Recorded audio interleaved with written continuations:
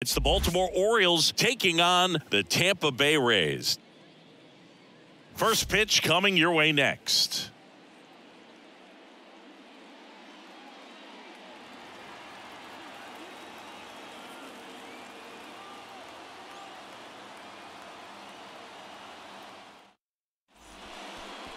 Just about to get underway, and on the hill in this one, big Tyler Glasnow. But Chris, he hasn't exactly been stellar here on his home mound. Well, I'll say this. Every player wants to perform well at their home ballpark, in front of their fans, in front of the city. And you know this guy no different. He wants to be more effective here. So, you look at the numbers. They haven't been great at home. I'm sure he wants to turn that around, and we'll see if he's able to start that in this one. And stepping in is the speedy Gunnar Henderson. And the pitch. Swinging a foul back. That's out of play.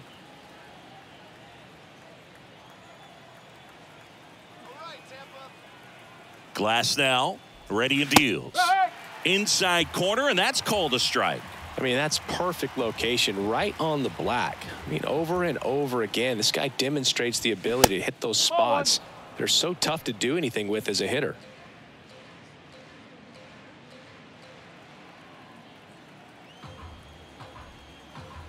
The 1-2.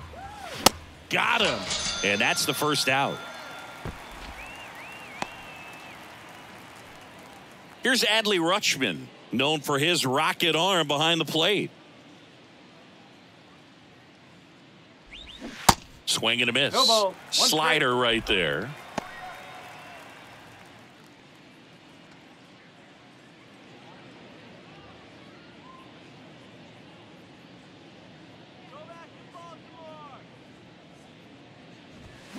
There's a strike. Out there on the mound, he's setting the tone early with the fastball. 98 miles per hour up on the scoreboard.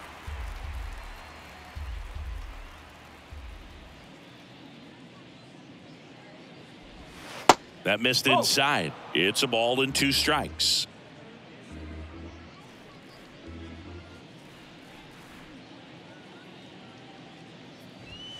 Got him. And there's 2 down. Well, anytime you can punch out the top 2 guys in a lineup to start an inning, got to be feeling pretty good out there on the mound, because when you think of just having a distraction, table setters on the base paths, and all of a sudden you're dealing with the number 3 hitter, any distraction can cause you to serve up a cookie, and instead of it being a solo shot, it's a 2 or 3 run homer.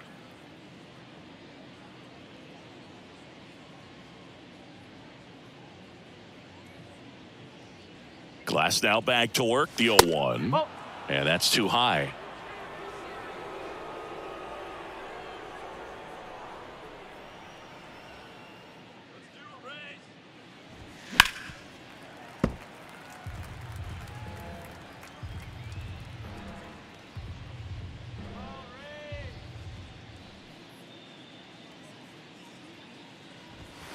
And now 2-2.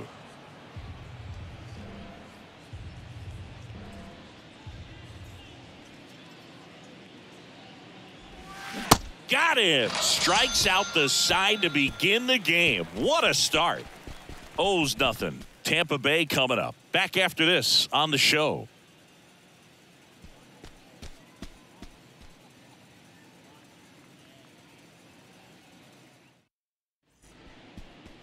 Back now in Tampa Bay.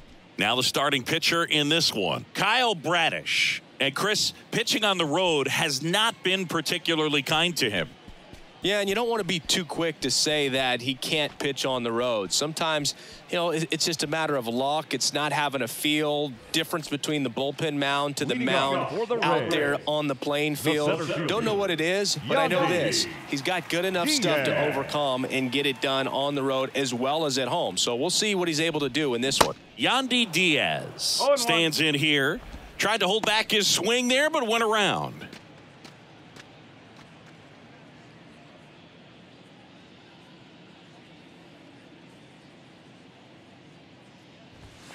Next pitch misses, and the count is 1-1.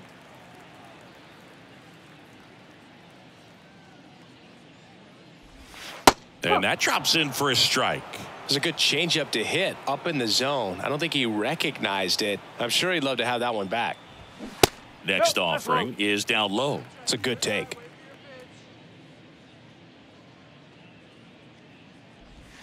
That one just misses. He's really tightening up his hitting zone with 2 strikes here. I love it. The pitch. Fouled off again, and it remains 3-2. Some real good life going through the zone on that one. On the ground to the left. Whips it across. One gone, bottom half of the first. Batting second, the shortstop, Wander. Now batting Wander Franco.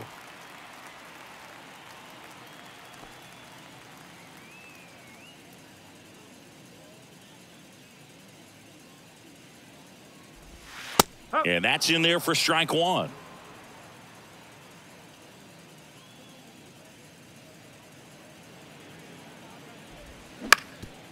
Bounced up the middle.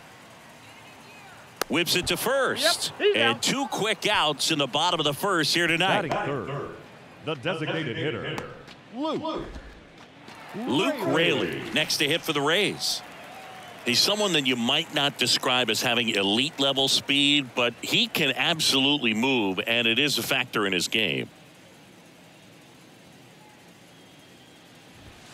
That one's in there, 0-1. Boog, this guy's definitely a plus runner, but what I love about him is that he goes all out every single time, never takes a break.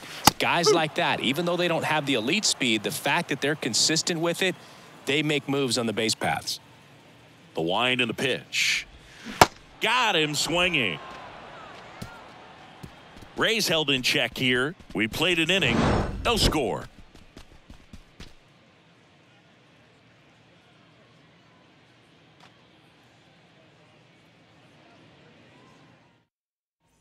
Back here at Tropicana Field, now Ryan O'Hearn. The designated hitter, Ryan O'Hearn. Now the right-hander ready to go. Still no score. There's a strike. Well, we call that keyholing. Even though it's right there and looks pretty good, if he doesn't love it, he's not going to swing that early in the count. That's through there for a strike. I understand you want to try to gauge that guy's fastball, but you also have to be aggressive and ready to hit in your zone. Now you're in a tough spot. Here's the 0-2. Got him looking. Looks like he's picked up right where he left off. Well, I think that's a case of overthinking right there. He got 3 straight fastballs looking in the 0-2 count just to pour it back. And now it's Austin Hayes. Kind of a throwback. No batting gloves. First offering misses the mark.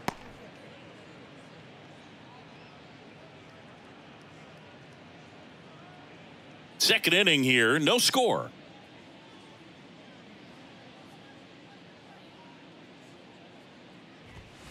Next pitch is outside. He's clearly trying to work him away here. Both pitches off the plate. If you really want to put the ball in play, you're going to have to stay back and drive it to the opposite field. 2-0 to count. Here it comes. 3-0.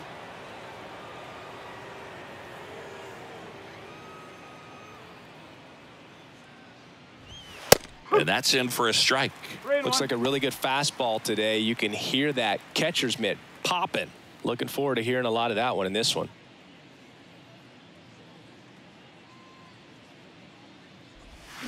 Swings and misses, and we're filled up.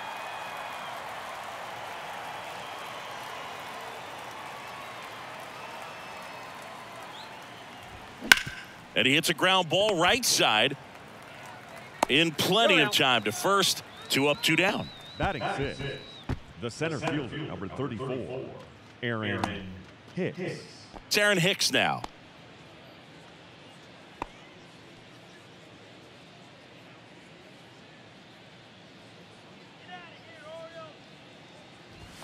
That one misses, and it's 1-0.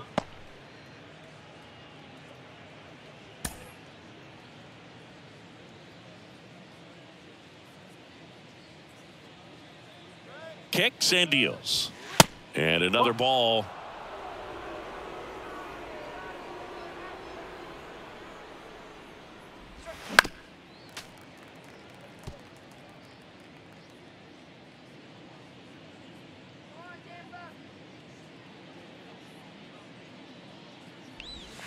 Next offering misses down and away.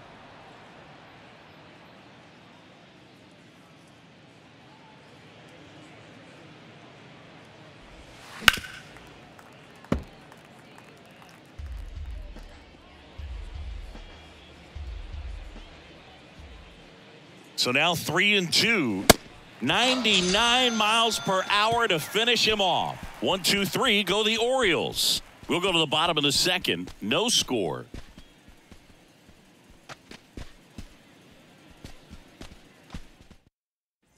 Back here at the ballpark, bottom of the second. Now the left fielder, Randy Arozarena. Randy Arozarena. And a pitch. Hit hard, should be extra bases. Now he turns and heads for second. And he's into scoring position with a leadoff double. Maybe a chance for our first run here. Went up there looking to be aggressive and got something he can handle. Off the bat, it was headed for the gap all the way. And as a hitter, you love seeing those as you take your first couple of steps out of the box. You know you've got some real estate to run on, and such a good feeling. Nice liner into the gap right there. Runner in scoring position now, and a good opportunity to push across the first run of the ball game. Harold Ramirez at the dish. What a season it's been for him. He has supplied a lot of power and that average. Swing and a ball lifted left field. Makes the grab on the run. And there's one down. Good pitch. He just kind of had him out in front on that pitch away and wasn't able to stay close. Josh Lowe next to hit for the Rays. He's been such a good hitter with runners in scoring position. Some guys just take it to another level. For him right now at the plate, it's like everyone else is in slow motion and he's in full speed.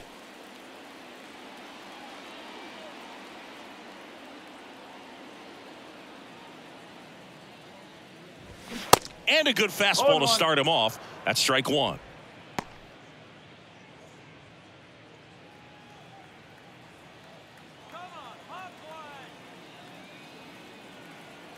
Left-hand batter waits.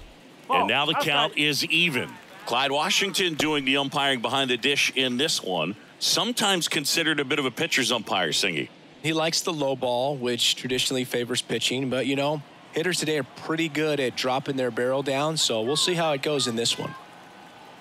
Man at second. He's trying for third. Pitch in for a strike. And now a wide throw to third. Well, sometimes stealing third base can be tough, especially if that shortstop or second baseman are making some noises, moving towards the bag, try to make you think that you've got to stay close. Well, they didn't do a very good job of that. Get a comfortable lead, got a great jump, and that's how you steal third base. Arozarena stands at third with one gone in the inning. Swing and a miss. The velocity blasted it right past him. Certainly a strikeout situation right there. The infield playing back, and this pitcher has to step up and get the swing and miss. Really nice job of attacking the hitter at the plate. Pretty big two-out at bat coming up now. Isaac Paredes now. Outfield playing very deep, not wanting anything over their heads. Ball one on a pitch inside. 1-0.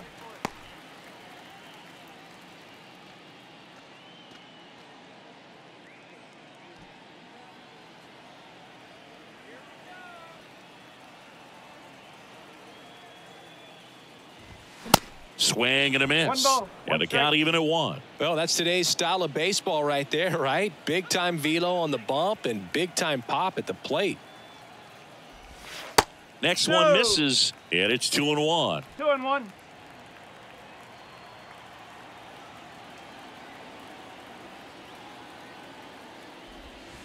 And that's down and away. Last couple of pitches breaking balls away. I think he's going to have to come firm inside to be able to open up that location if he wants to go back there later in this count.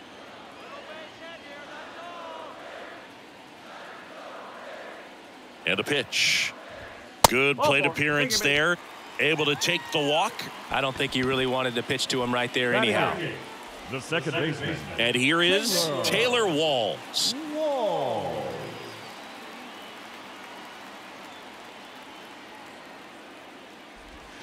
And the first pitch misses for ball one. 1 ball, no strike.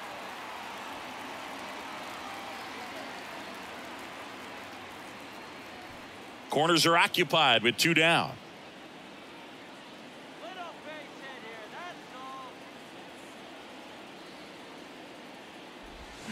Clips the outside corner, and the count 1-1.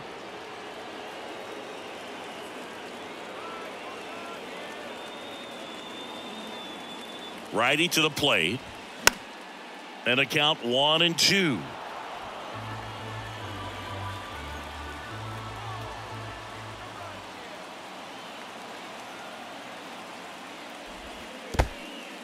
This one kicks away a little as he can't squeeze it. Nice job behind the plate there.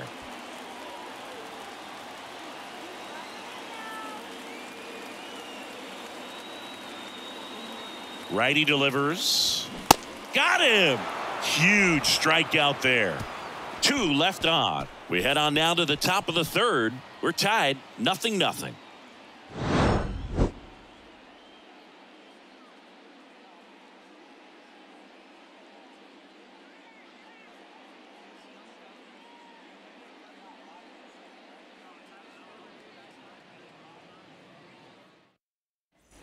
Top half of the 3rd inning. Here's Adam Frazier.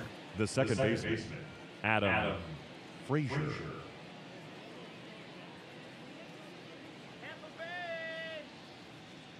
Glass now back to work. And that one off the outside edge.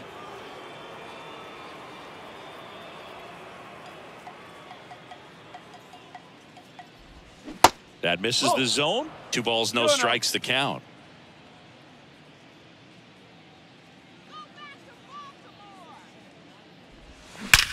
Well struck left field. It bangs off the wall. Cut off, throw to second, but he's in there easily. Well, a swing like that can help you come out of the struggle. We saw the numbers coming into the ball game, but all he's trying to do at this point is help his team win.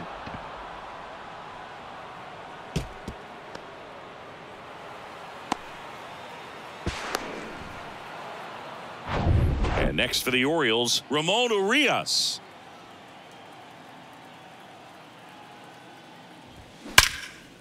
That's ripped, and this one could be extra bases. Frazier coming home. He'll score easily, and it's 1-0. Well, no waiting around right there. He was ready to swing it on the first pitch. Pitch was away, and he did exactly what you're supposed to do with it. Drive it the other way. Just go with the pitch.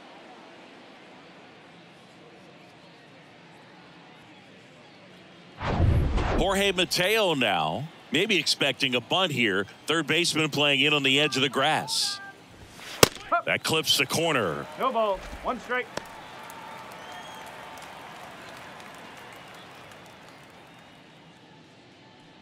Runner at second, nobody out. Next pitch is downstairs.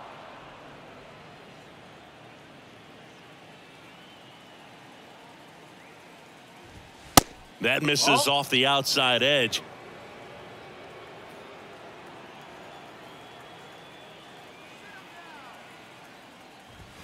Swing and a miss. And now 2-2. Instead of letting the hitter get his arms extended, tied him up a little bit, slightly up, slightly in. Next pitch is outside. Really good take, especially with 2 strikes. 3-2 now. Fly ball center field. And it drops in. The run comes in from second. It's 2-0. Stringing them together, that's 3 hits in a row. These days, most outfielders play pretty deep, and I'm not sure if that was a factor there or not, but off the bat, you're thinking it's going to be a pop-out, and it just kind of nestled into that spot where no one was able to get to it. And now they've got some speed on first, so we'll see if they try to get him into motion. Glasnow picks to first. Mateo back safely.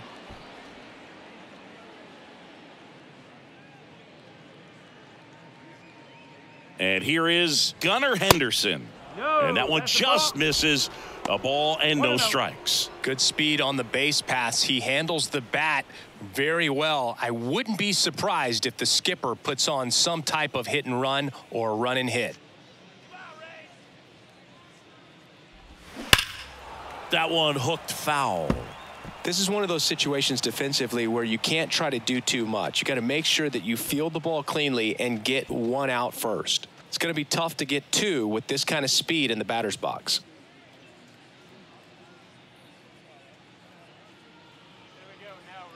And a pitch. Next offering is outside. Mateo aboard here at first with nobody out. Swing and a miss. 2 balls, 2 strikes.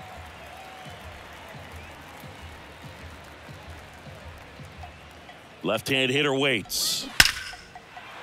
On a line, base hit. Lead runner holds up. They're at first and second with nobody out. Now batting, catcher, Adley. And here's the catcher, Adley Rutschman. First pitch just misses. 1 ball, no strike.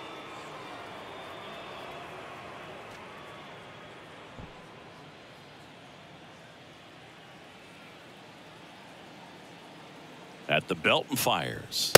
That one finds the zone and a count 1-1.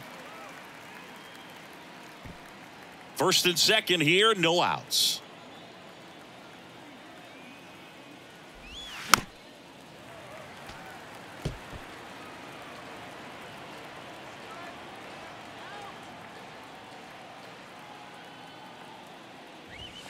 Next pitch misses inside, and that's ball 2. The idea was right, looking to locate that fastball up and in. He just missed his spot a little bit.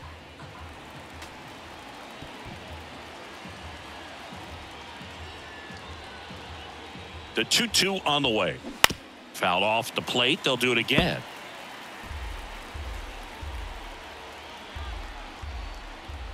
And the righty deals. Ball 3. He should get a pretty good pitch to hit here with the 3-hole hitter coming up if he's walked. No outs, runners at first and second.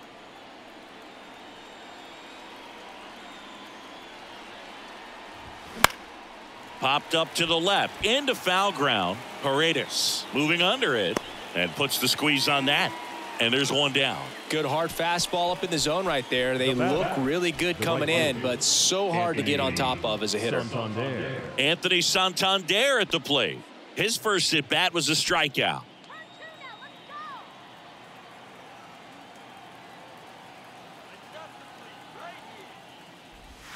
Ball 1, no strikes. 1 out. Runners at first and second.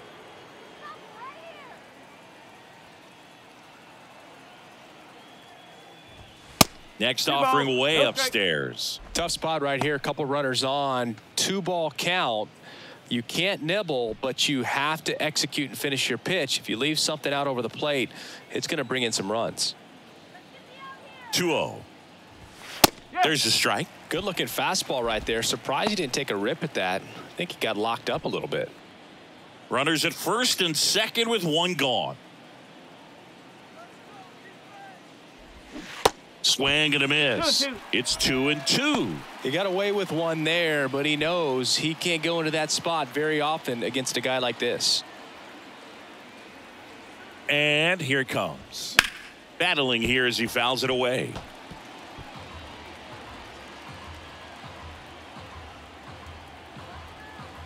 Kicks and fires. Foul ball, another 2-2 upcoming.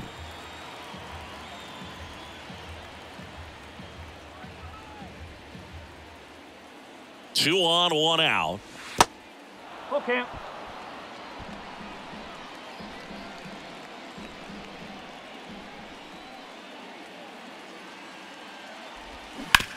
On the ground, could be 2. Fires to second for 1. Return throw to first, got him. Double play, and that'll do it. But 2 runs for him, and they jump ahead. We move on to the bottom of inning number 3. It's the Orioles 2, the Rays nothing.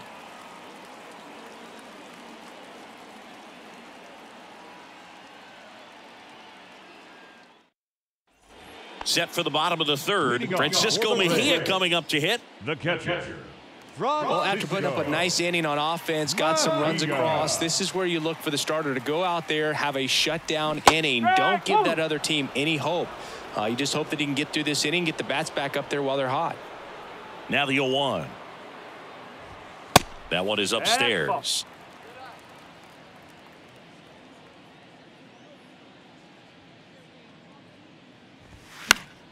So a foul ball makes it 1-2.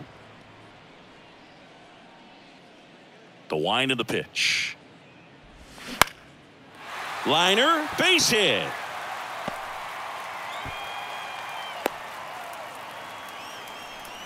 Well, that certainly feels good when you can win the at-bat after being down in the count, up against it with 2 strikes right there. Even with the pitch on the outside part of the plate, he still pulled that one into the outfield, and the defense was ready for it with the shift, but no one could come up with it. So the Rays batting order turns over, and now here is Yandy Diaz in there for strike 1. Diaz in his 5th season, 31 years old. And he was born in Cuba. Come on now, Tampa. Next offering misses, and the count even 1-1. Runner at first with no outs here.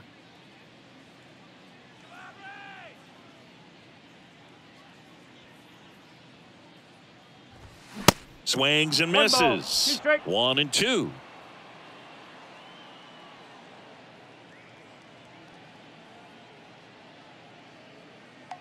Right-hander kicks, deals.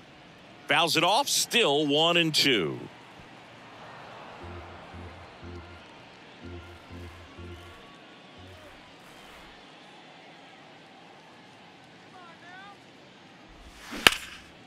Swing and a hard hit liner up the middle to base hit.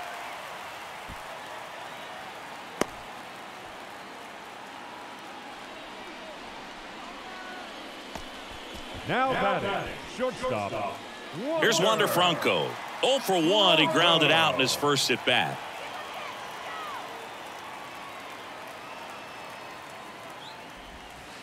And takes low for ball 1.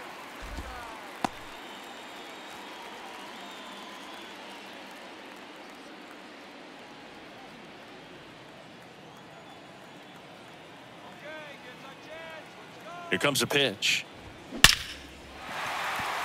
Line drive, base hit. They won't test it here. Bases loaded, no outs. Seems like he got exactly what he was looking for right there. I could watch base hits like that one all day long, and so could every hitting coach in the league. Just a nice line drive into center field. Bases loaded, nobody out. Next to hit, Luke Raley. Struck out swinging his first time. They say you win. 0-1.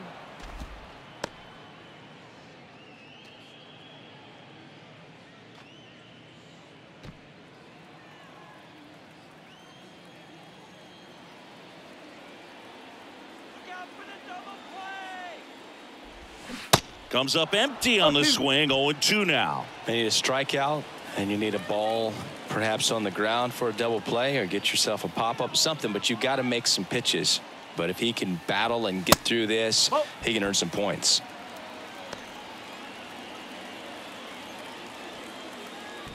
Mejia on third. Diaz on second. Franco at first with no outs. Sharp grounder. That's through for a base hit. 1 run's in. Now a long throw home. In comes the run from second. It's 2-2. Love how he let that ball travel, trusted his hands. Nice job of going the other way.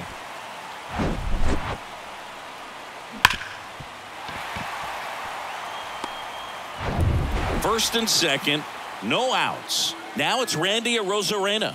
Doubled his first time up. Ball 1 low.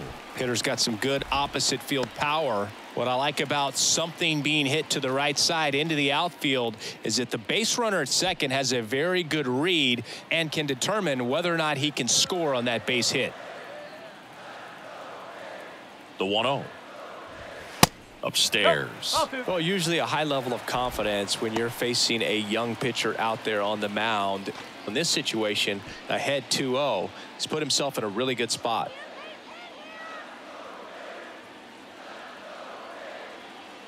Good hitters count the 2-0.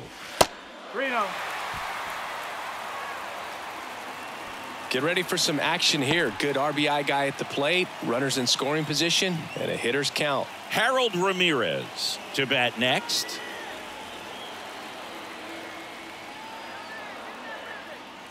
The pitch. That's a strike. 3-1.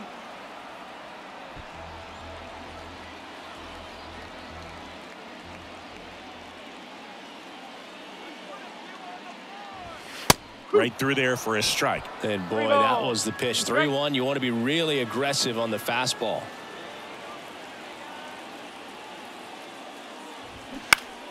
Foul ball, and it remains a full count. Looked like you got a little excited on that fastball. Got to think to yourself, I want to stay up the middle. That way, if you're a little bit early, you hit it out of the ballpark. If you're a little late, opposite field knock. Oh, the throw is over his head. Coming home. He scores. It's 3-2. A potential double play ball hit to first is probably the toughest one to execute cleanly. That first baseman has got a very tough throwing lane to deal with because of the runner headed to second base, and a lot of times guys try to throw over or around the runner, which can really mess up a throw like that. Still, definitely an error, though. Harold Ramirez next to hit for the Rays. There's a swing and a drive. Hits the fence. One run is in. Another scores. 2 runs in on the play, and they lead by 3. Picks himself up a couple of ribbies. A lot of hitters tell themselves, line drive over the infielder's head. That's what I'm trying to do. Just keep that approach simple. And right there, it was perfectly executed. On time with everything, and pulled it into the gap nicely. Josh Lowe next to hit for the Rays. He's 0 for 1. And ball one to the right fielder. Well, these Rays showing great discipline at the plate, and patience definitely seems to be the name of their game in this one. Not only have they already put up a bunch of runs on the board, but they've also made the starter work really hard out there. The 1-0. This one lifted in the air, left field. Fair ball.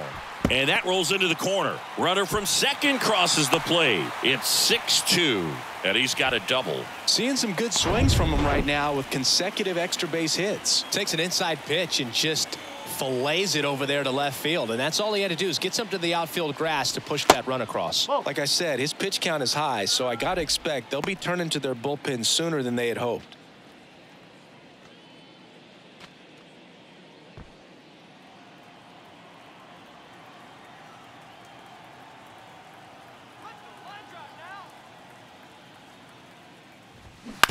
To third, Henderson fires across the diamond, finally gets the first out here on the grounder.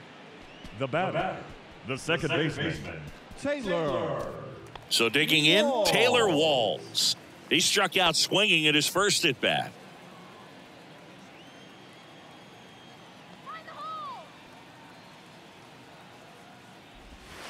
In there, and it's 0-1. When you're struggling out there on the mound, hitters know that there'll be plenty of opportunities within the at-bat to try to get something to hit hard.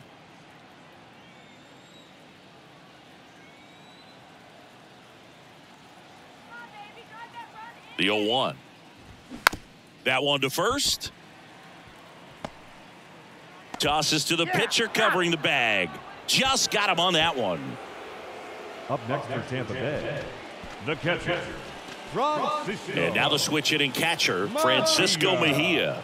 1 for 1 with a single and a run scored so far.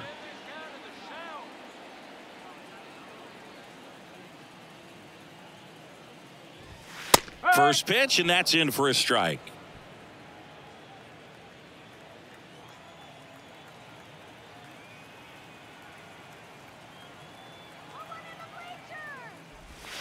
Now 1-1. Clearly, he hasn't had it in this game, and looks like sooner than later, they're going to have to go to the bullpen.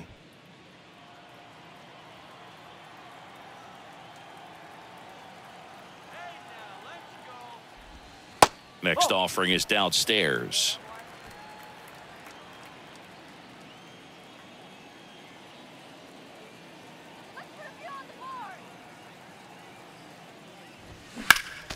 Next offering is fouled back.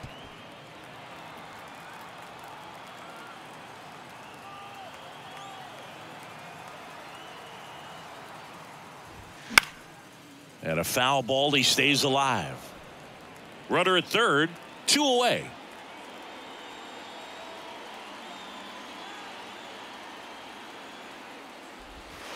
And it's filled up.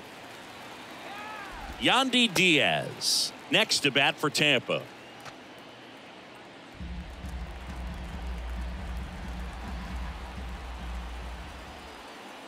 "3-2."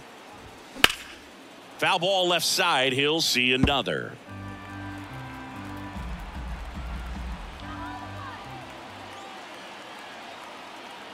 To kick the 3-2.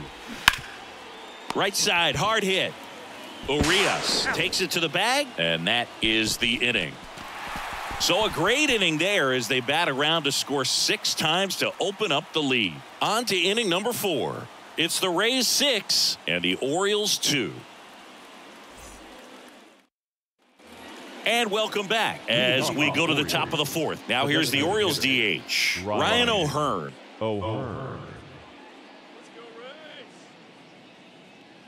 The pitch. There's a strike. No ball. 1 strike. Come on now, Tampa. Out towards left center. The Rosarena moving under it. And a quick out, number 1. The batter, the left fielder, Austin. And into the box for Baltimore, Austin Hayes. Grounded out his first time.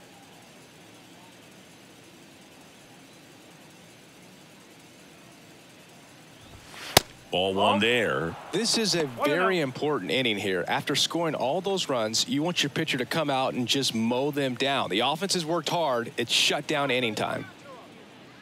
1 down, base is empty. Good eye right there.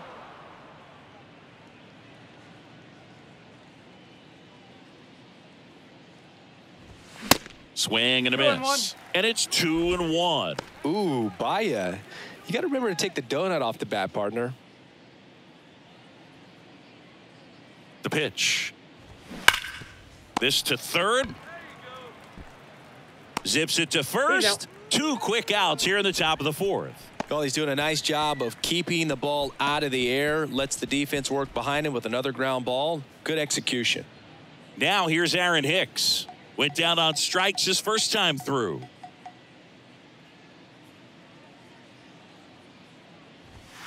There's the strike. Well, in an 0-0 count, not every strike is a good strike for a hitter.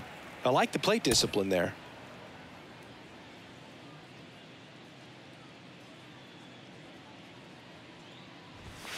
Next offering is down low.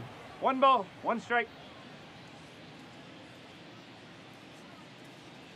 Hey, what do you say now, Ray? Good eye in that spot.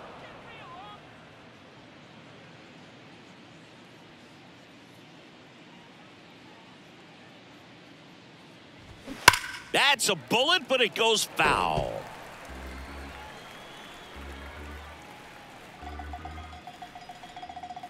Here's the 2-2. Fouls that off to the left, and we'll do it again.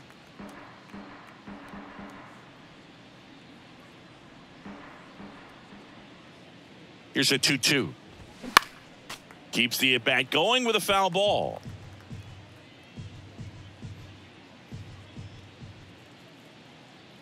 2-2 now. And now it's filled up. Wow, this guy's really battling up there as if his run is the game-winning run. I love his tenacity. 2 down, nobody on.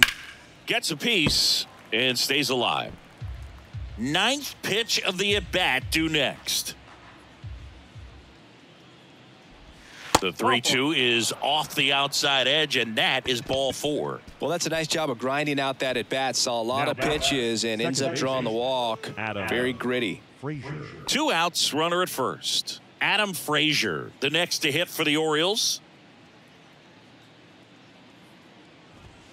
And that's a little bit high. Hicks off of first with 2 away.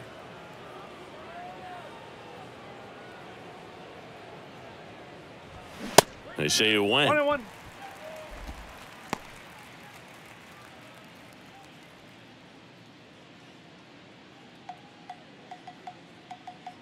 And the pitch. And that one wrapped foul.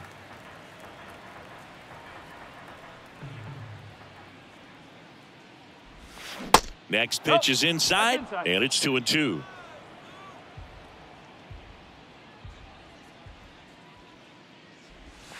Just missed. Great RBI spot here. Just got to stay focused on the pitch. The runner will be in motion, so something in the gap should definitely score him.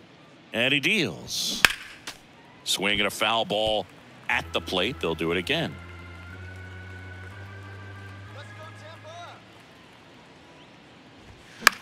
Swing and a pop-up in foul ground. Near the fence. He can't squeeze it, and it drops in foul.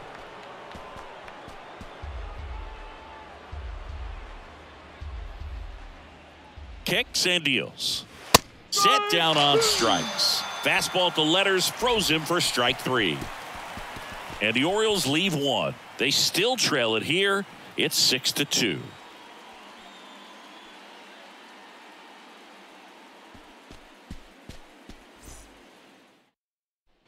Bottom 4, Yandy Diaz now. For the Rays, the center fielder, Yandy Diaz.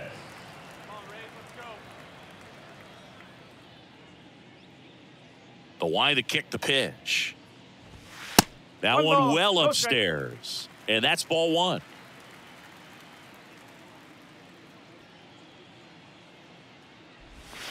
And a good eye there.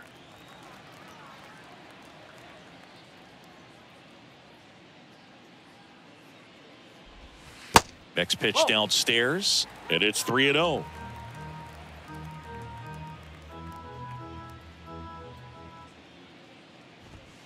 In there for a strike at the top of the zone. And a 3-1 on the way. Foul ball there.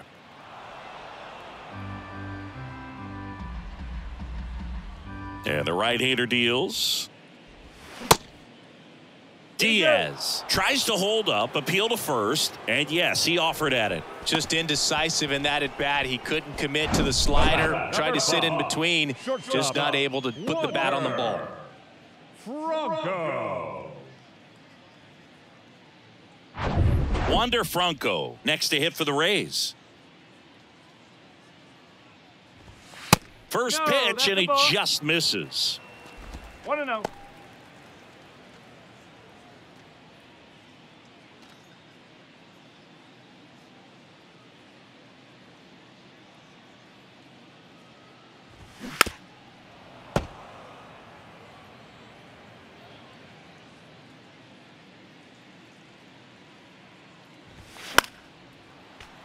The 1-1 is fouled off.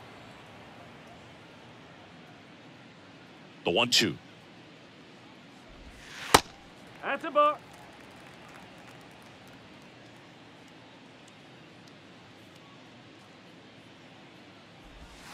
Way inside, gets out of the way.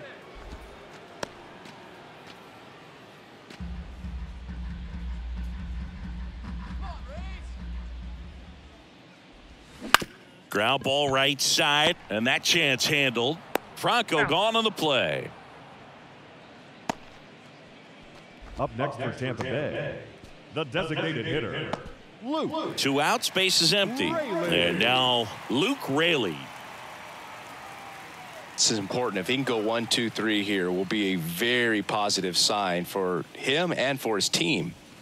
First pitch doesn't find the zone. That's a really good take right there. Slider down and in. Very difficult to get on the same plane and do anything with. Next pitch misses inside. Now 2-0. Well, he's so great about hitting the ball the other way. He gets those arms extended. So right there, just trying to straighten him up a little bit so he doesn't have as much outside plate coverage. The pitch.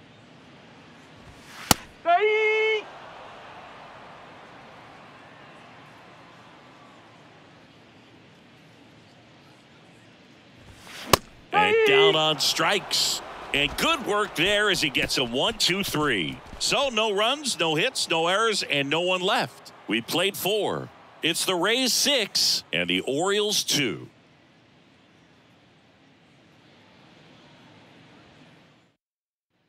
Welcome back. Top 5, John Sciambi with Chris Singleton. And leading it off, Ramon Urias. Ramon Urias.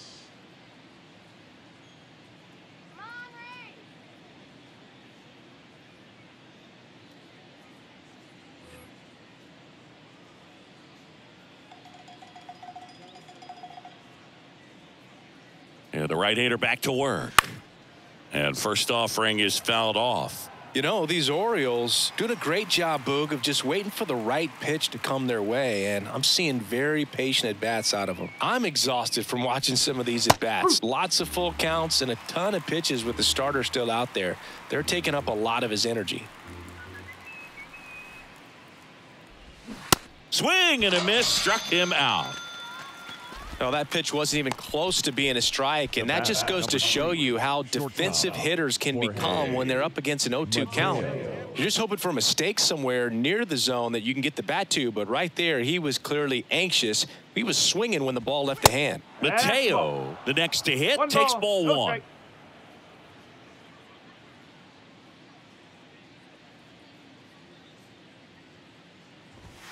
Next pitch way upstairs. Boog, I can't even keep track of how many full counts we've had in this one. I've messed up my scorebook because there have been so many, and you know my scorebook is a work of art.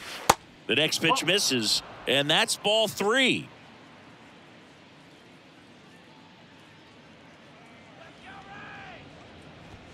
That one finds the zone. 3-1.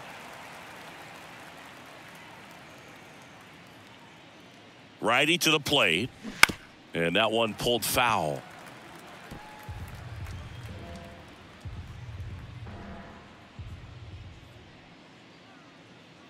And a pitch. Out towards right center field. Reaching for it and brings it in. That's a really nice play, ranging back into the outfield for that catch. We all know those can be a little tricky, especially if the wind's swirling around out there. So back to the top of the Orioles lineup. Here's a speed threat. Gunnar Henderson, 1 for 2.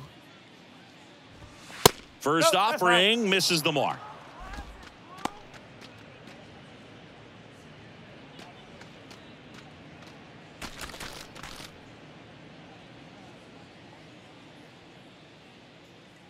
Left-hand batter waits. And downstairs. 2 balls, no strikes.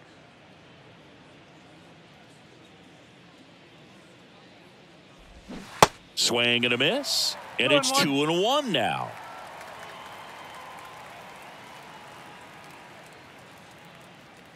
Righty delivers, and that one upstairs. Adley Rutschman waits on deck.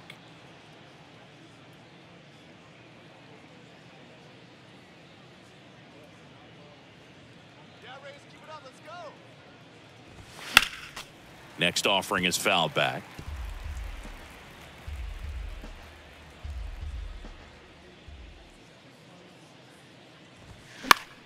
Foul. We'll see another payoff pitch.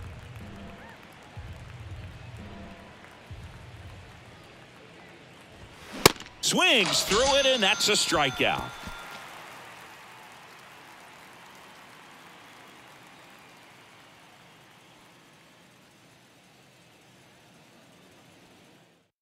So a new arm out of the bullpen for the Orioles, Felix Bautista. Still pretty early in the ball game, so this bullpen has some work ahead of them. Best case scenario might be if he can come in here and get several quick outs, kind of bridge the gap that starter left for him. Leading off, Randy Arozarena. The left fielder, Randy Arozarena.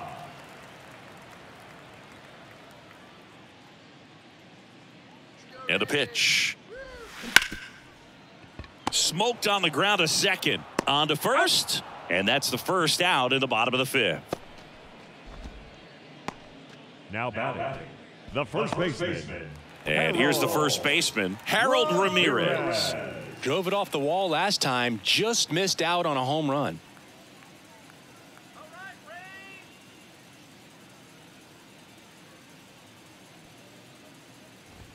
That one's in there. Strike one. Movement in the Orioles bullpen. Tyler Wells is up and throwing for Brandon Hyde.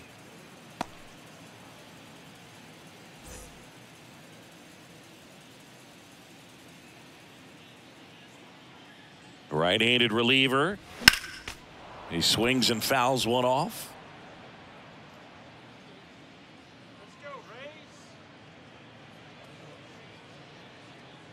Rays. 0-2 now. Whoa.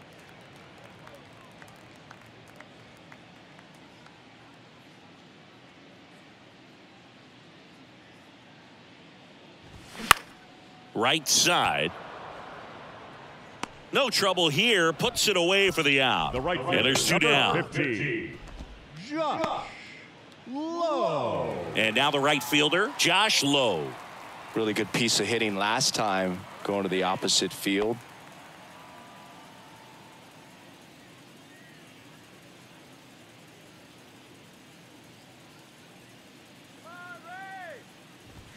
Check swing, and he held up.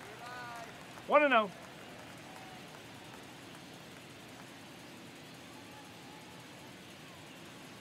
The pitch. Swing and a miss. One ball. That's One strike one.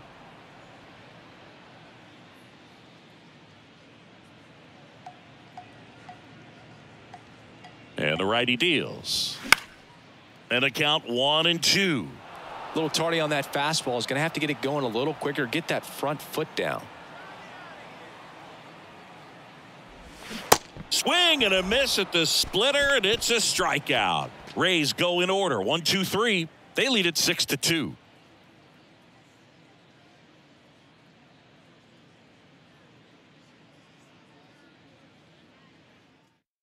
New pitcher on now, Yanni Chirinos.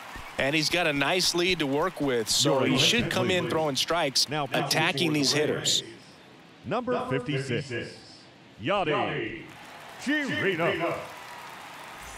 Here's the catcher, Adley Rutschman. This guy, one of the best defensive catchers going. You talk about framing, the ability to block, catch, and throw. He is at the top of the game. The pitch.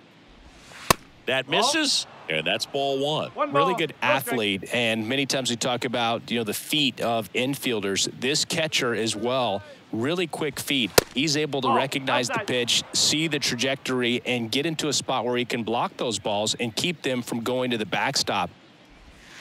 The next offering misses, and it's 3-0. Really impressive with the way he frames, the way that he sets it up, because sometimes those pitches are off the plate, but because he sets up and presents it so well, he steals strikes for his pitcher. That just missed. He walked him on 4 pitches. His ability to draw walks has been something that's been part of his career since day one. Anthony Santander, the next to hit for the Orioles. There you see his May and June numbers so far.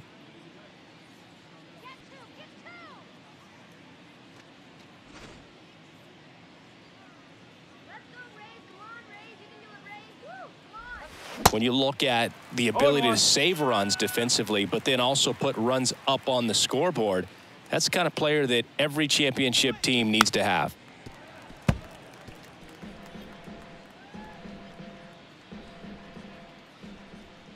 And the 0-2. Gets a piece there. We'll do it again. Kicks and fires. Fights it off. He'll see another. Nobody out. Runner at first.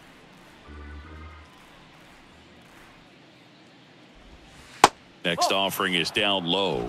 And it's 1-2. Well, this is a guy that can be frustrating for pitchers because he fouls off so many pitches and grinds out the at-bat. I'm sure there's some times where a pitcher would rather just give up a first pitch single than have to waste 6 or 7 pitches on one hitter.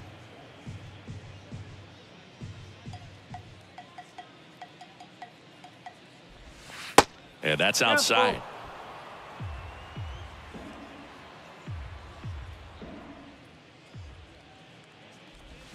Got him swinging. Couldn't hit the fastball at the knees.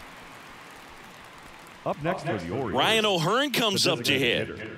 Ryan. Now, these guys definitely looking for a big swing of the bat right here. Try to close that gap. But, you know, at the very least, if you could find a way to manufacture that run from first, it feels like it's really important to getting back into this ball game. In the dirt. Not in time. He's safe. Rutschman into scoring position on the wild pitch, and there goes the double play possibility. You know, sometimes it takes a reliever a little time to get comfortable with the mound out there, especially when they come in trying to be nasty with every pitch they throw. Not exactly what they were looking for when they called him in, though. We'll see if he can settle down.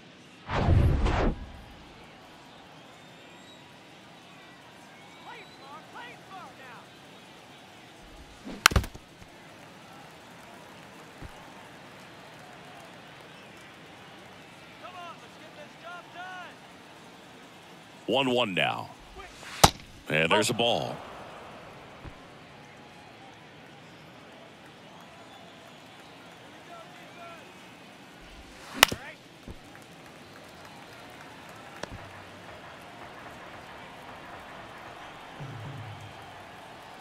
Two. Line drive, and that should be extra bases. Here comes Rutschman around third. He's in safely at second as a run scores. Well, that gets him a little closer in this one. Everything was mechanically sound with that swing right there. I mean, that's pretty much what you're wanting to replicate with every rep you take. You want good balance, barrel directly to the baseball, and good long extension after contact out in front of home plate. Man, there are a lot of doubles in a swing like that. One out, runner at second. Austin Hayes, the next to hit for the Orioles. To the right side, and that squirts through. O'Hearn rounds third, headed for the plate. He will score, and now just a 2-run deficit. 2 consecutive base hits for these guys here. Just a simple ground ball the other way. They had eyes on it, man. Sometimes that's all you need to do. Just let the ball travel, put the ball in play, and just hope it finds a hole. Man at first with one gone. Here's Aaron Hicks.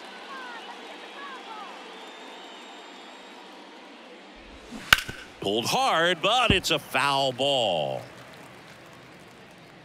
Chirinos measures 6 feet 2 inches. He features a sinker, a splitter, a slider, and he works in a 4-seamer. Chirinos throw to first, and he dives back in safely.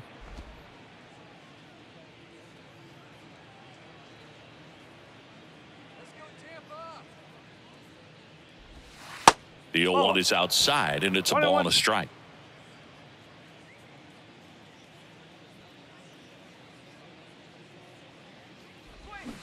Way out front for strike 2. With 2 strikes, may see some movement over there at first base, try to stay out of a double play here. On the ground to third, might be 2. Goes to second for 1, and that's 2. So they get a couple of runs on 2 hits, no errors, and no one left on. 7, 8, 9 due up in the home half of the inning. It's the Rays 6 and the O's 4.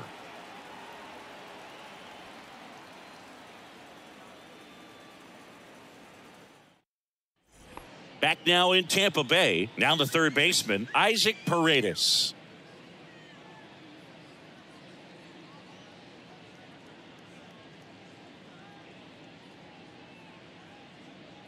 Bautista back to work. And first offering is fouled off. Well, these Rays, digging into their numbers, have to be happy with the swings they're taking. We've seen how many line drive base hits they've been able to produce in this one, 6 to be exact, and they've all been pretty loud.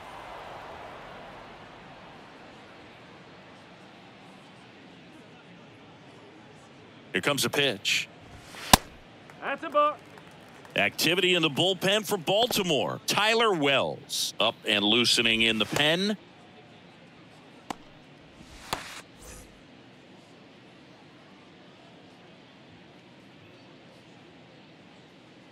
The 1-2. The punch out there, and that's 1 out as they get the leadoff hitter in the 6th. Well, big power guy right there and generating so much bat speed. It's hard to bring that to a halt once you've committed. They tried to check the swing, just couldn't do it.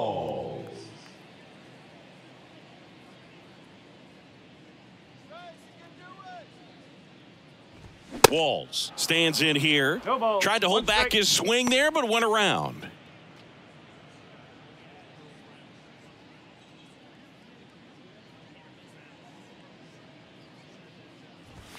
Just missed. That's a ball. One ball, one strike.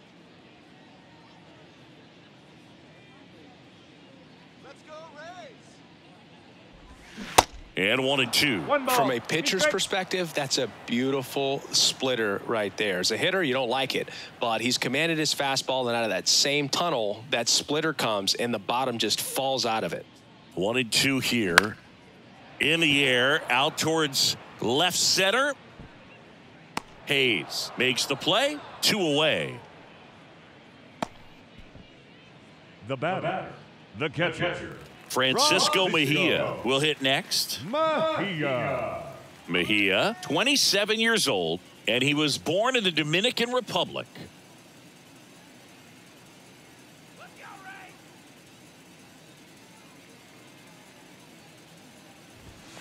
And the first pitch misses for ball 1. 1-0.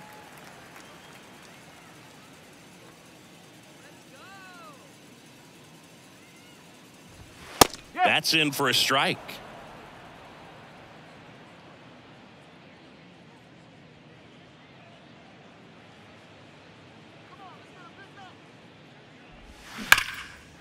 Liner, and that should be extra bases. Makes the turn and heads for second. In safely. It's a double and his second hit.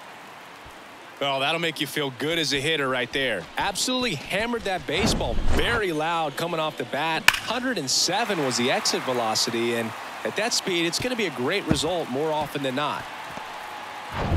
Yandy Diaz next to hit for the Rays. 1 for 3.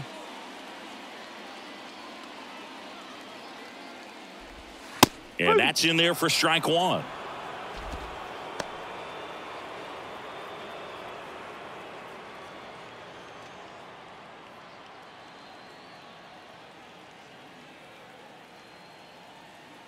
Man on second, 2 down. That's off the corner.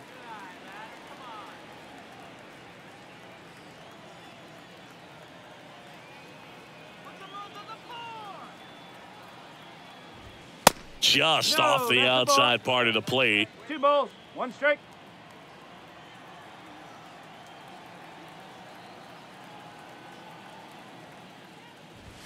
That clips the corner.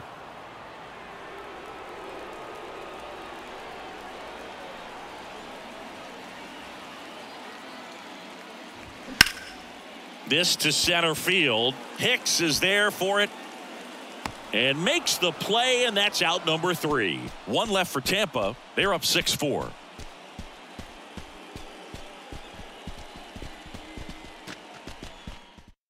So they turn things over to the righty, Robert Stevenson. Well, walks have certainly been an issue for him this season, so we'll see what kind of command he has. So digging in, Adam Frazier. Robert Stevenson.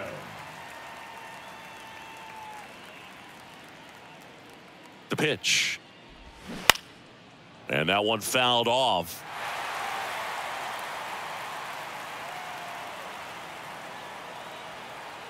And the 0-1.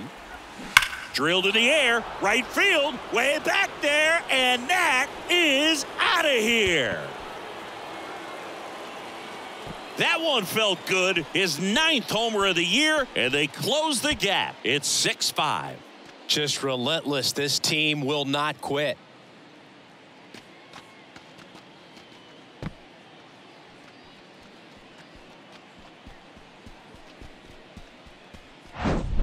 A good hitter gets pitch recognition early. He's exactly where that was going to be. The challenge, not get over anxious and come out of your swing. He stayed on it and got all of it. And now the first baseman, Ramon Urias.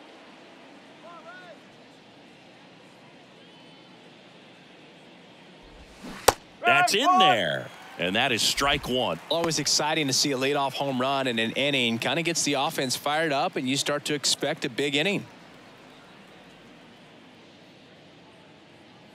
Let's go, Rays.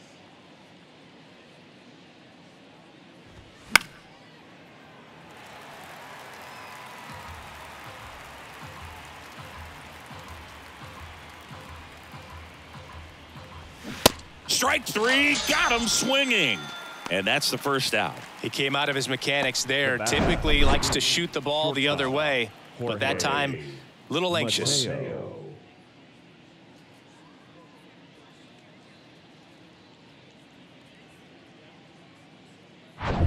Jorge Mateo now at the plate. Maybe expecting a bunt here. Third baseman playing in on the edge of the grass.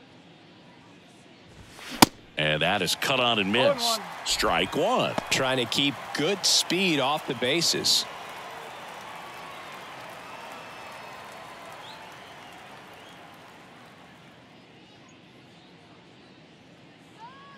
At the belt and fires.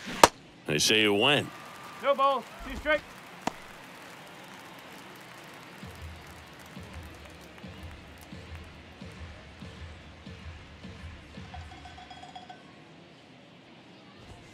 That one off the mark. Now 1-2.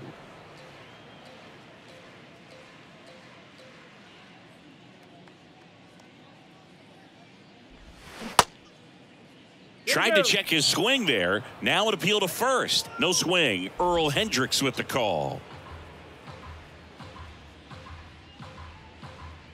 The tying run at the plate. And down on strikes he goes. Back-to-back strikeouts. Well, just excellent location on that inside fastball. Really locked him up. And as a hitter, it's not typically what you're looking for. You're trying to protect away and then in, so you can be a little bit tardy with 2 strikes. It's hard to tell if he was fooled or if he thought it would be called a ball, but either way, that's a really nice pitch. So they turn to the lefty in this spot, Colin Poche. He doesn't get a lot of strikeouts compared to other relievers, so he relies on getting that soft contact and the defense doing work behind him. They'll have to be on their toes with him on the bump. Back to the top of the lineup. Here's the Orioles leadoff hitter, Gunnar Henderson. That one's in there, 0-1.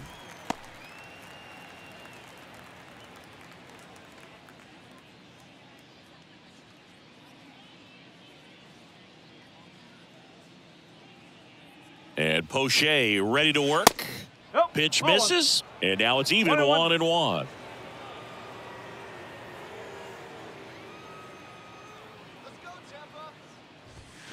The 1-1 is fouled off.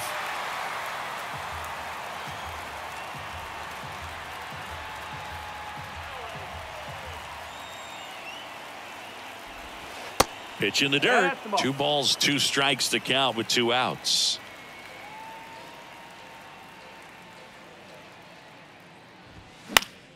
Good job to fight that one off.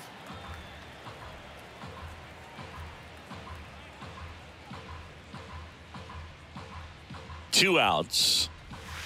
He goes down looking. Orioles close the gap on the homer. It's now 6-5.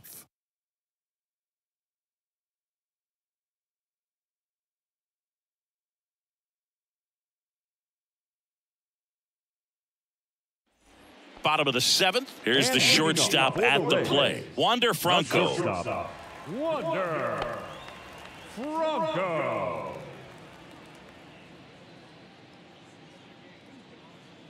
And here it comes. Pitch misses outside. And that is ball 1.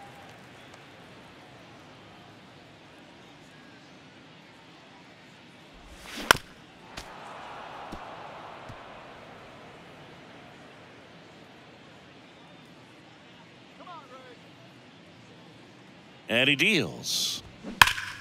So a foul ball makes it 1-2.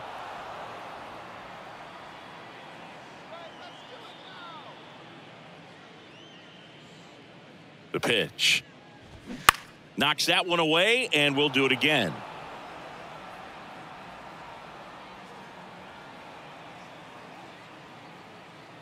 Kicks and deals. Fights that one away, still 1-2.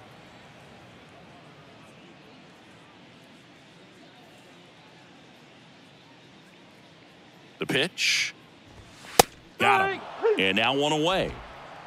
Frustrating end to the at-bat for the hitter, and I'm sure that's going to sit on him for a little while. You want to be ready to hit the fastball. Sometimes you can overthink things, and I think that was the case right there.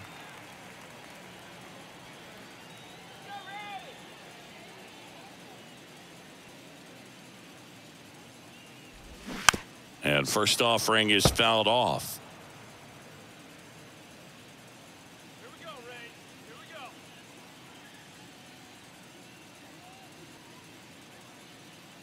go. Good eye right there.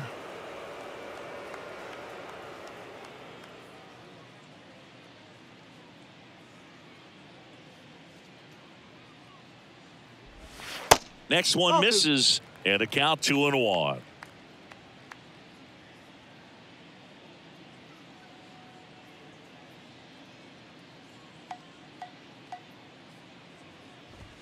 That clips a corner.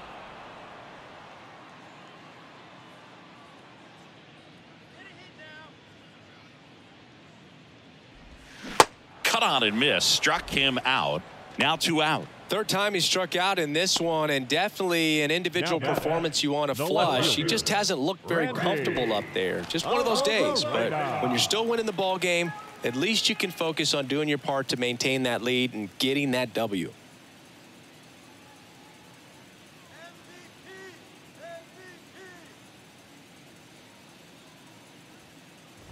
Rosarena, the next to hit, takes outside.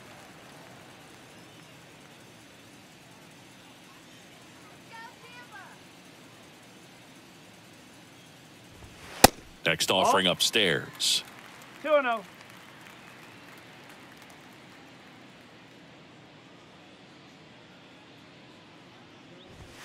Inside, just missed. This is a really good feeling for a hitter at this point in the ball game. You know that they don't want to walk you, so you're going to get a pitch to hit. You just better not miss it.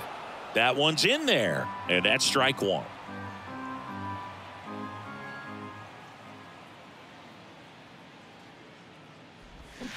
Swings through that.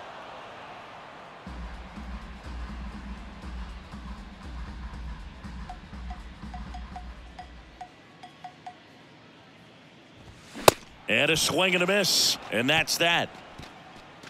Down in order go the Rays, as it remains a 6-5 ball game.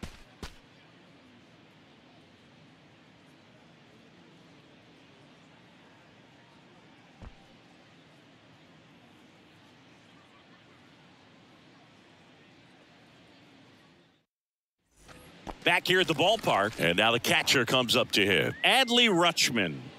He is at the top of the game in terms of defense at the catching spot.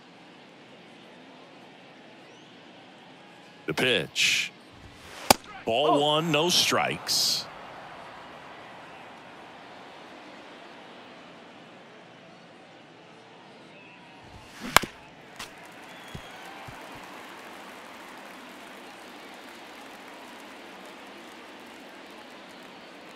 And now the lefty. Now a high fly ball out to left center. Rosarena makes the grab, one away. Now batting, right fielder, Anthony. So next to hit for Baltimore, Anthony Santander. Outfield deep here, trying to prevent anything over their heads.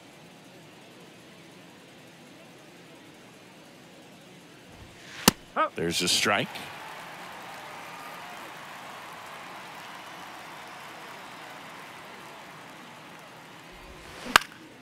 Next offering is fouled back. Well, he missed a hittable off-speed pitch right there. Not sure exactly with the timing. Sometimes you get a backup breaking ball. You're expecting it to make its move at the end. It never does, and you're tied up.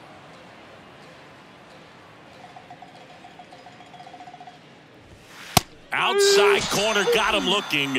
He can't believe it. Well, they've had a great plan of attack for him tonight. I mean, finding all the holes in his swing and his approach, just frustrating for him up there. You strike out a guy 3 times in a game, I think that guy's got to go back and really study some video with his hitting coach, figure out how they're beating him, make this adjustment really quick, because word will get around the league in a hurry. They go with one of their more experienced arms in this spot, Sean Armstrong. These are the spots relievers really make a name for themselves, late and close. There's not much margin for error, but at the same time, there's a reason they're put in these situations. Ryan O'Hearn, the next to hit for the Orioles. There's a strike. No ball. 1 strike.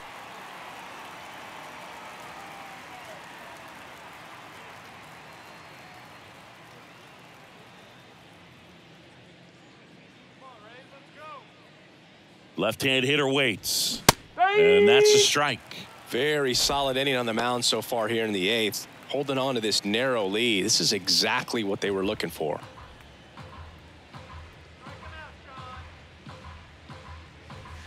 Next pitch is outside.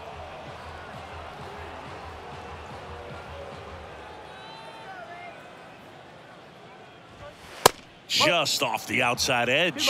Sometimes you got to fight to get back into an at-bat. Take some tough pitches, even out the count.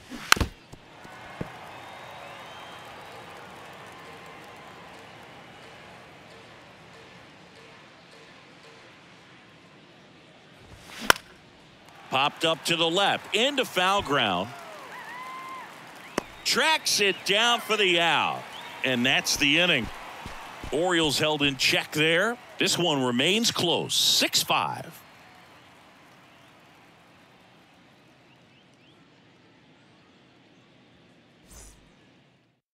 Coming on for the Orioles, Tyler Wells.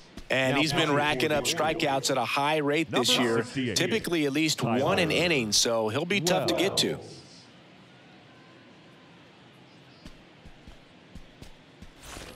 Well, one-run game. Harold Ramirez digs in now.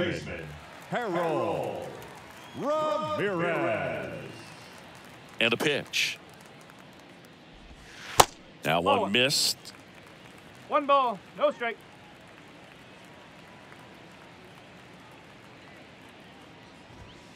On the inside corner for a strike. 1 ball, 1 strike.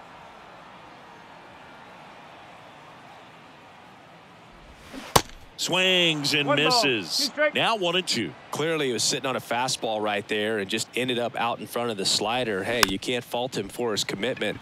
Now he's just going to have to battle with 2 strikes. On the run, throw to first. And that's one away as the leadoff man is out in the 8th. Josh Lowe. Now up for Tampa Bay, Josh Lowe.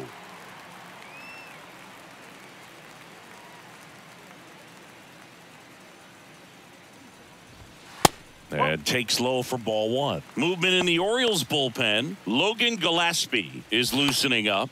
This would be his first appearance for the club. Right-hander kicks, deals.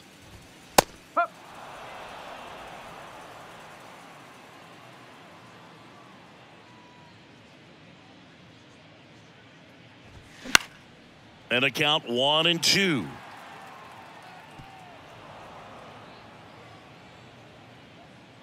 The wind of the pitch. Up the middle. Dives, but it kicks off his glove.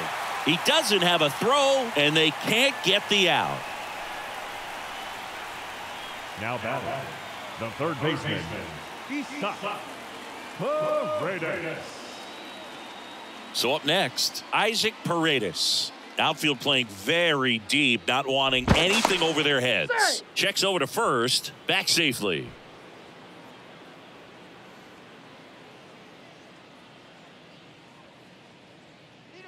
He's going. Runner on the go. And first offering is fouled off.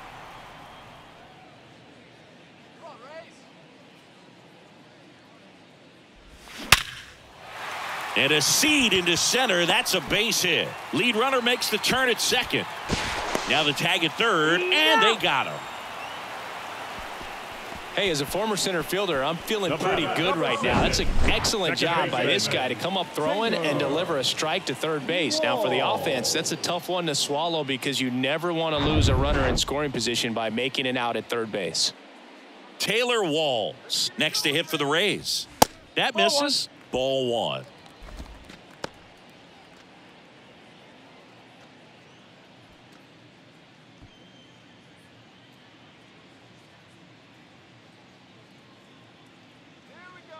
And a pitch. In there at the knees. And it's a ball and a strike.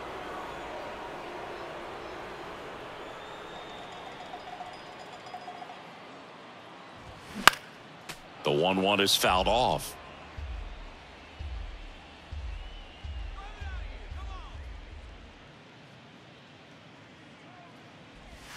Next pitch is outside. Recognize that changeup right out of the hand. Just spit on it. Next one just Okay. misses. And the count is filled up. And the pitch. And a foul ball. He stays alive. Paredes leads off first with 2 down to the inning.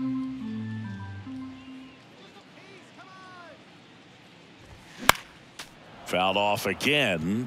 And it remains 3-2.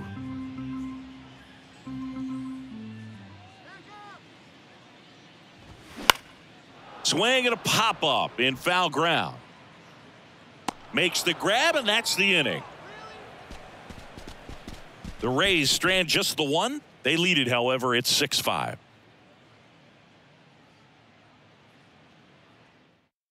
Welcome back, and here comes the closer, Jake Diekman. A chance at his first save of the Your year. attention, please. Now pitching for the Rays, number 35, Jake Diekman. Well, one-run game. Here's the left fielder, Austin Hayes. Corner infielders guarding the lines, trying to prevent extra bases. And a pitch. And first offering is fouled off.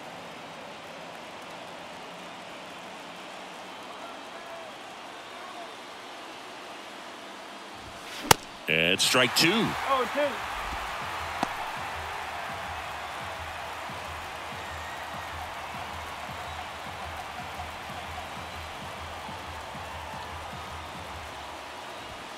Going to count 1 and 2.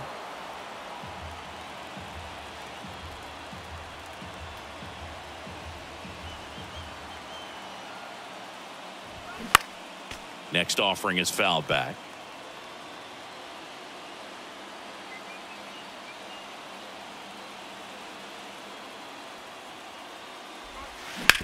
Ground ball to the right side. Tosses to first, and the leadoff man retired here in the 9th. Well, such a confidence boost for a reliever to come into the ball game and get the first hitter he faces. Just makes everything slow down a little bit, and then from there can really settle in.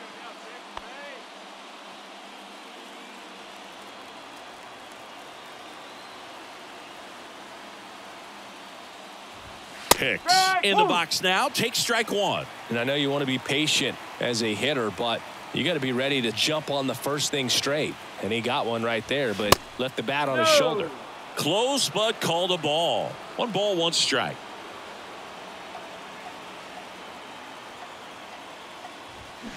Sharp grounder, that's through for a base hit.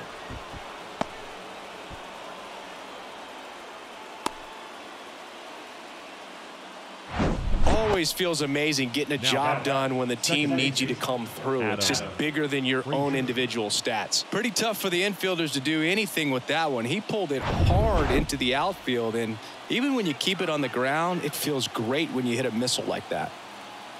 And now Adam Frazier swinging a foul straight back.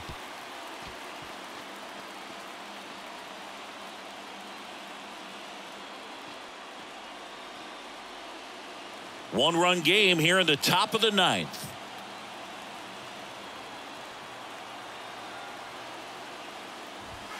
Oh, and 2 as he waves at that one. If you're a base runner, you got to stay dialed in here. Look for anything in the dirt. Try your best to get into scoring position. Next pitch inside. 1 ball. 1 and 2 to count.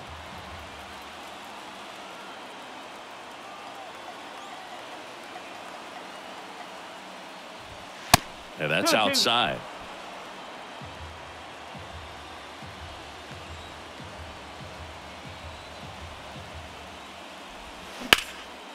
This one high in the air to left center. A Rosarena moving under it. 2 down. As good as he's seeing the ball out of the pitcher's hand, you cannot hang a breaking ball right there. Lucky it stayed in the ballpark. Now it's going to be Ramon Urias.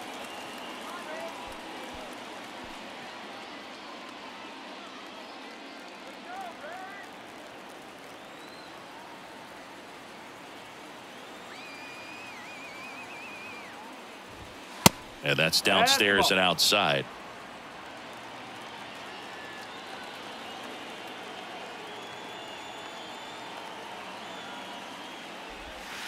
Next offering misses, and that's ball 2.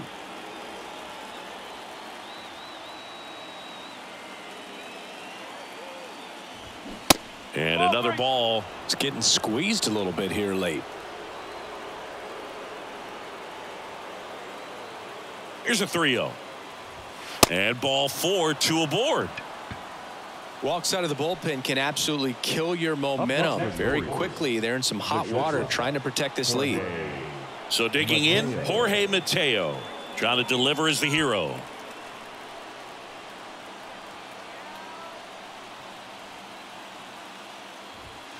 Pitch misses inside, and it's 1-0. This is the guy they turn to get the most important outs of the ball game, but they're going to make him work to get this save.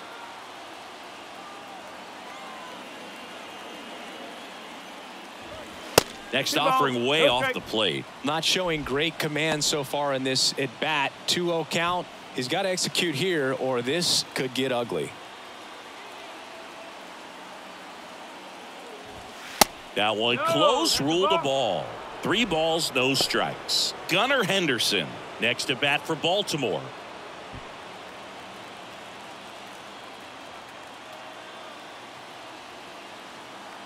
The pitch. And there's the automatic. 3-1. Crowd locked in right now. 1-run game here in the 9th. Fouls one away, and now 3-2.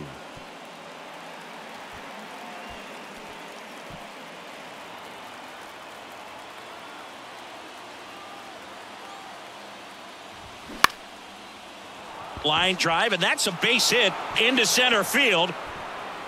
Run comes in from second. It's 6-6. That's a big-time clutch performance, Boog. Top of the 9th, your team needs you to come through, and you deliver a game-tying RBI base hit. Now let's see if they can build on that and get the lead. Put the pressure on the other side heading into the bottom of the 9th. Kevin Kelly on the pitch here.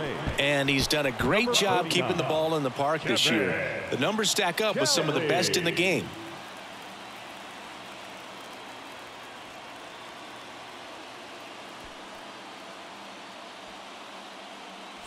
Here's the third baseman, Gunnar Henderson.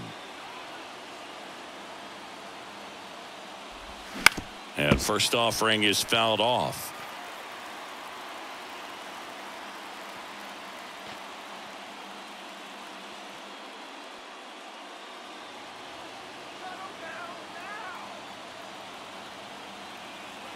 And the right-hander deals. That one hammered, but pulled foul.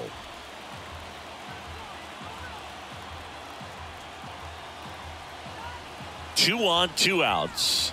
Tap dances out of the way of that one. First and second, 2 down.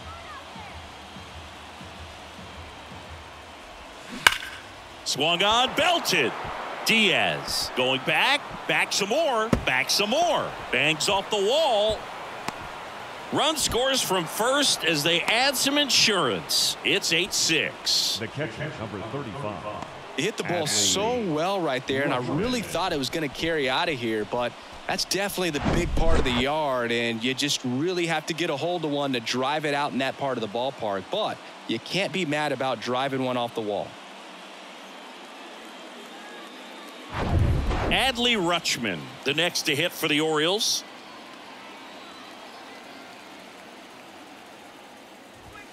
In there for strike 1.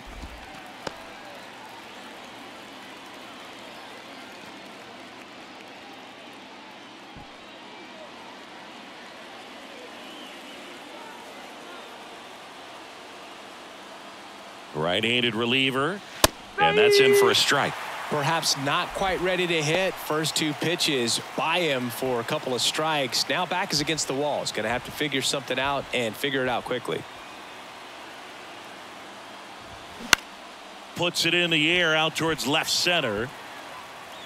Arozarena makes the grab on the run, but 3 score in the inning. 2 of them on this 2-run double. It's now 8-6. Major League Baseball is on the show.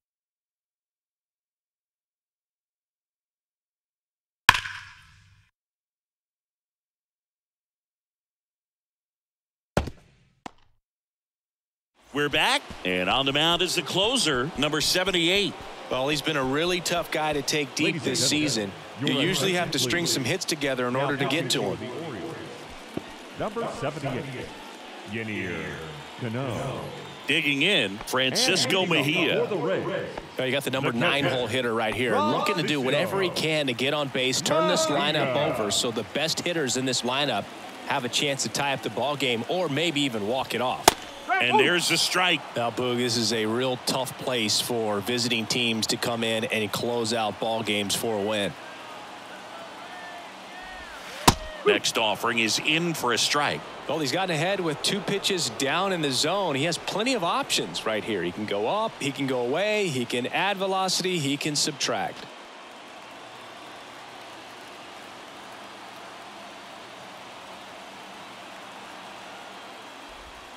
Next offering in the dirt. And a count 1-2.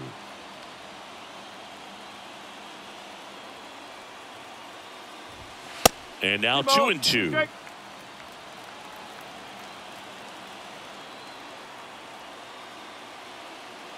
2-2 now. And that one just missed off the outside edge. And that's awfully close. I don't know how you take that. He's seeing the ball out of the pitcher's hand really well right now. Foul tip. Oh, that got our umpire. And it looks like it got him upstairs. 3-2 now. Chopper right side. The underhand flip. One out, bottom of the 9th. Now batting, center fielder, Yandy. Here's the center fielder, Yandy Diaz.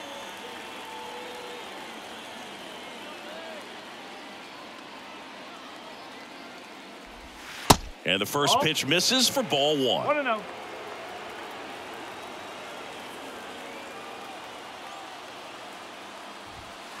And that's through there for a strike.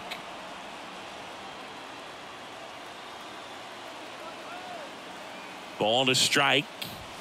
That misses off the outside edge.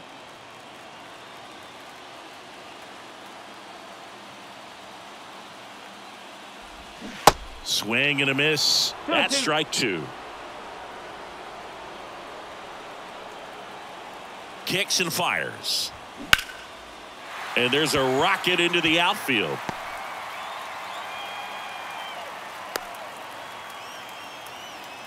Couldn't have timed it up any better than that. That's a good sound coming off the bat, man. And as he connected out front and ripped it into the outfield, that's one of those swings where you just don't even feel the ball hit the barrel. That's a pure stroke. Number 5. And stepping in for the Rays, Wander Franco.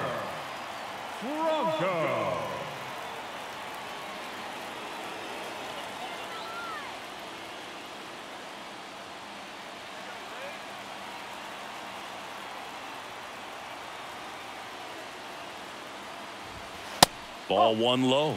Way to lay off that pitch down.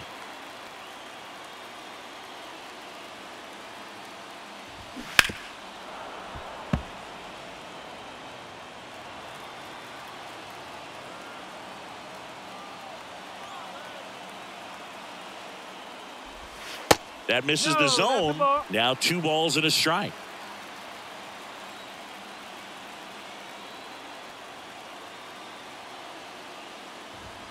Just off the inside edge. Luke Raley up next for the Rays.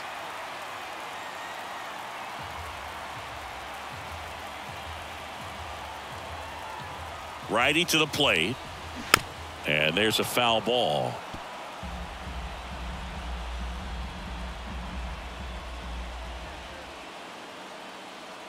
The pitch. Stays alive.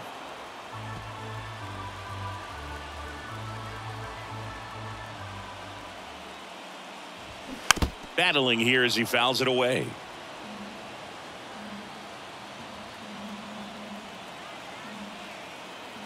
Three-2 on the way. Keeps the at-bat going with a foul ball. Diaz stands at first with 1 out. And that's ripped for a base hit.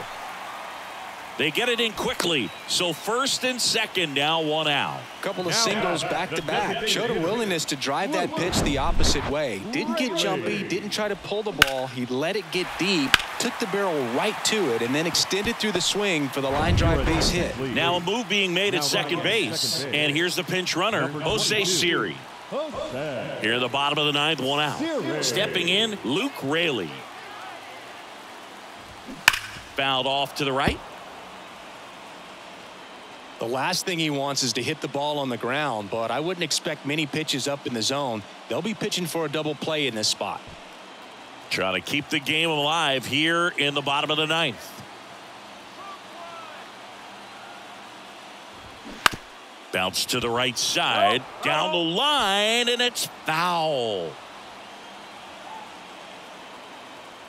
Left-hand batter waits. And 1-2. They tried to get him to go, chase the pitch down and away, but he wouldn't bite.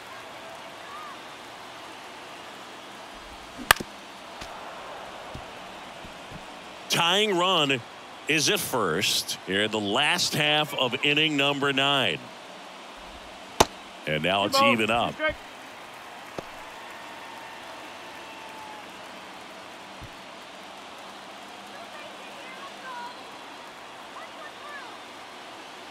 And the righty deals. Ground ball left side, could be 2. Henderson over to second. That's a double play. The ball game is over. Well, all game these guys had to battle with that 10th man. Those fans making a lot of noise, but they took the lead in the 9th inning, quieted things down, and were able to get those final 3 outs in the bottom half as well. Just a very well executed ball game. Final score of 8-6 in this one as the Orioles win this one. For Chris Singleton and our entire crew here at MLB The Show, thanks for stopping by. I'm John Shambi. Talk to you soon.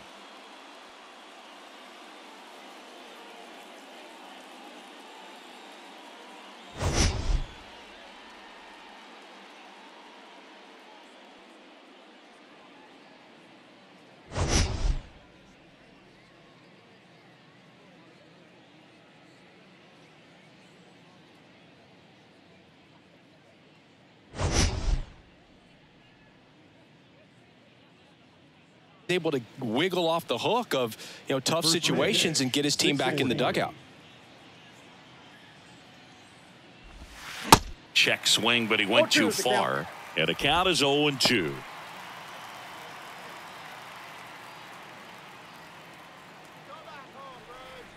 And here it comes. Right side. A flip to the pitcher covering. They get the out on Acuna. Batting second, the second baseman, Ozzie Albies. Here is Ozzie Albies up to hit. Ozzie Albies, a young guy that's putting together an impressive resume. Already 2 times an All-Star, twice he's won the Silver Slugger, and he's one of the smallest players in the league. One down, base is empty.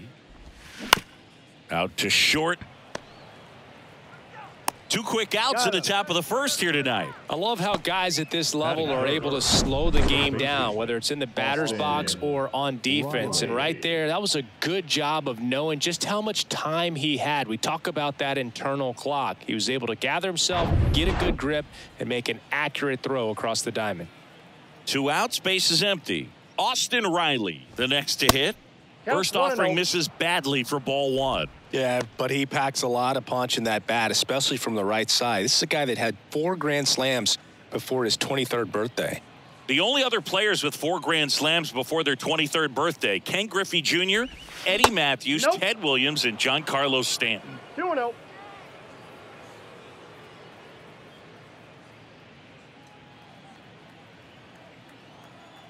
The wind to kick the 2-0. Ball. That's inside.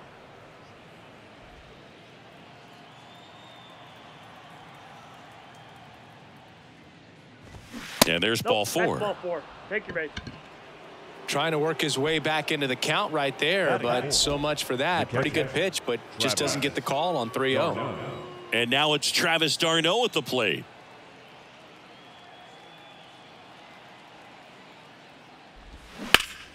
And first offering is fouled off.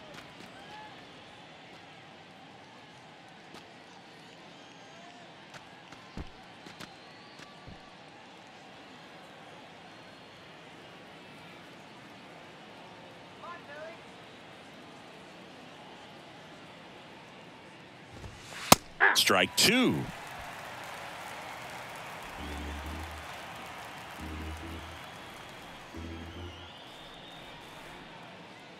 Here comes a pitch. And ball one. 2 strikes.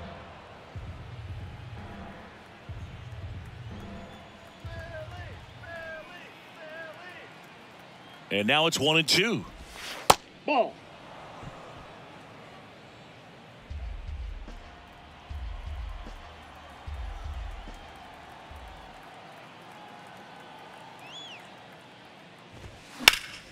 Fights it off. He'll see another.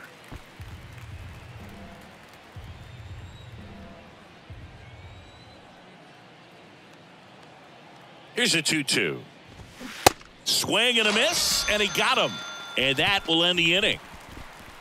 Braves strand one. So now the Phillies offense will see what they can do. No score.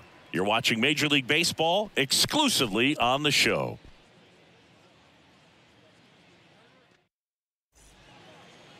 Back here, Citizens Bank Park.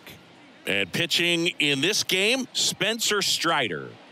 Well, it hasn't been a great year so far in terms of ERA, but he's had some decent games, and there have been some flashes of greatness, if you will. We'll see today if he's able to get ahead of hitters and perhaps get some swings and misses, put himself in a position to bring that ERA down, because you know in the back of his mind, beyond the W, he wants to have a better earned run average. Kyle Schwarber leading things off and takes a strike.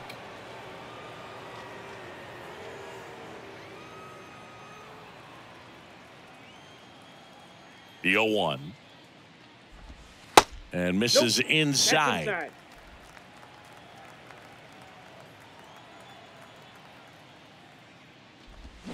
Check swing, and that's a ball.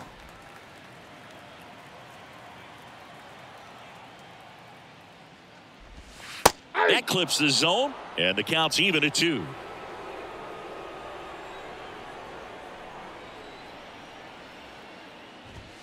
And that one hit 97 on the gun. Here's Trey Turner.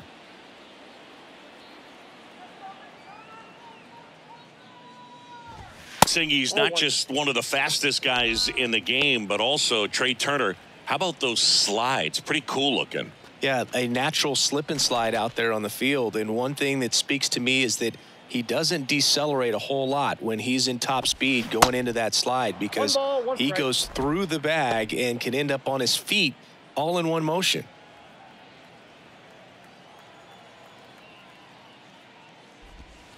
Next pitch is in the dirt. 2-1.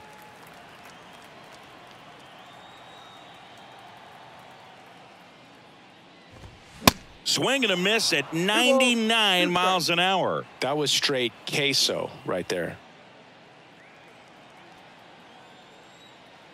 The 2-2. Struck him out looking.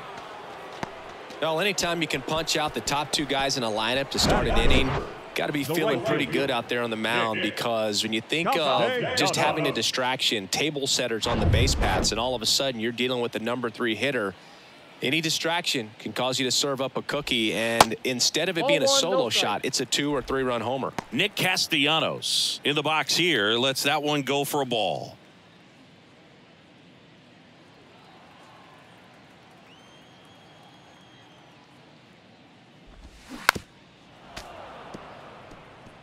First 2 hitters get punched out on strikes. Take some notes from the dugout. When you get your chance, go up there and hit the ball hard somewhere. That one not close, and it's 2-1.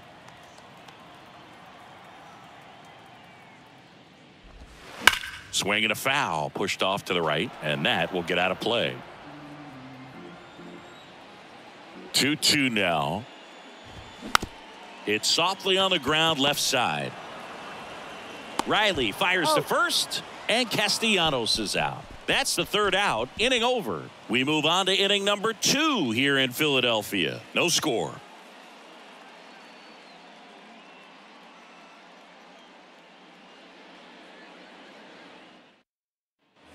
Back at Citizens Bank Park, top of the 2nd, stepping in the long ball threat, Matt Olson.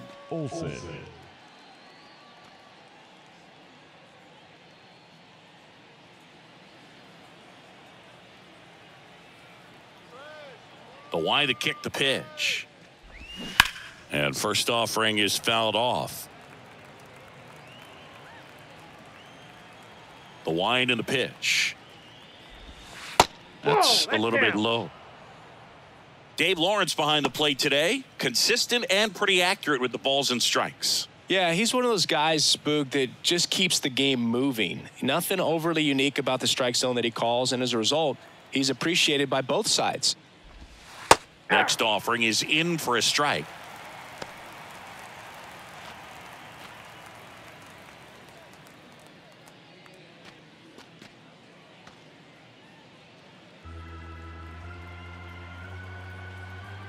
And he deals. Foul ball, still a 1-2 count. This guy's seen 2 changeups in a row. Could be a little vulnerable for a fastball right here. Hacks and misses. It's a strikeout. Here's Marcell Ozuna. Big time power. And that one just misses. A ball and no strikes.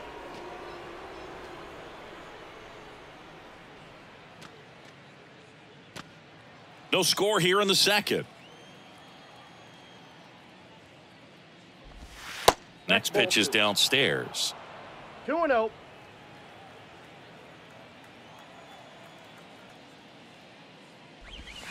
Swing and a miss. Strike one. Strike.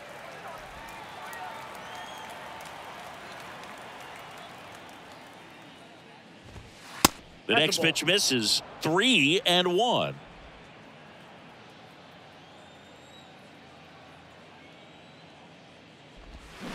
Swing and a miss.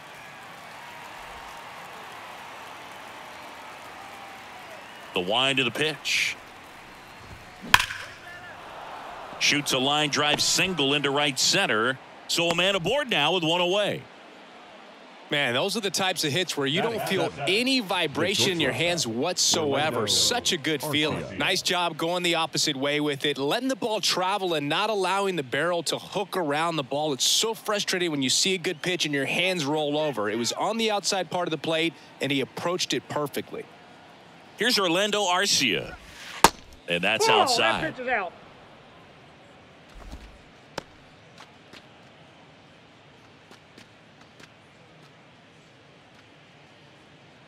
Ozuna at first, one gone.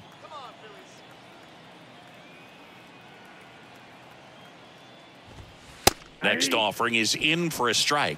And that's a great take right there. Even though it's a strike, with the situation, runner on first base, you want to keep the ball off the ground. And you swing at that pitch, most likely you roll into a double play.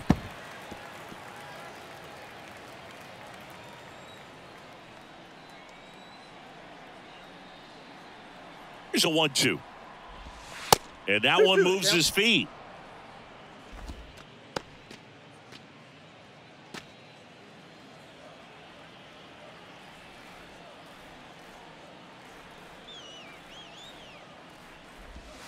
And now it's filled up.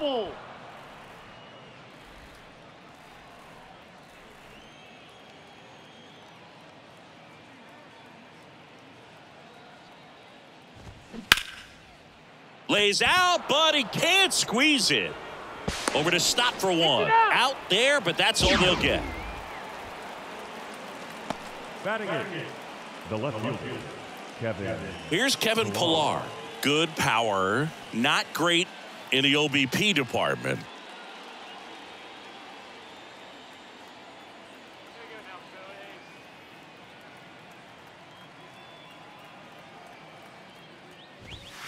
Ball one, no strikes.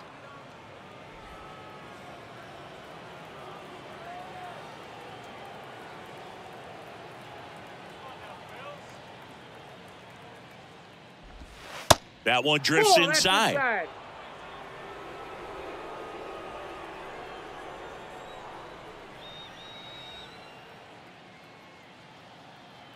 2-0 to count. Here it comes. Hey. Called strike right there.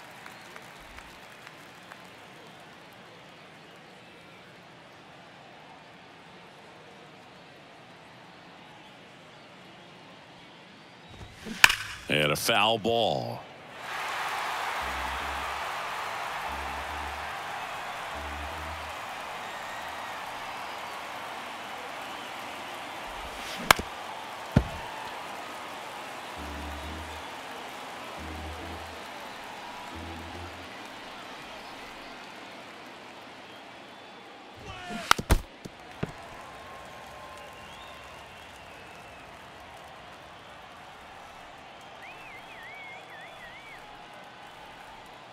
The pitch.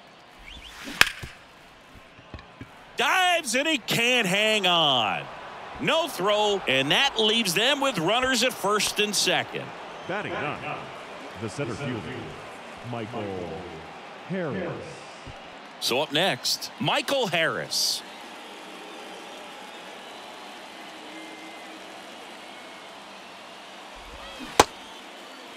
Checks his swing, now would appeal to third. And yes, he did. He went around.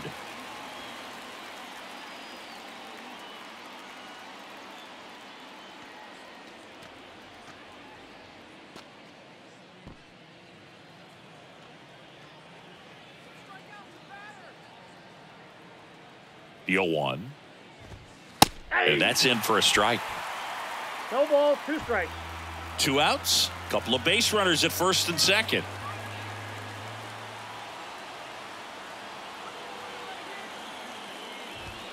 The next offering misses, and the count is 1-2. It's a good take.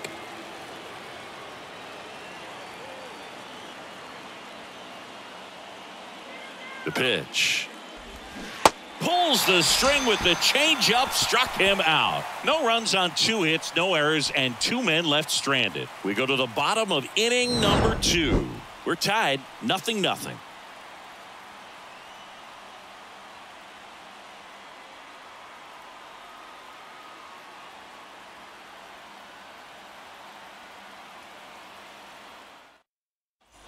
Back here in Philadelphia, bottom half of inning number 2. Here's Bryce Harper.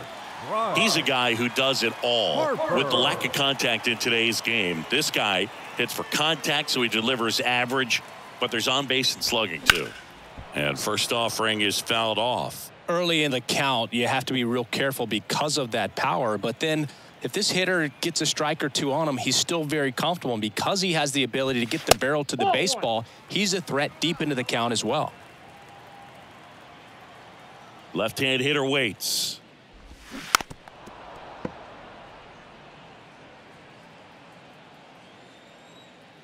The 1-2.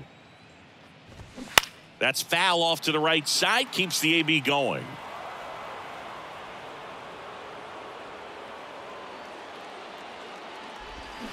Fouls it off, still 1-2. The pitch. Swing, and that ball smashed on a line.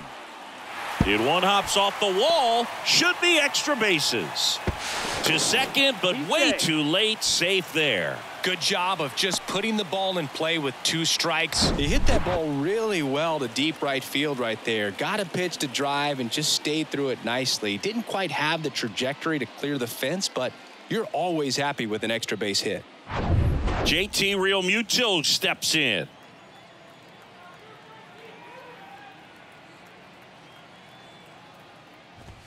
And the first pitch misses for ball 1. Realmuto was an outstanding high school quarterback.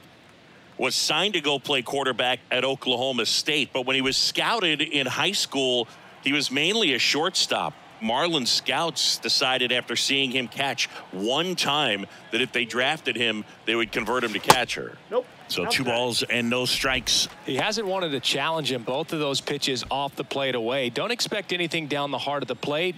You may just have to be patient and take your walk here. At the belt and fires. Yeah. And that one is in for a strike.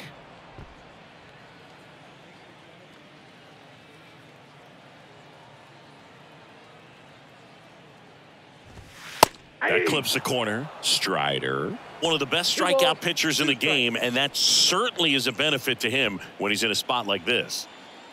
No outs. Runner on second.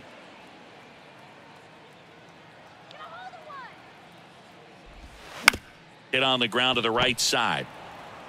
Olsen steps on the bag. That's 1 out, the bottom of the second. Yeah, if you're going to be in the game in high-leverage situations, you've got to be able to get the swing and miss and put hitters away. This is Bryson Stott. And this is a big opportunity for him to pick up his teammate right here.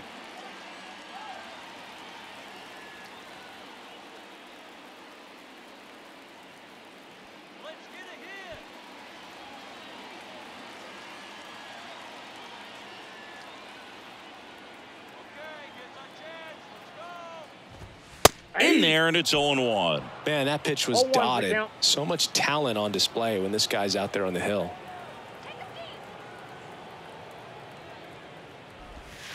That hits the one dirt, ball, one strike. and 1-1.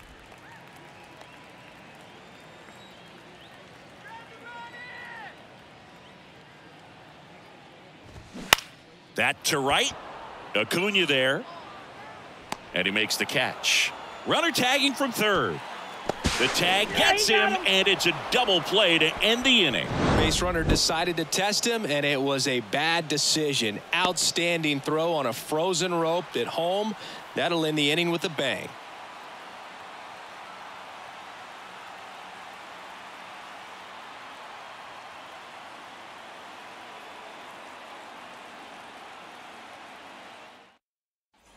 On to the third inning. Now it's the power speed combo. Ronald Acuna Jr. Ronald Acuna Jr. Suarez back to work. Acuna measures 6 feet even, hitting leadoff in today's game. And he's a former Silver Slugger recipient in the National League. The lefty, the 1-0.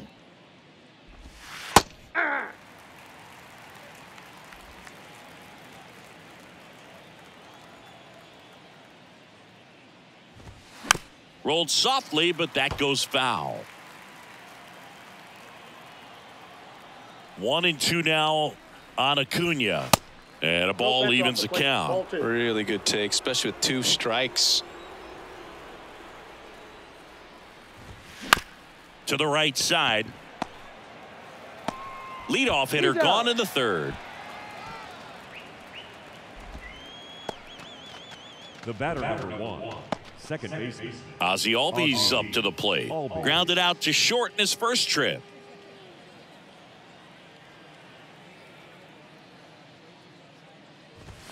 And there's a ball.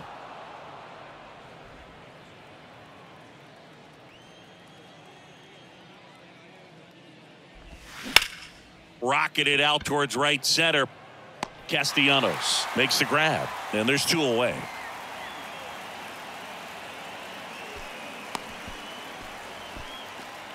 Up next for Atlanta. Here's Austin Riley. Worked a walk at his first trip to the plate. Singy, you can't ask for anything more. This guy checks all the boxes offensively. He's the ultimate professional, and it doesn't just start at game time. It starts in the afternoon, the way he prepares and gets ready for the ball game. I tell you what, his teammates feed off of the leadership that he shows on and off the field. 0-1 now. Hard ground ball, base knock. He was all over that one. I really like that swing, man. He didn't just push it the other way through the infield. He drove it that way, and it kind of makes me think he was thinking opposite field as he stepped into the box. Got a pitch he liked, and he got it done. And next will be the cleanup hitter, Travis d'Arnaud. 0 for 1. He struck out swinging last time. And a liner out into right center for a base hit. Riley around second, headed for third. Run scores easily, and it's 1-0. Love how he let that ball travel, trusted his hands. Nice job of going the other way. Olsen.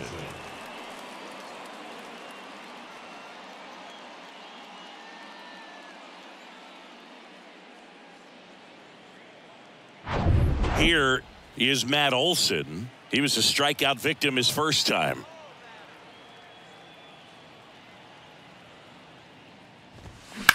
Up the middle. Stop. Jump throw.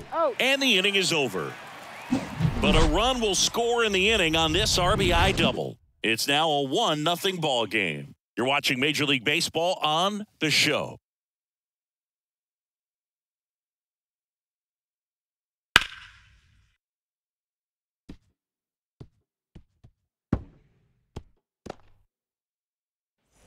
As we go to the last of the third. And now for the Phillies, Alec Bohm. The wind of the pitch. Fought off foul.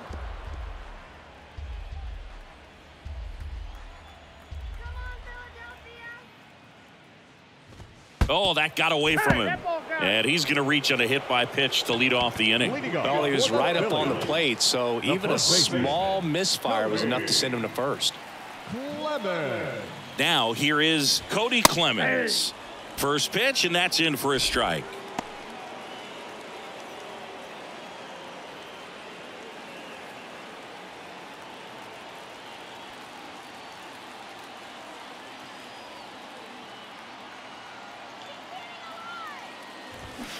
And a swing and a miss. With 2 strikes. May see some movement over there at first base, trying to stay out of a double play here.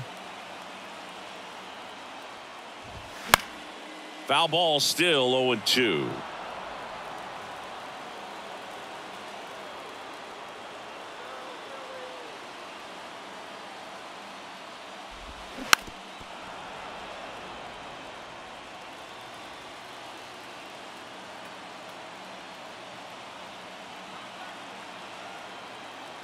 Right-hander kick steals. That's a ball. Ball 1 there.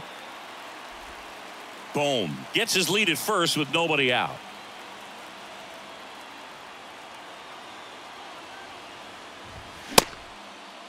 Tried to check his swing. Appeal to third. Yes, he did. Down he goes on strikes. Brandon Marsh steps to the plate.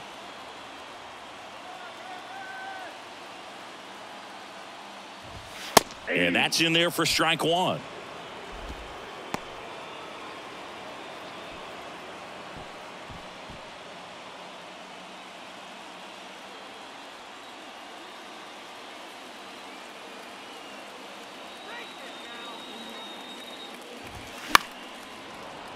Slapped foul.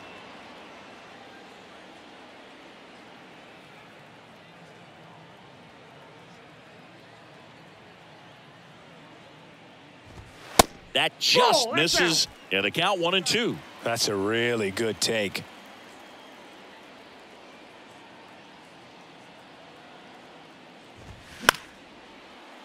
Gets a piece and stays alive.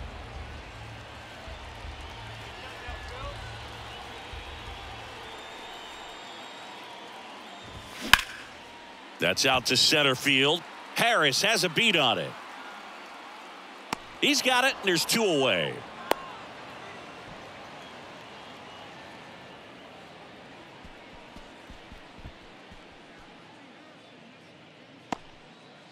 Kyle Schwarber comes up to hit here. He is very much your typical power hitter. I'd say he falls into the 3 true outcomes category. Well, we've seen more and more of that lately. The ability to drive the ball to slug is getting heavily favored over any discipline or strikeout concerns.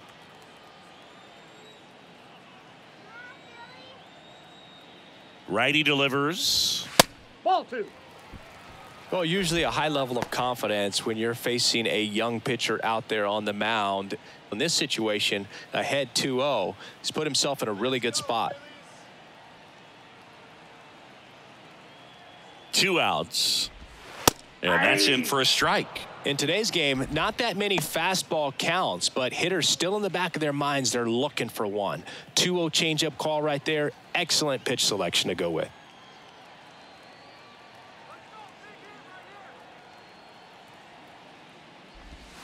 That one ran inside, almost got him.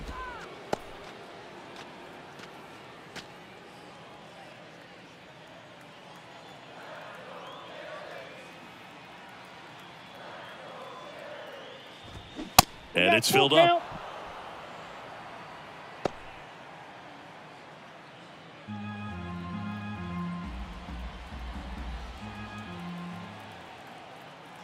And a pitch. Got him swinging.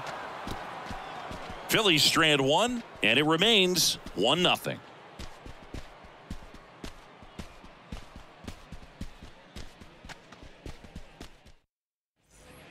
Start of the fourth at the plate, Marcell Ozuna. He's not going to get cheated up there. No, he's not. He's looking to do damage with every swing he takes. That clips the corner. You know, these Braves showing great discipline at the plate, and patience definitely seems to be the name of their game in this one. He's only given up 1 run, but the starter's pitch count is starting to get up there, and that might be the best news yet for this offense. The 0-2. And a foul ball. He stays alive. You know, sometimes all it takes is getting to the next arm before an offense does any damage, and that might be the case today. Next pitch inside. Now 1-2.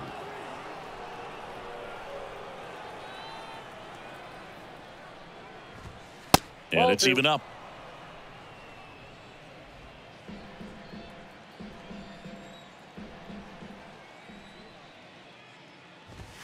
Got him looking. Couldn't pull the trigger on a fastball at the knees.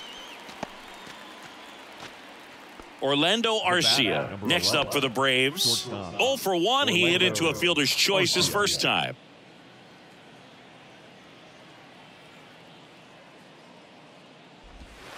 That's in there. Strike 1. Generally, second, third time through the lineup, you want to be able to lean on those secondary pitches and command them. Looks like he's doing a nice job of it.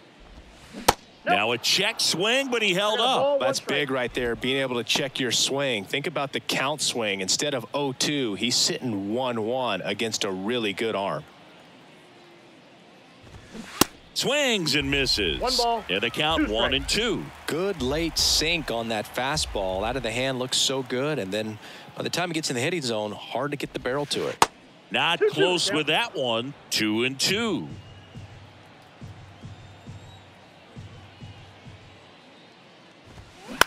Now a pop-up on the infield. Clemens under it and puts the squeeze on it. That's out number 2. The left fielder, Kevin Pillar. Now the left fielder, Kevin Pillar, reached on an infield single his first time.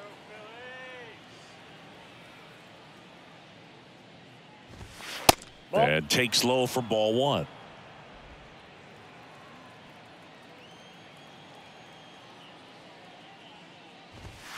And the 1-0 misses low.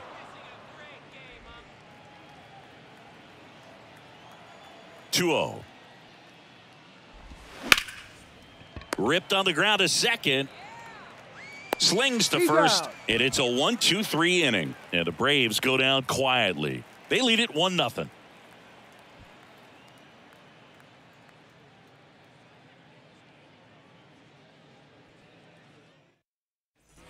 Welcome back. Bottom of the fourth. Trey Turner now.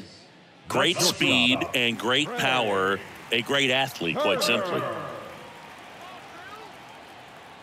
And a pitch. Breaking ball in there for a strike. When you have a real athletic player and who's able to do the baseball mechanical things really well, look out, because the sky's the limit on that potential. In the air, foul off first. Olsen hauls it in for the out. 1 away. Up next for Philadelphia, the right fielder. Here's Nicholas Castellanos. Grounded out his first time up.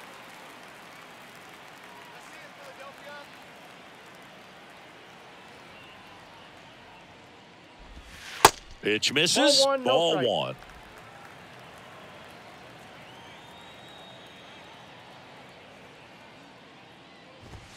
Good eye right there.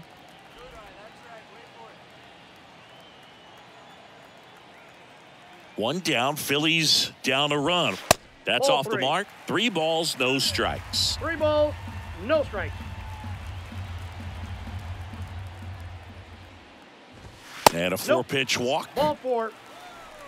It's tough after falling behind a hitter, 2 balls and no strikes, but now at least he gets a fresh start against a new batter, but he needs to get back into the strike zone and start pitching with conviction.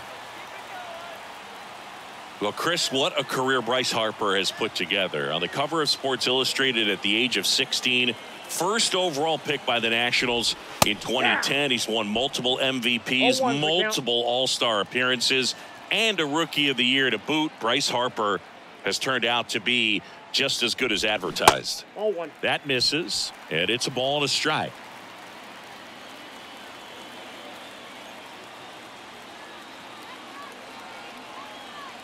The 1-1.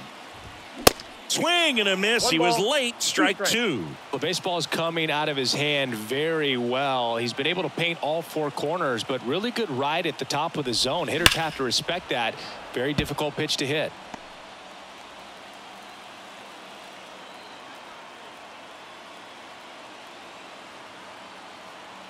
Here's a 1-2.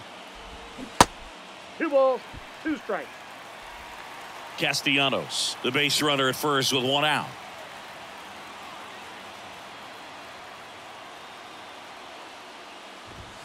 Next one misses. 3-2 now. JT Realmuto next to bat for Philadelphia.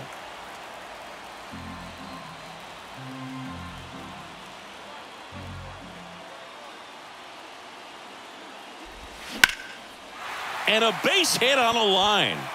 Castellanos headed for third, and they'll have runners at the corners after a 1-out single. Wasting no time. He's 2 for 2 now on the night, and just a triple and home run away from the cycle. Seriously, we're starting with this already. And now it is JT Realmuto. Grounded out his first time. In there at the knees. That's strike one.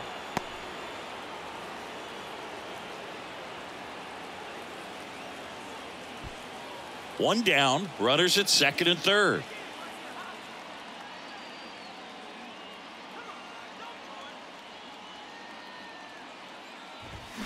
Next offering is in for a strike. I think ultimately you want to tie him up, get the ball in on the plate so that he can't get the barrel to it and hit it to the outfield.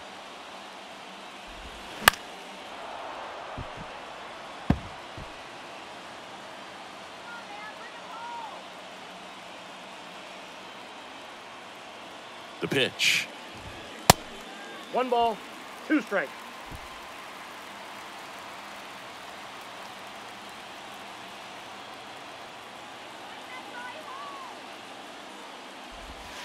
Got him looking. Huge strikeout there. Well, they were pretty much giving it to him right there. Playing the infield back. All you're looking for on offense is a simple ground ball. And you got a tie ball game. Not sure what he was thinking up there. Strikeout looking is the last thing you want to see. Now you got to hope the next guy can pick you up and come through with a big 2-out hit. Here's the second baseman, Bryson Stott.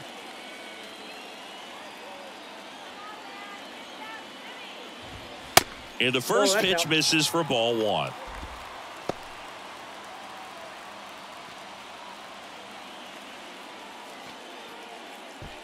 Two outs, 2 in scoring position.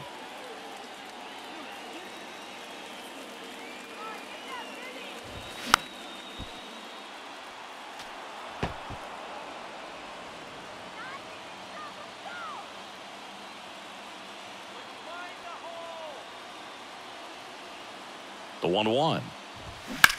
High in the air, out to right. Acuna has it sized up. Makes the grab, and that is that. Phillies leave a couple. They trail here 1-0.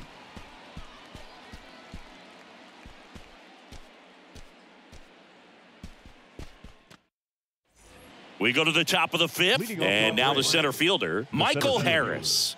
You know, this is kind of a tough matchup as a left-handed hitter facing a left-handed pitcher. What you tell yourself is, I want to stay square to the plate, try to hit the ball over the shortstop's head. 0-1. Swings and misses. 0-1. Pretty impressive. We haven't seen that pitch from him much, but he's got a really good feel when he throws it. 1-1. Up and in. 1 ball, 1 strike.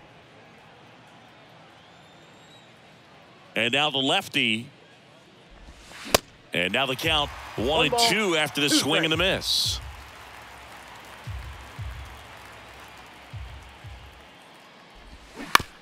On the ground. Stott over to first in time. And the leadoff hitter retired in the 5th. Good sinker low in the zone right there and produced exactly what he was looking for. Ball on the ground. Nice ground out. And here is Ronald Acuna Jr.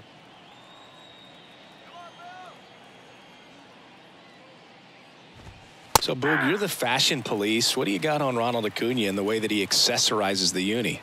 Oh, Siggy, I dig it. The Braves base colors red and blue, but he adds the yellow. It kind of represents the Venezuelan flag, the country that he hails from. The lefty ready, and a 1-1. Back to the mound. Stop. Whips it to first on the run. Out. And that quickly 2 away.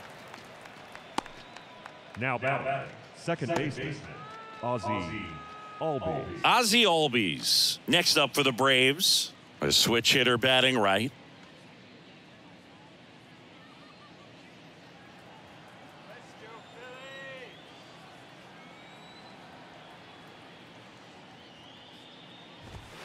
First offering, and it just misses.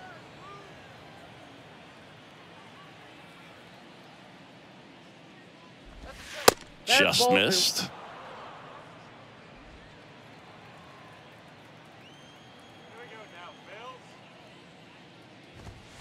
Next offering, pop foul off to the right out of play. The 2-1. Swing and a ball popped up, and that'll fall for a base hit.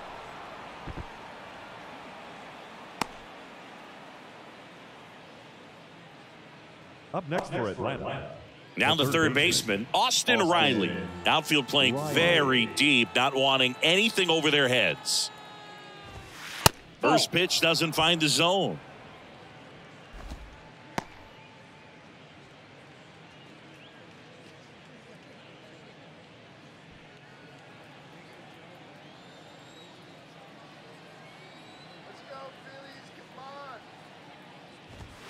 They say you win. 1 ball, 1 strike.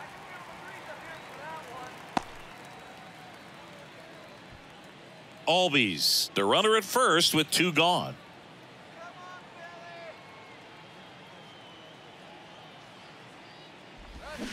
Gonna count 1 and 2. 1 ball, 2 strikes.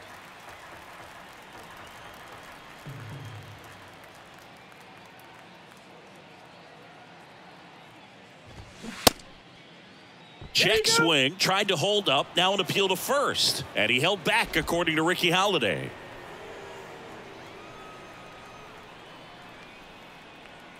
Two.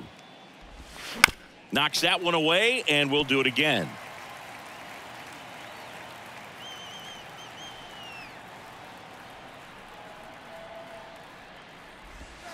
Next offering misses, and it's 3 and 2. Great RBI spot here. Just got to stay focused on the pitch. The runner will be in motion, so something in the gap should definitely score him.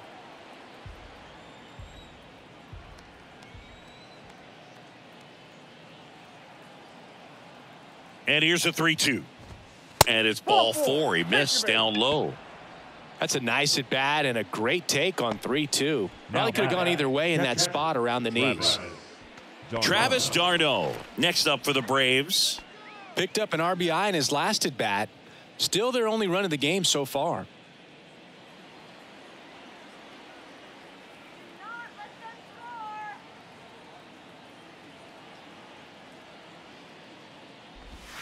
And the first offering is not close. Maybe losing command a little bit after the walk. Next pitch, not even close.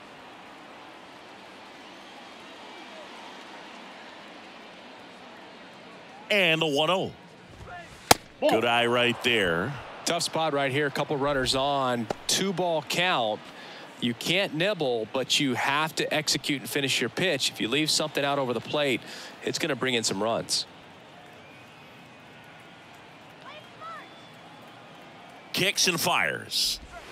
Just missed. Good pitchers make pitches in big situations, and right here with a middle of the order hitter up, runner in scoring position, he's got to find a way to throw a quality strike.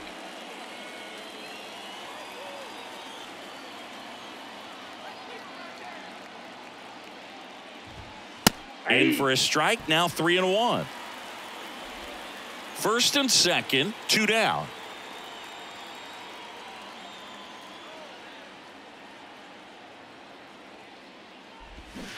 Swing and a miss. Full count now. Clearly all in on the fastball right there, but it was a changeup. Bottom just fell out of it. He's going to have to make an adjustment.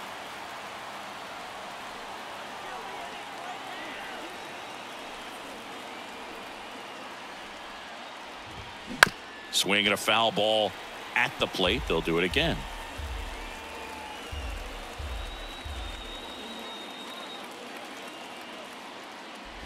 And that'll load the bases. Pitch count's getting up there now, and not saying that's the reason for this walk, but this is the point in the game when every sign of wavering starts to get everyone's attention.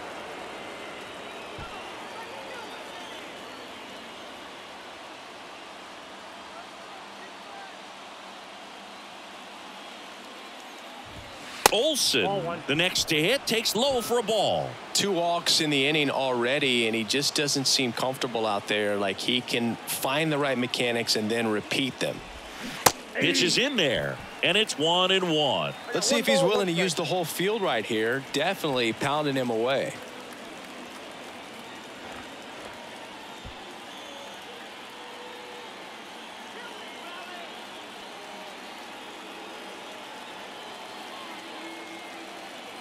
Here's a 1-1. And that's a little high. Look, in situations like these, the air can get really thin up there at the plate. Got to find a way to breathe and slow everything down.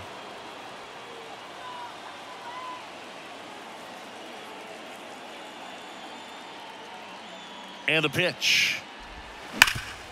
And he grounds one back up the middle. Lays out. Oh, it's off his glove. To first, and he beats it. Everyone's safe. Well, there you go. The RBI machine. Another clutch run scoring at bat. Yeah, he's been so good in these situations. Call it clutch if you want, but his resume speaks for itself.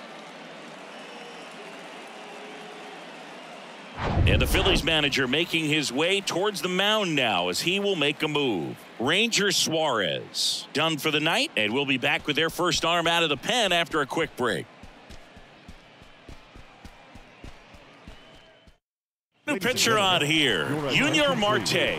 He pitched yesterday, and we'll see him once again. Number 43, Junior Marte.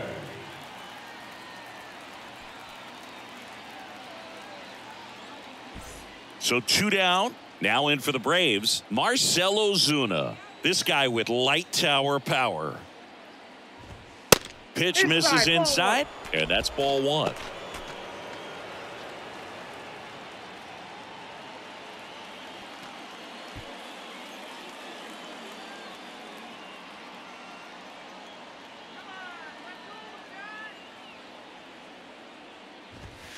And he pumps it a strike.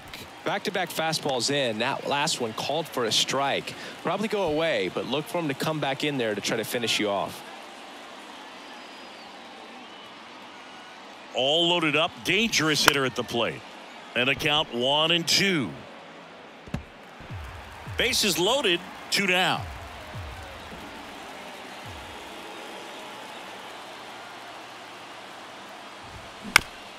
Right back to him on the mound. They get the force at the plate. Inning over, and it could have been worse. So they get 1, but end up leaving the bases loaded. Last half of the 5th coming up. It's the Braves 2 and the Phillies nothing. We head to the bottom of the 5th, and now it's Alec Bohm. The third baseman, Alec Bohm. And here it comes. And that one just misses. A ball and no strikes. And downstairs.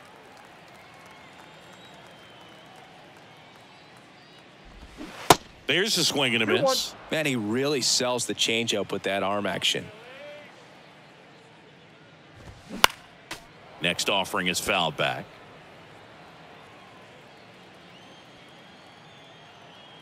Two now. Started after it. Appeal to first. Got him. Ricky Holiday with the call. Now batting. And now Cody Clemens. Clemens.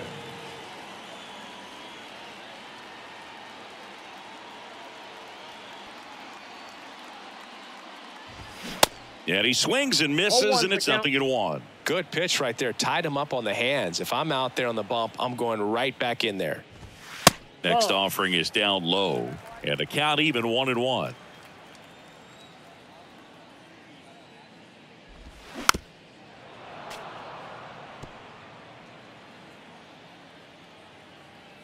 And a pitch. That one missed.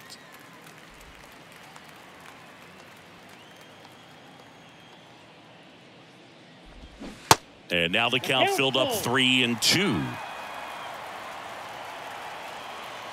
And the right-hander deals. Stays alive.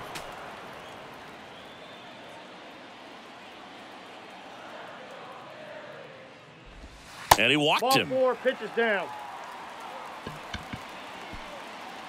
Center fielder, number 16. Digging in, it's the speedy outfielder, Brandon Marsh. Singy, you got to appreciate a guy who's this good defensively. I mean, watching him track balls in the outfield, it is beautiful.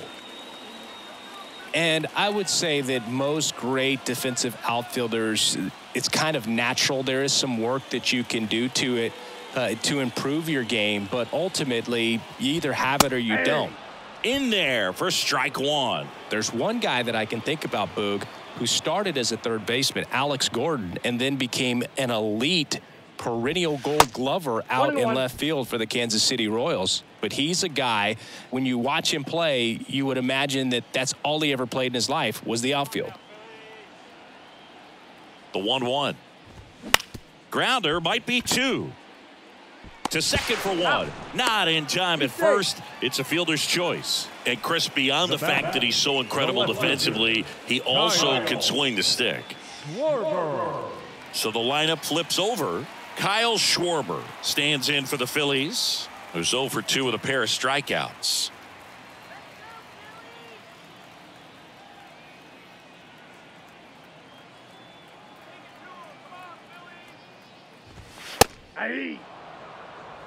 Now, if he's going to steal second, you want him to go early in the count. That way he's not a distraction to the hitter at the plate. Go ahead and get it out of the way so the hitter can focus on the pitch. Marsh off of first with 2 away. Pickoff throw, and he's back in safely.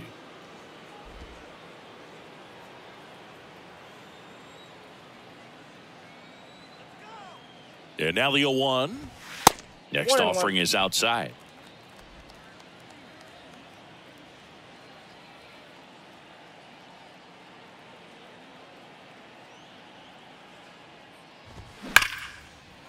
Swing and a base hit.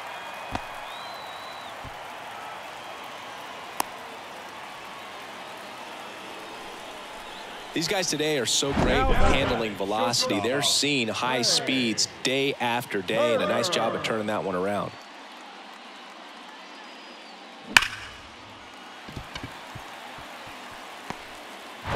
Trey Turner with a chance now.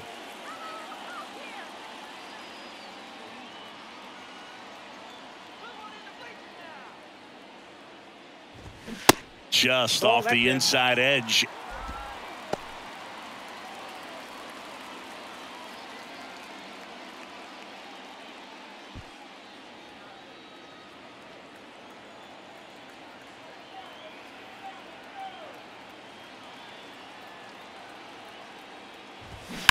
Fouled off left side.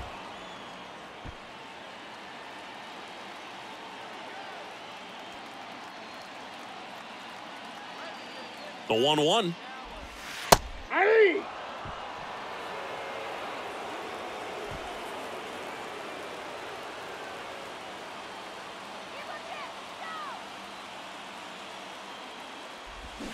Off the outside edge, and now the count is 2-2.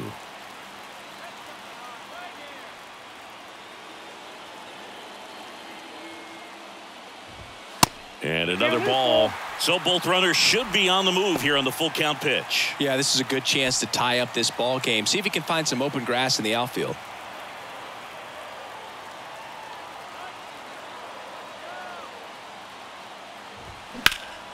Foul ball, and it remains a full count.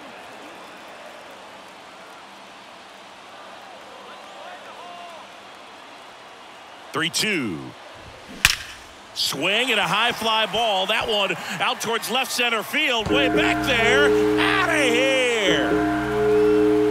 Trey Turner goes deep, and they grab the lead. It's 3-2. He absolutely feasts on right-handed pitching and devours that one for a homer. And you can see that's what he expects of himself at bat after at bat. He's that confident.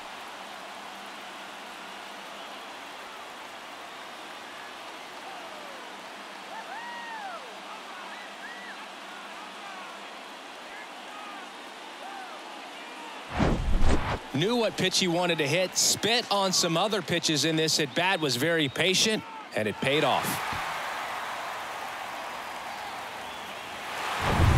Nick Castellanos at the plate now.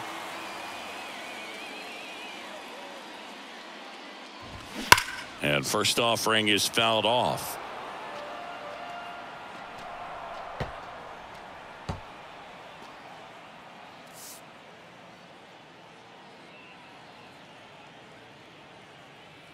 The pitch. And now the count is even.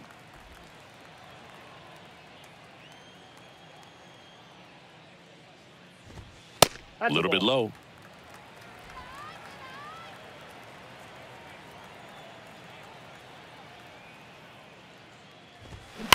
And that one hammered. Harris ranges back. That one is gone. Nick Castellanos goes deep. His 9th homer of the year. It's 4-2.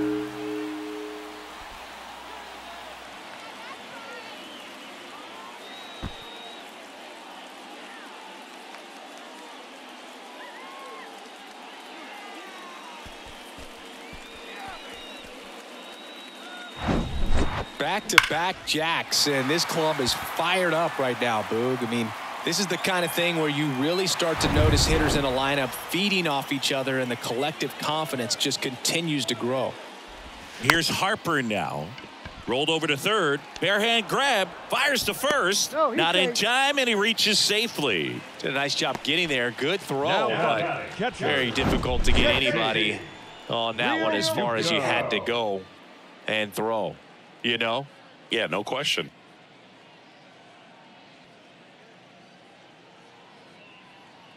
And up to the plate is JT Realmuto. Harper runs. Fouled off. He was late.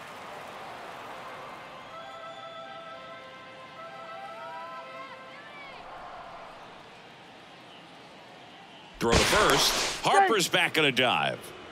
Well, a really rough inning out there on the mound. And this is one of those where you learn a lot about a guy's toughness and his ability to turn the page and keep pressing forward. And he's down 0-2 as he swings through it. Not a swing you want to watch again.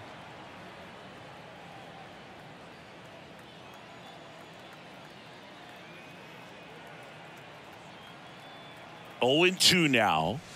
That's down and in.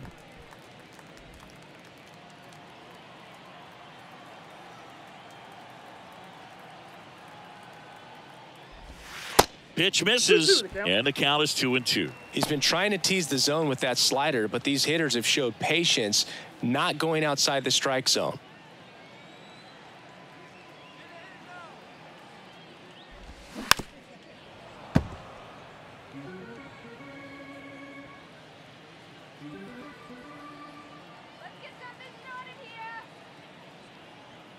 Strider throws over. Harper back on a dive.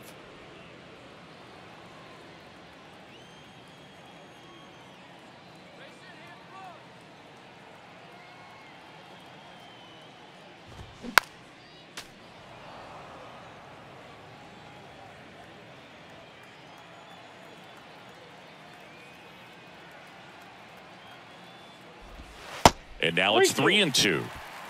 Bryson Stott in the on-deck circle.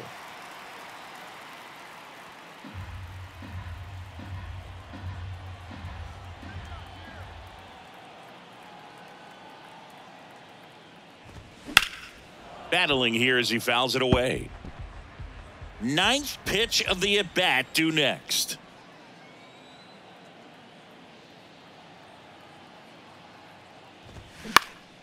Lifted in the air, right center field. Makes the catch, inning over. But the long ball was working in this inning. Not once, but twice. It's now 4-2. You're watching Major League Baseball on the show.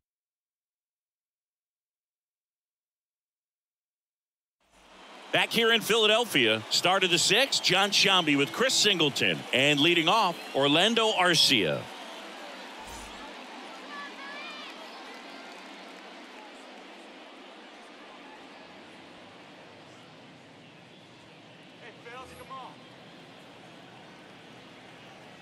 The Y to kick the pitch. There's the strike. Arcia in his sixth season, 28 years old. And he was born in Venezuela. Stirring in the Phillies bullpen, Gregory Soto, a lefty, looks to be getting himself ready. The 0-1. Ball. The guy at the plate could recognize slider out of the hand. Didn't stay in the tunnel very long in terms of depth and perception. He knew right away it was an off-speed pitch. Next offering is in for a strike.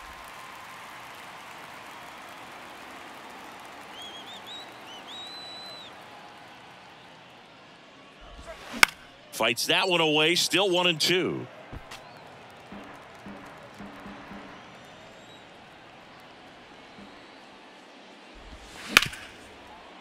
Slides, he's got it.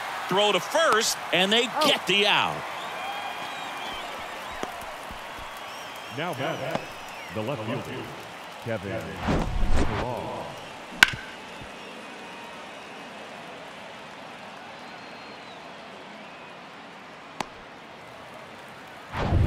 So digging in, Kevin Pillar. First pitch, and he just misses.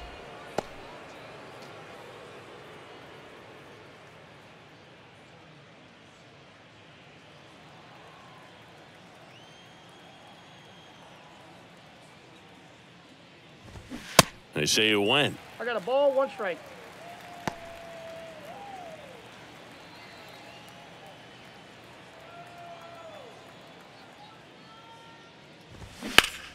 The 1-1 is fouled off. This is a very important inning here. After scoring all those runs, you want your pitcher to come out and just mow them down. The offense has worked hard. It's shut down inning time.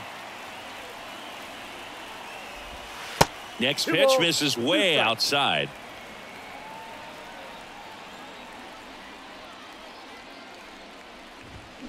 Good eye in that spot. Payoff pitch. Good plate appearance there. Able to take the walk. Well, he tried to nibble right there and just missed his spot. Hitter didn't offer at it. Now he has somebody to worry about over at first. Michael Harris next up for the Braves. We talk about guys with good speed, and definitely he has it. But pushing the offense aside for just a second, Chris, it's the defensive side that I think the speed factors in the most.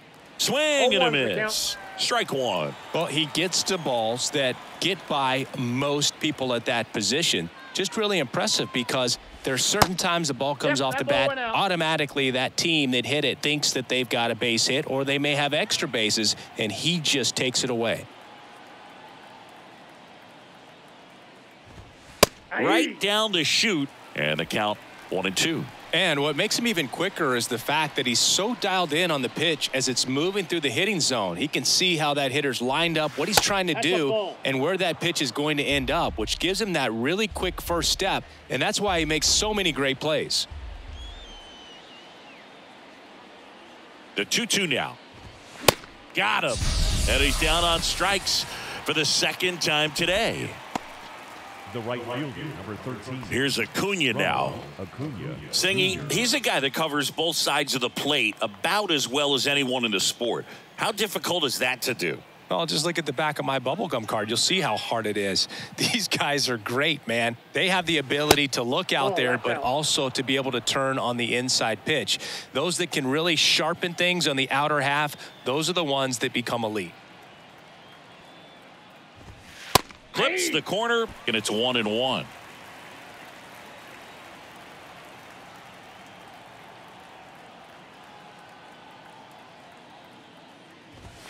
Swing and a miss as he was late that time. Love to see it. Power versus power right there. Got it by him for the K. So no runs on no hits, no errors, and one man left. 6, 7, 8 due in the bottom of the 6th. It's the Phillies 4 and the Braves 2.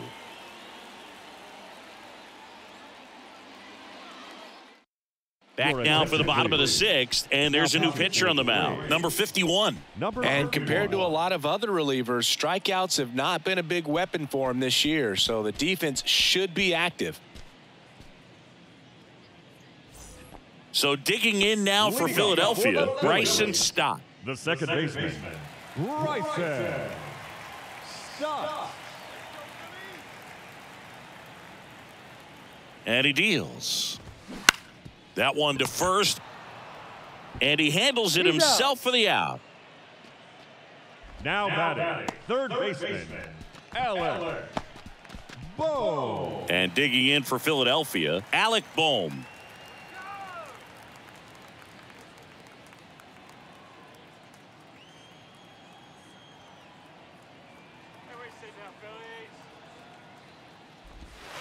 In there, and it's 0-1. Well, they say it's the best pitch in baseball. Strike one. You get ahead on a good hitter as well. Gives you a little bit more confidence to move through the at-bat.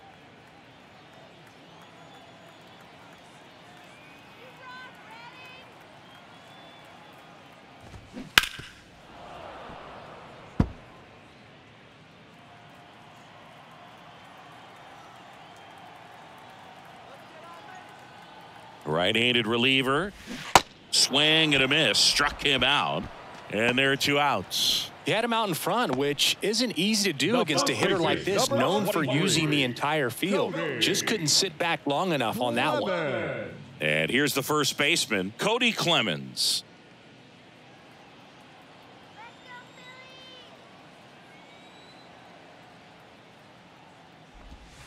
Not even close there. 1-0.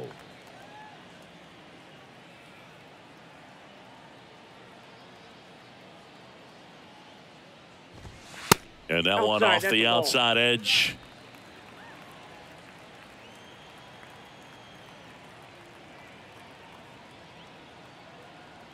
Two down, nobody on.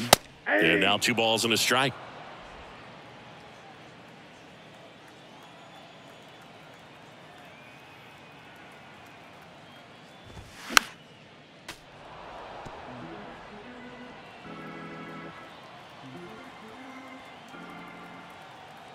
Here comes a pitch.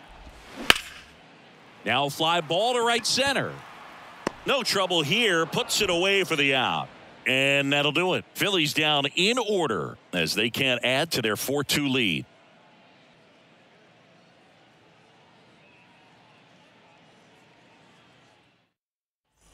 Back here, Citizens Bank Park. We go to the top of the 7th. So now to the plate for Atlanta, Ozzie Albies.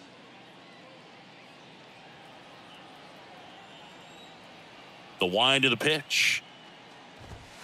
Ball one, no strikes. Talk about the right guy at the right spot. They really need a rally, and this guy is someone you can believe in to find a way to get on base. Next pitch misses, and the count is 2-0. No strike.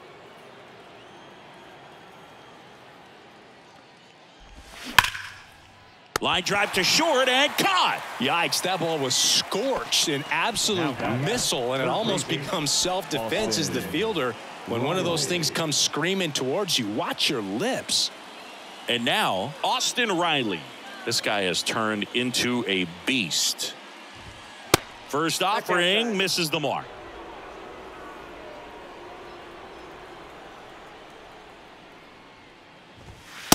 Just missed. 2-0 count to a guy with this much pop at the dish. You better expect him to be turning on something. It's going to either get hit hard to the pull side or the fans better look out in the stands. The 2-0 is in for a strike.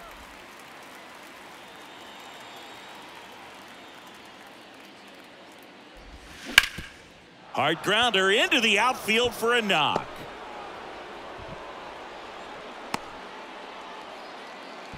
Showed some really nice patience in that at bat. Worked himself into a good count. Timing on the swing was good. Able to shoot the ball up the middle. Didn't square it up as much as he probably would have liked, but that's a good approach paying off. One down. And here's the catcher, Travis d'Arnaud. And the first pitch misses for ball one.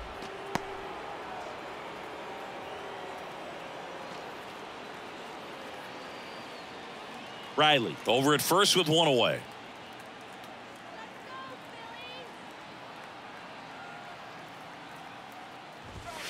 Next offering is in for a strike. 1 ball, 1 strike.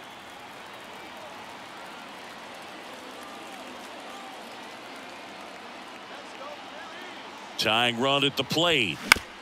On the ground, a second, might be 2. Over to Turner for 1, and that's 2. Well, the second baseman made that one look easy. Great feed to the shortstop. Shortstop completes the play. They get out of a jam, and they end the inning.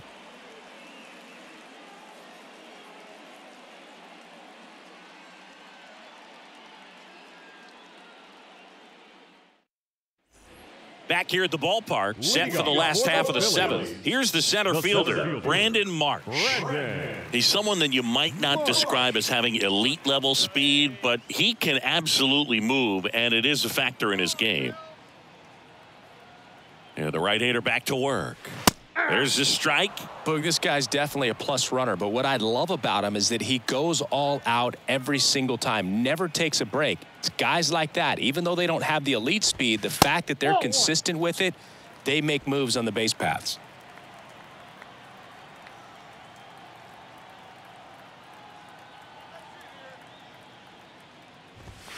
Next offering is downstairs.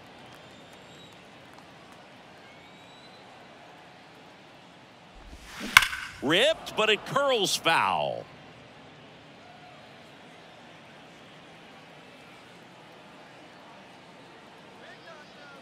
The pitch. Fights it off. He'll see another.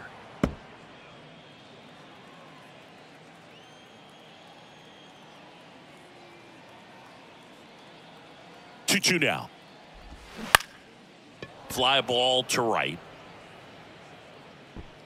Under it is Acuna to make the grab. Maybe caught that one off the end just a little bit. Couldn't quite barrel it up enough to really drive it. Kyle Schwarber stands in for the Phillies. He was the big part of the field last time. Nice liner to center.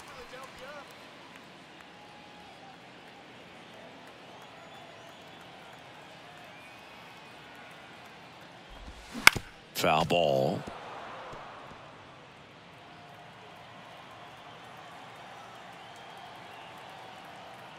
And the 0-1.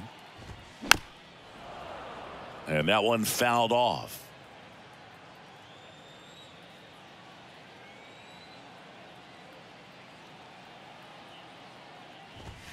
That's off the mark. It's a ball and 2 strikes. Well, he missed badly with that 0-2 fastball. Hitter has to understand, probably wants to try to put him away with that pitch, so got to stay ready for it. Look out! And it hit him. He had 2 strikes on him, and he hit him. Well, it definitely didn't come out of his hand the way that he was intending it to, and the release point was a little bit off as well.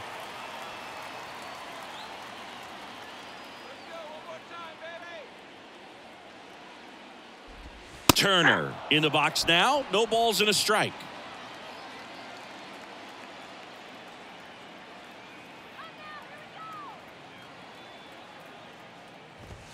Strike 2. Quickly into an 0-2 count. Both pitches were down in the zone. I think you set your sights a little bit higher because you'll have a tendency to chase if you look down in that area. Ball 1. That one just misses.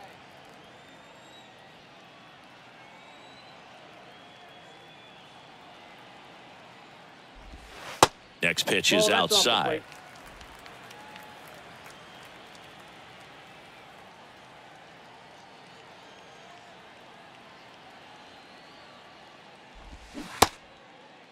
Turner checks his swing. Now an appeal to first. He did not go around.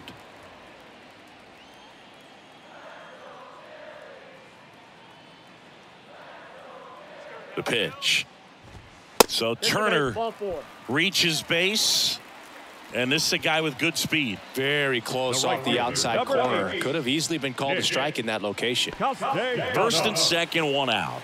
And now for the Phillies, Nick Castellanos. He's already homered here in this one.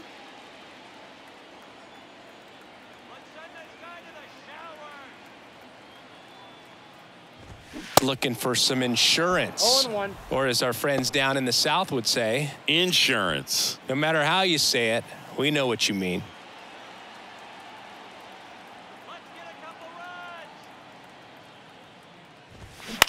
Swing and a ground ball out to short.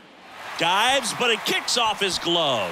That leaves him without a throw, and they come away without an out. Just a little roller to the pull side, definitely out in front of the pitch away, but it wasn't one the defense could make a play on. Now the base is loaded, big opportunity for them to break this game open.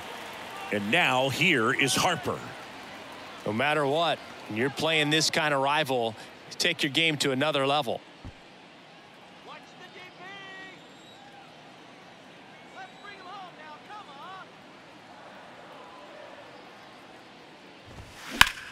And that one is lifted in the air. Pilar under it. Squeezes it. Here comes the runner from third. Play at the plate. Not in time. He's safe. They lead by 3, 5-2. Well, he's always capable of losing one over the fence. He might have just missed it right there, but a good job to drive in that run from third. The catcher. Here's the catcher, JT Real Muto. This is a guy who is very highly regarded defensively. Fun to watch him control stuff behind the plate. Good game caller, good at framing, but it's that big arm that really stands out. And first offering is fouled off. Yeah, and because he's got the big arm, he pays attention to the running game and is sure to manage it. Next offering is down low. When you have a catcher that can throw like that, a pitcher doesn't have to worry as much about the slide step. He can keep his mechanics intact and have a better opportunity of getting that hitter out with a swing and miss. And Acuna able to make the grab. And Real Muto is out. And that is the third out of the inning. 1 run in the inning, but they leave 2. 8th inning coming up. It's the Phillies 5 and the Braves 2.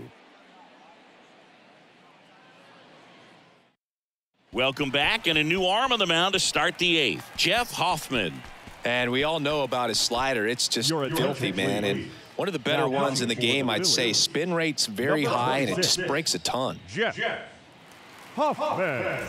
And now Matt Olson up to hit. Leading off for Atlanta, the first baseman, Matt Olson.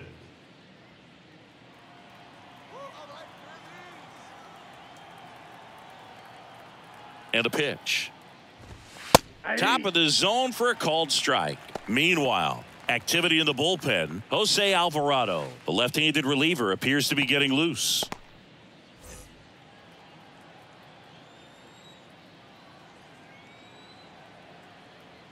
Kicks and deals. That's a little bit low. Well, it's critical right here that they bear down and turn in some quality at bats. Try to chip away at that lead, because if it gets to the 9th, that closer's coming in. That's a ball. The next pitch misses, and a count 2-1.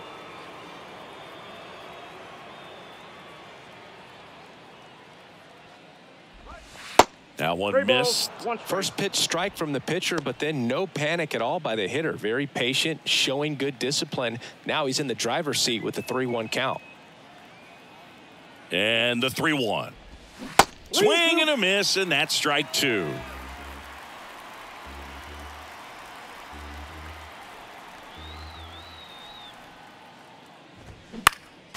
Foul. We'll see another payoff pitch.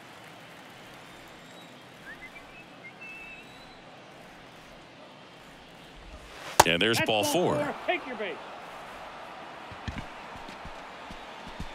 Leading off for the Braves, the designated Next is the designated hitter, Marcell Ozuna.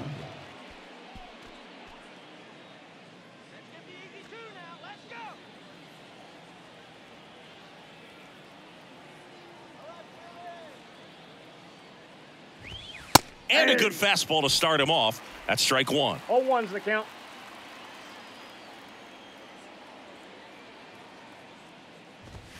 And a swing and a miss there.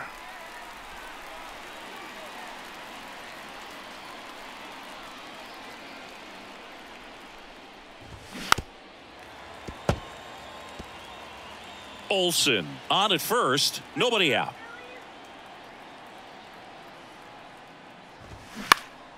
Gets a piece, and it stays 0-2.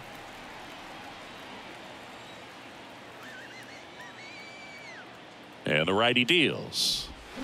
Spoils a 2-strike pitch, and he'll see another.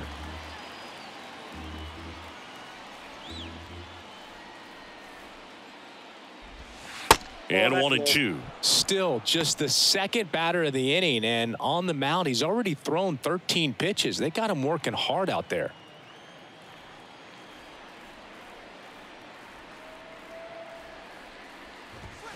Swings and misses. It's a strikeout. Some high cheese for strike 3. Thought it was a pretty good pitch. Top of the strike zone. We're seeing more fastballs in that location. Hitters, especially with 2 strikes, have to be ready to pull the trigger. And next for Atlanta, Orlando Arcia. First pitch doesn't find the zone.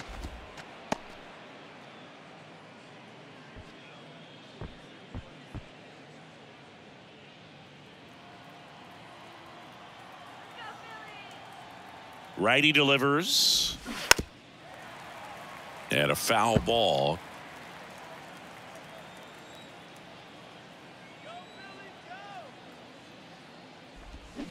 So now 1-2. 1 ball, 2 strikes.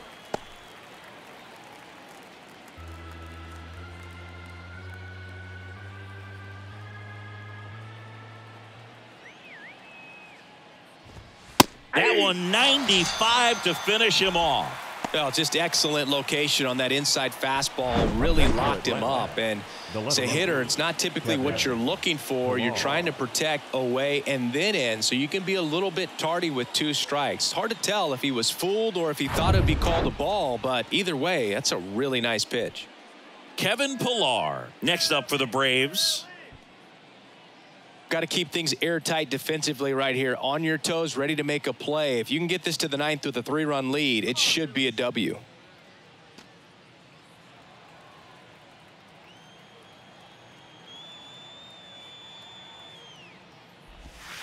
First pitch just misses.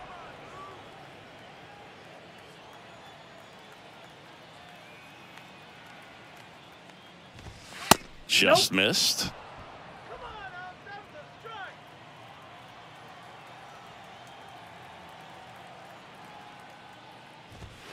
Next pitch is inside, and that's ball 3. Michael Harris next to bat for the Braves.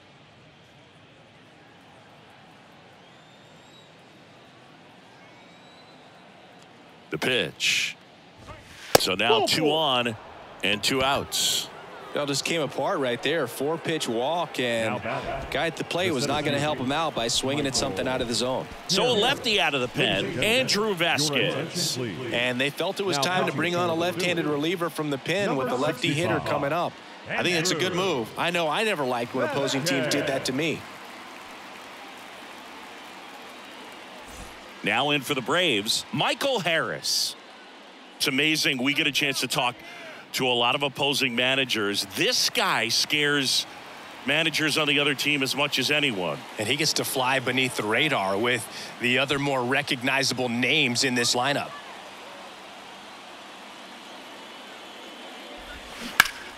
On the ground right side, and it finds its way through for a hit. Dives for the tag, got him. And that is out number 3. Well, it's pretty difficult to throw a base runner out at the plate with 2 outs on a base hit to the outfield, but an excellent job of coming up with it, getting rid of it quickly, and throwing on the money. That is great technique from start to finish. Nice job to end the inning.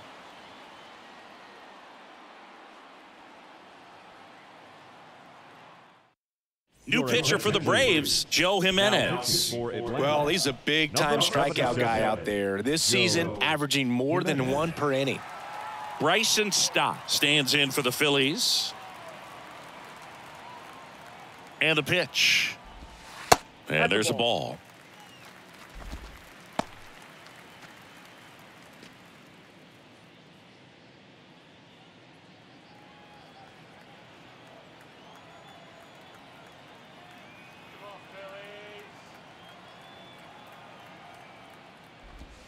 Pitch is in for a strike, and the count 1-1.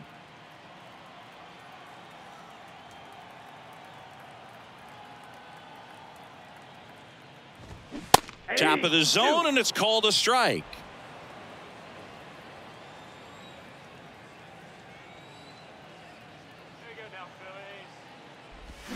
Swing and a miss, struck him out.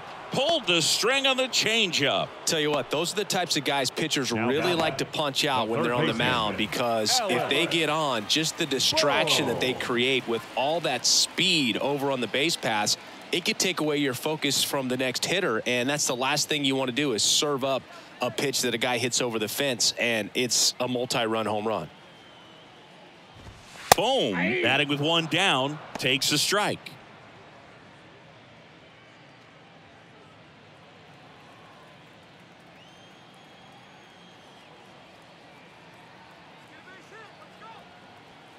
At the belt and fires. And a pop-up, right side, foul territory. Olsen grabs it on the run. The first baseman, number 23. 2 outs, base is empty. And the batter now, Cody Clemens.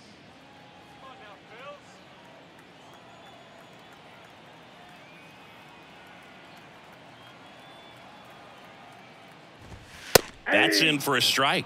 Movement in the Atlanta bullpen. Colin McHugh getting ready to come in for manager Brian Snitker.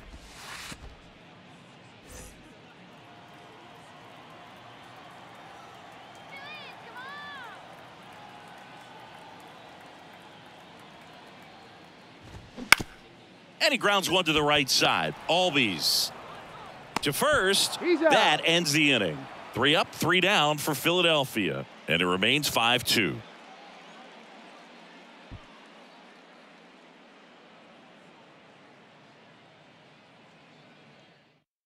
Here's the new pitcher for the Phillies, Jose Alvarado.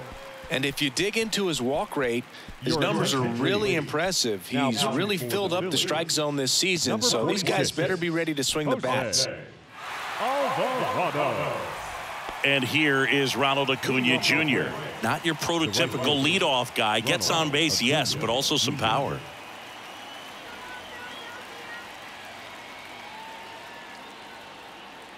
And a pitch. Alvarado, in his 6th season, he features a sinker, a cutter, a curve, and he works in a 4-seamer.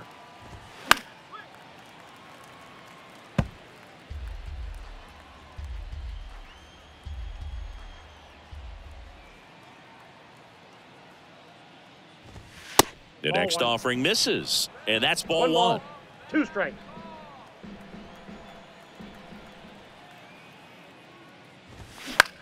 And that one in the air, center field. Stop. On the move. Puts the squeeze on that one, and there's one down. The batter number 1, second baseman, Ozzie Albies. And now it's the switch hitting second baseman, Ozzie Albies.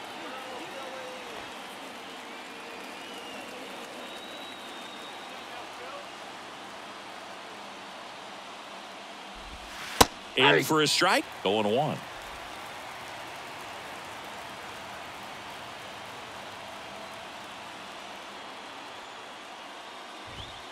Just missed.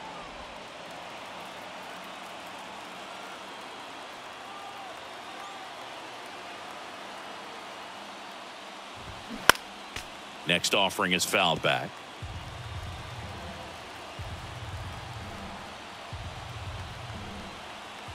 One, 2 now.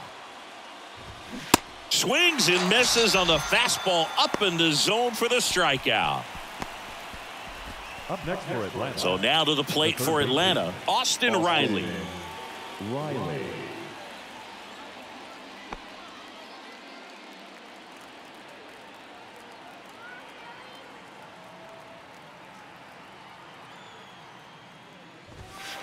First offering misses the mark.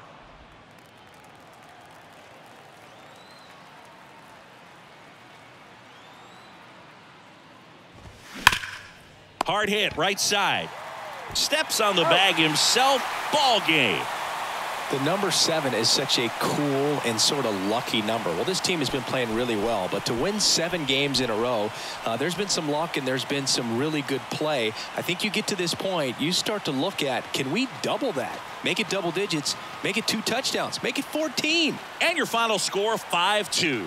For Chris Singleton and our entire outstanding crew here at MLB The Show, I'm John Shambi saying so long.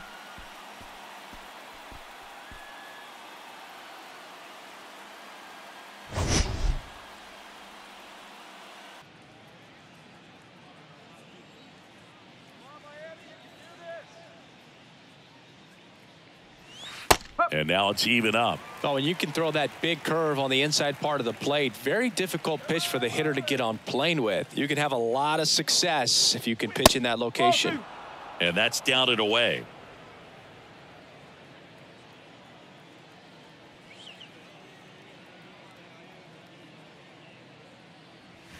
And that's outside. 3-1.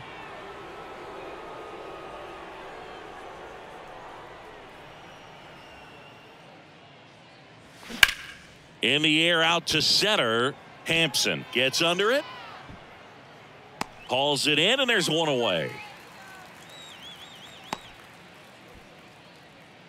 Batting second, the left fielder. Whit Merrifield up to the plate. The MO for him is contact. A guy who's going to deliver average, not a ton of power. He's looking to hit a line drive somewhere. Well, that's why it's a team. And when you look at a lineup, he's a great 2-hole hitter or a guy that you could put at the bottom to help turn that lineup over to have some momentum for your top hitters coming up to the plate. One down, base is empty. And another ball.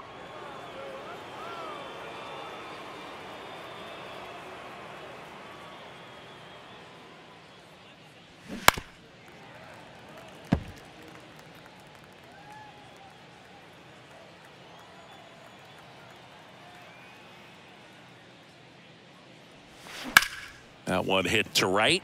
Soler gets under it. Makes the grab. 2 down. Batting third, the shortstop, Bo Bichette.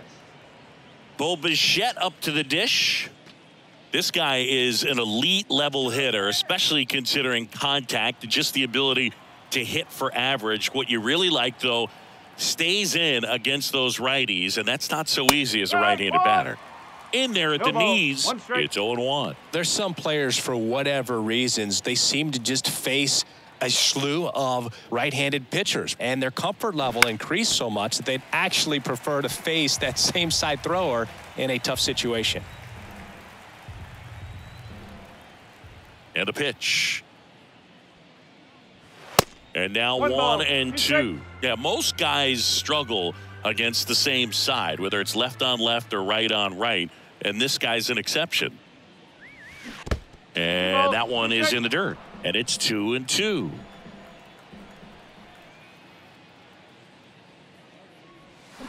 That one the other way, and base hit.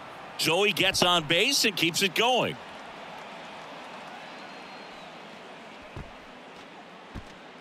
Runner at first with 2 away. Here's Vladimir Guerrero Jr. And that one is inside, ball 1.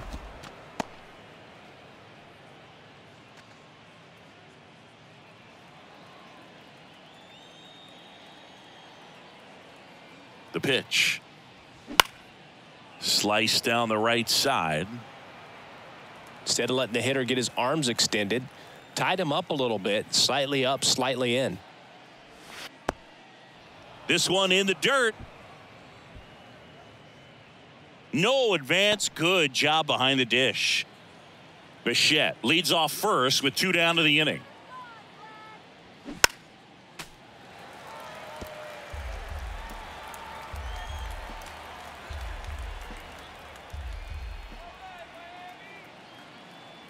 Righty to the plate. And now the count filled up 3-2. Great RBI spot here. Just got to stay focused on the pitch. The runner will be in motion, so something in the gap should definitely score him. Sharp grounder. That's through for a base hit. Throw in holds the lead runner at second. 2 on now with 2 away. Well, that worked out as good as it could have. We mentioned the RBI opportunity with the runner moving on the 3-2 pitch, and he cashed in by finding a hole in the outfield. You know, that takes a little extra concentration in the box because of the movement on the base pass. Easy to get distracted, so that was a really nice job there.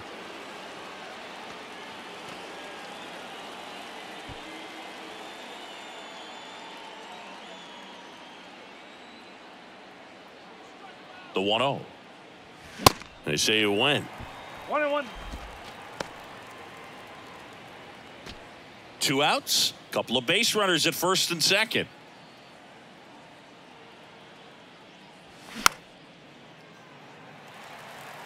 Really going after him here. All fastballs to get ahead in the count. Gets a piece there. We'll do it again.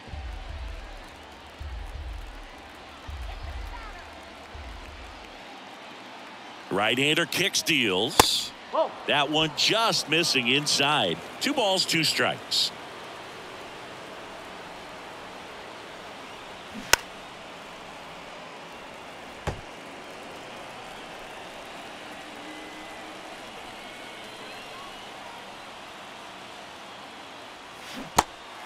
In the dirt, but kept close. Out number 3. Blue Jays leave a pair. And now the Marlins will have a crack at things. No score. It's Major League Baseball, and it's on the show.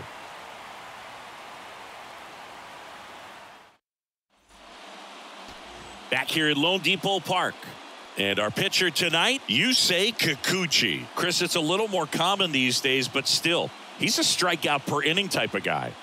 Well, I hear you about the strikeouts. A lot more guys striking out today, but when you consider having the ability to get that strikeout, particularly when you need it, a man on third, less than 2 outs, situations where, yeah, maybe you're not a real high strikeout guy, but just knowing you have the swing and miss stuff in a big spot, I think it's real critical, and he's got it. Tapped at the plate, but it's a foul ball.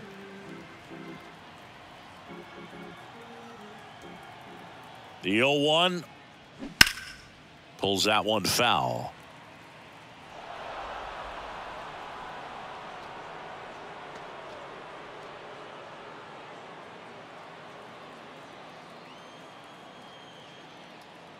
The 0-2.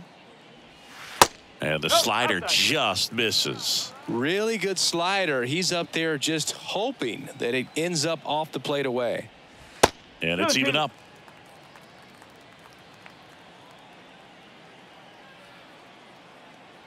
The wind and the pitch. Laced to right center, base hit. And that's going to roll to the wall. Takes the turn. He's digging for second. And he'll make it safely for a leadoff double in the bottom of the first. Everything came together for him. As a hitter, there's not a whole lot better of a feeling than a double into the gap. Right off the bat, you know you put a great swing on the baseball.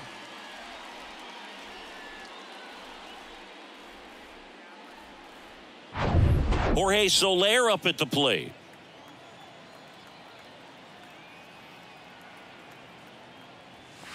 First pitch, and that's in for a strike.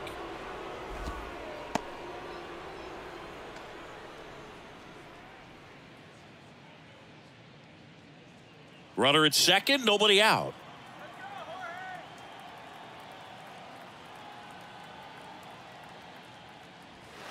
And takes low for ball 1. 1 ball, 1 strike.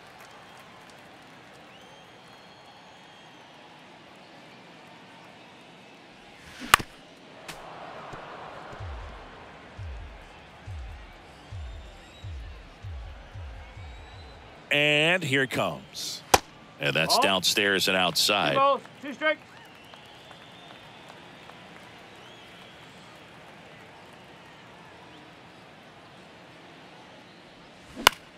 This one popped up right side, and that is Springer. Makes the grab, 1 down. Batting third, the left fielder, Brian De La Cruz. And up next for Miami, Brian De La Cruz.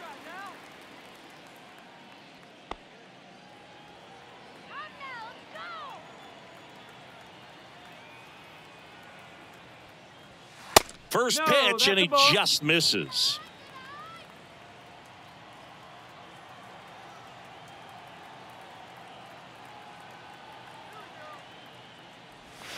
There's a strike. Well, he left that changeup up, got away with one there, and he'll take it, but doesn't want to make that mistake again. Next offering is in for a strike.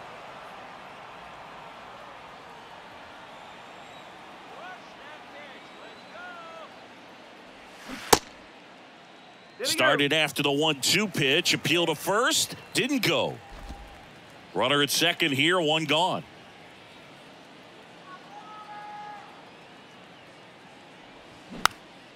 Swung on, popped up on the infield. Kikuchi makes the play. That's out number 2.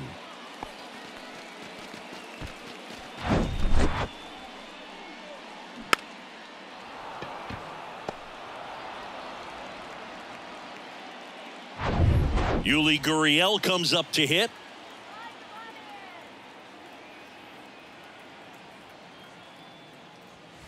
And that is in for a strike. And it's 0-1.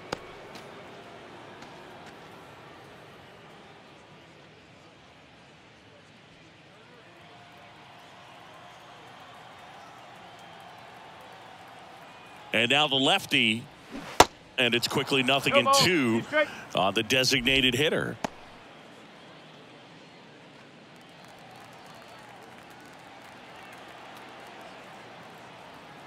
Oh, 2 now. And that one a little bit high. Really good take, especially with 2 strikes.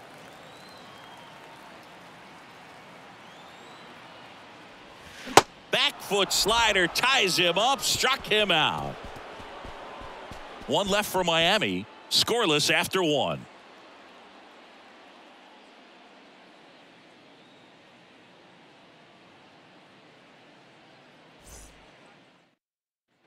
New inning getting started, and now for the Jays, Matt Chapman. It's interesting, he plays kind of a power spot defensively, but runs pretty well. So when you're looking at that position, you're not expecting someone that has maybe above average speed, but he does. Swing and a miss. Nice changeup. And I think that skill set really upgrades the position, because when you have that kind of speed, it makes the whole team that much better. Next offering misses, and 1-1. What about him playing another position on defense, one that would require a little more range? Absolutely, and I think if push came to shove where they had to make a move during a game, it'd surprise a lot of people. You might even be able to put him in center field. Here's a 2-1. This to third, and that's a fair ball.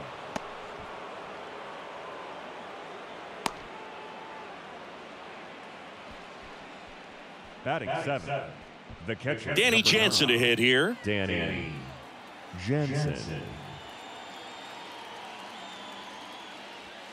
And the first pitch misses for ball 1.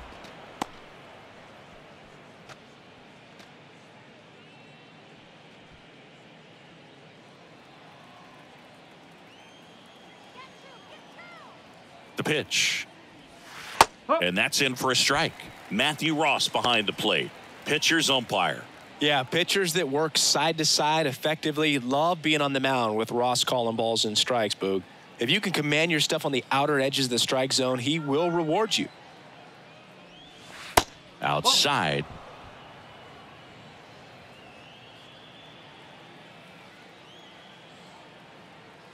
He's going. The kick and the pitch. Runner goes. Next offering is fouled back.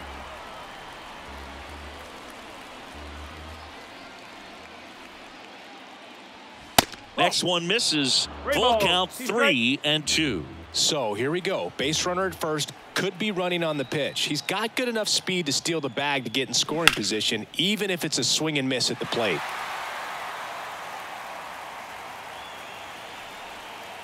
Three balls, 2 strikes the count, and that's ball 4. Not the start to this inning he was hoping for on the mound. Now he's going to have to really dial it up against the bottom part of this lineup to get out of this jam. And next for Toronto, Spencer Horwitz. Ball 1 low.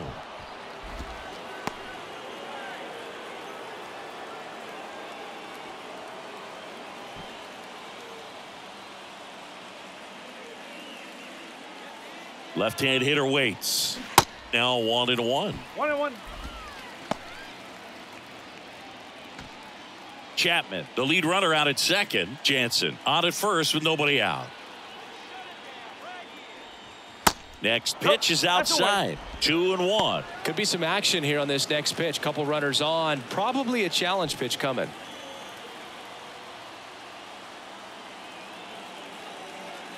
Left-hand batter waits. And that one wrapped foul.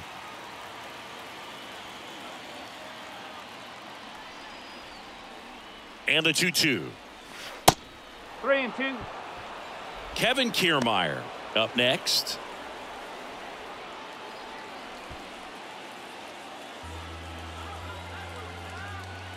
Back to work. 3-2 now. And that'll load the bases. Oh, that sets up a really big at bat in this game. These are the moments when everyone in the stadium gets really locked in. Bases loaded. Nobody out. Next to hit, Kevin Kiermaier. That's a ball. First pitch doesn't find the zone.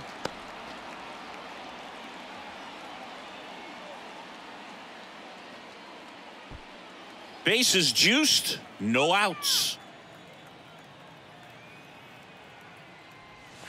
That pitch in for a strike, and the count 1-1. You need a strikeout, and you need a ball perhaps on the ground for a double play, or get yourself a pop-up, something, but you got to make some pitches. But if he can battle and get through this, he can earn some points. The pitch. Bounce to third. And it gets by him. One runs in. Here's the throw. The run comes in from second, and they take a 2-run lead. The right fielder, number 4. Just found a way to slap that ball down the third baseline. That's really excellent bat control, and it kind of goes back to all those drills you see hitters do off the tee where it's placed in different spots. That was just nice. And the batter is George Springer. 0 for 1 with a flyout. Ball one there. George Springer, a Connecticut native. In fact, played his college ball at UConn.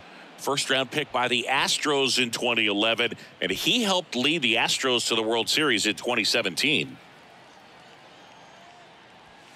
Next pitch misses inside. 2-0. Yeah, just a tremendous athlete, and his signing was the turning point in the Houston Astros organization to become a winning franchise. And you remember that magazine cover back in 2014 predicting the Astros to win the World Series in 2017, and it came true. First and second here, no outs.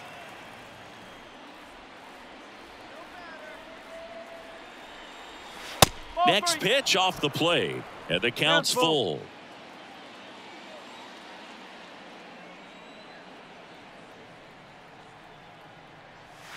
That's foul off to the right side, keeps the AB going.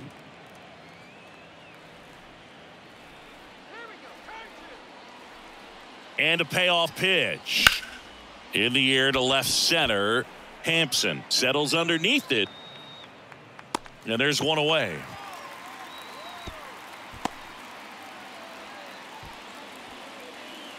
Now batting, left fielder, Whit Merrifield. So up next for Toronto, Whit Merrifield. 0 for 1. He flied out to right his first trip.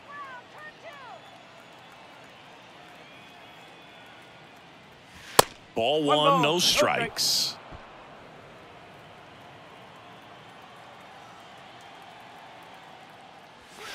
And a good eye there. Well, usually a high level of confidence when you're facing a young pitcher out there on the mound. In this situation, ahead 2-0, he's put himself in a really good spot. Next pitch in for a strike, and it's 2-1. Still only one out here in the inning. Strike two. Knowing that the pitcher wants a ground ball double play opportunity here, you've got to lay off pitches down in the zone. Right there, swinging at that pitch, that's a no-no. Lined, and that's a base hit. Horowitz around third. One run is in. Now he launches a throw over his head. Well done, drives in the run. I'll tell you, man, it's such a good feeling when you smoke a line drive into the gap like that. I mean, sure, home runs are king, but I feel like nothing makes you feel like a true professional hitter more than a bolt the other way. And now they've got some speed on first, so we'll see if they try to get him into motion. Runners on the corners with one gone. Bo Bichette gets a chance to hit. Showed a really nice opposite field approach in his last at bat. Check swing on the first pitch. Appeal down to first. Nope, he held back.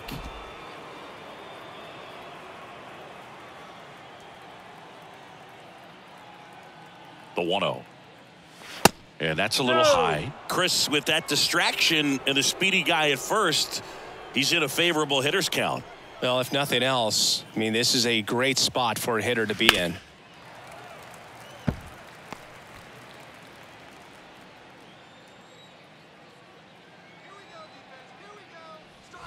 Next pitch misses, and now 3-1. Get ready for some action here. Good RBI guy at the plate, runners in scoring position, and a hitter's count. Slice to right, and it stays fair. One run across, and that rolls into the corner. Merrifield headed for the plate. The relay, but it's offline. He will score, and the lead is up to 5. Wasting no time. He's 2 for 2 now on the night, and just a triple and home run away from the cycle. Seriously, we're starting with this already. Now the Marlins manager out of the dugout, and he'll make a move to the pen. Yuri Perez departs, and as he heads for the dugout, we'll take a quick break. New arm on the mound when we get back.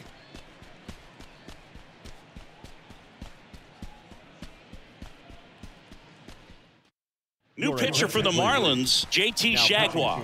Should be a good first matchup for him here. He's been doing a great job against right-handed bats so far this season.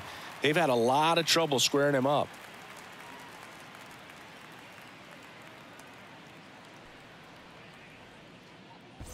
Man at second with one away. Now it's the second baseman, Vladimir Guerrero Jr. 1 for 1 with a single so far.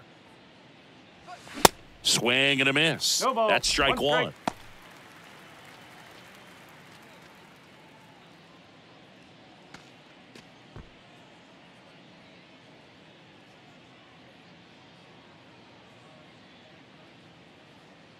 Kicks and fires. Comes up empty. That's strike 2. Well, you got the hitter already chasing that nasty slider. If you're on the mound, you just want to expand the zone right now. Get a swing and miss and get through this at bat. Next offering is fouled back.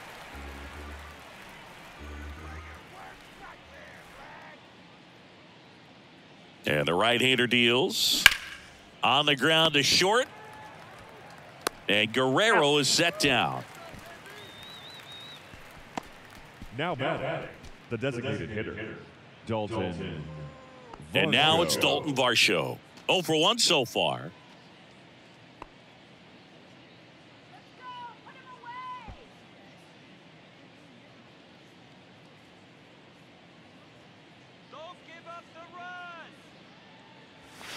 And ball 1.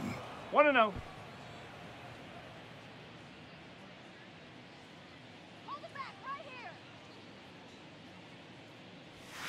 Next offering way off the plate. Bichette at second with 2 down.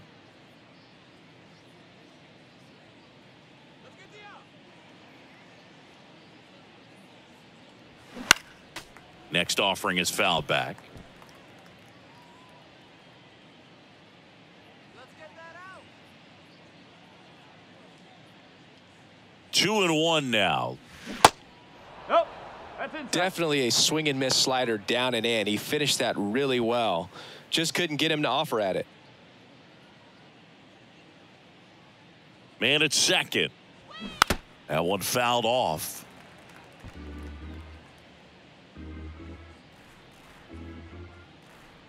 Shut them down. 3-2. Goes down looking. But 9 batters hit in the inning. 5 come around to score. Now to the bottom of the second. It's the Blue Jays 5 and the Marlins nothing.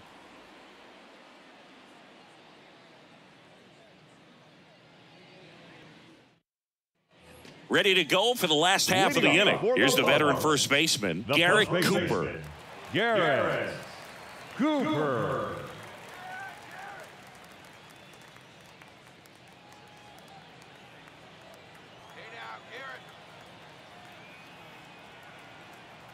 The wide to kick the pitch. And that's a little bit high. One ball, no strike.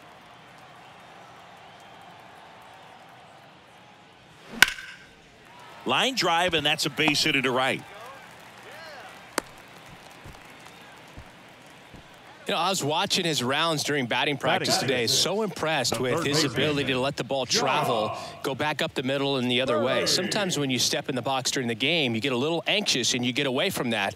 But so far, I've seen him stay consistent with his pregame preparation. Man at first, John Birdie at the plate. And a foul ball.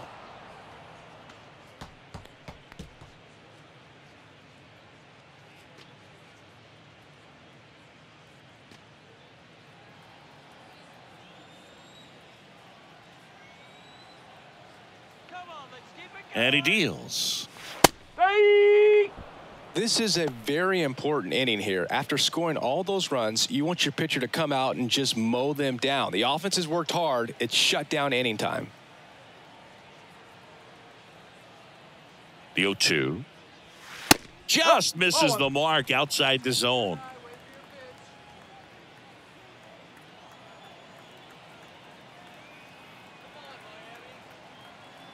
The 1-2. 2 balls, 2 strikes.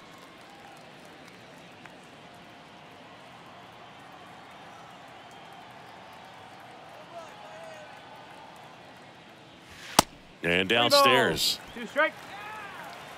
Runner at first with no outs here.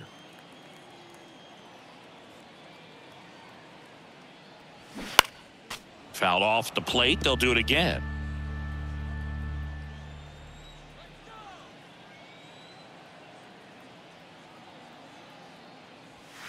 Fouled off again, and it remains 3-2.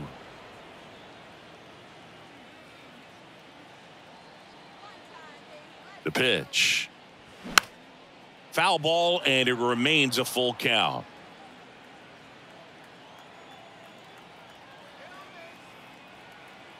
Kicks and deals. Dribbled up the third baseline, and he picks it up, and he'll put it in his pocket. The pitch. Good job to fight that one off. About to see the 11th pitch of the at-bat here.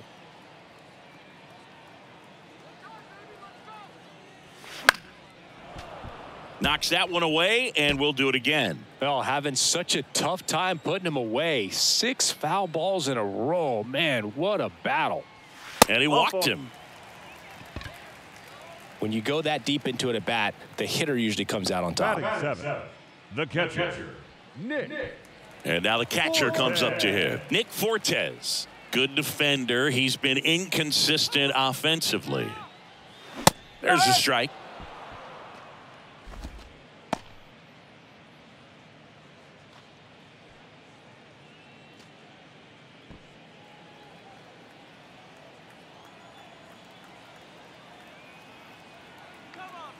And the pitch. That misses the zone, and it's a ball and a strike.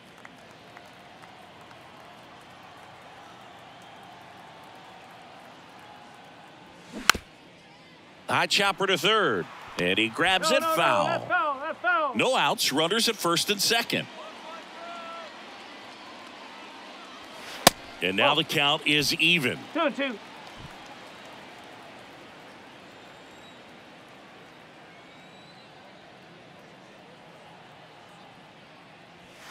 That one missing 3 inside. balls, 2 strikes.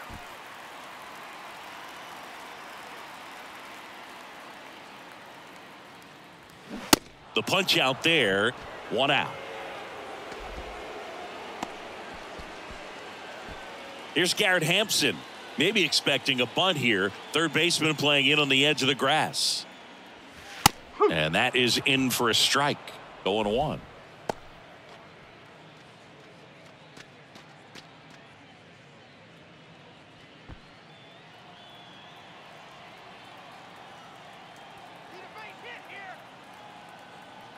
At the belt and fires. In the air, right side. And George makes the grab, and there's 2 away. Batting 9, The shortstop, Jacob Amaya. So first and second with 2 outs. And now for the Marlins, Jacob Amaya.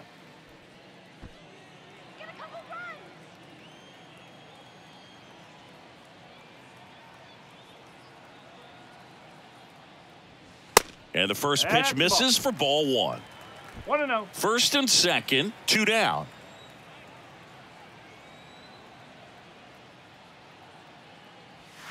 Next one is off the plate. And now 2-0.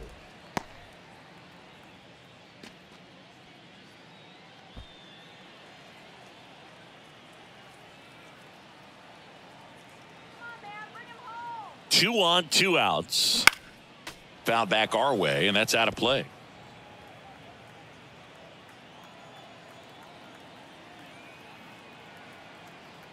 And a pitch.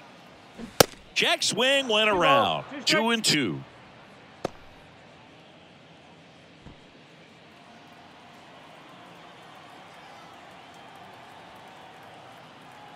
And a pitch.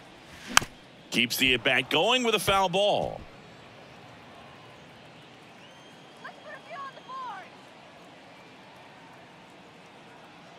Two on the way.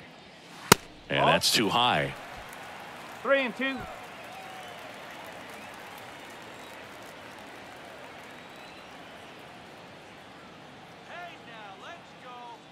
Good plate appearance there.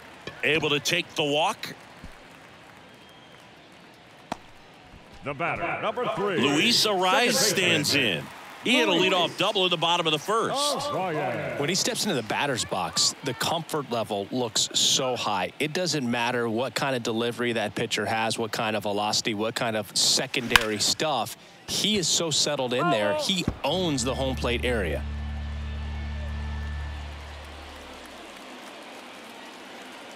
Here comes the 0-1. That one drifts inside. 1 ball, 1 strike. 2 outs. Bases are full. The next pitch misses. 2-1. Looks like he's being a little cautious with him in this at bat after doubling the first time up. Doesn't want to make another mistake.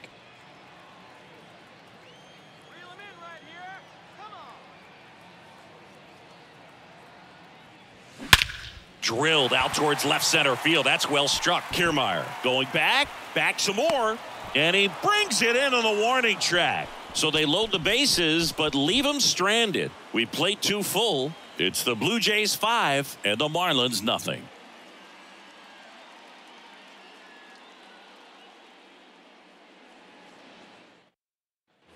All set for the start of the inning, and here is Matt Chapman. Matt Chapman. Shagwa back to work.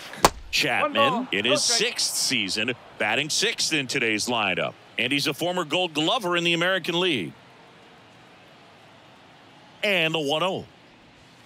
And the slider catches the zone.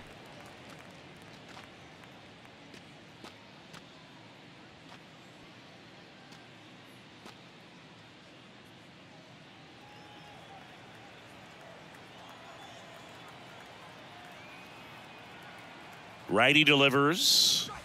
That one in the dirt. 2 balls and a strike. Back-to-back breaking pitches away, you get the feeling as a hitter that the pitcher's afraid of you, that he doesn't want to challenge you. So I think the confidence level is raised right here. And a pitch. There's a strike at the knees. It's 2-2.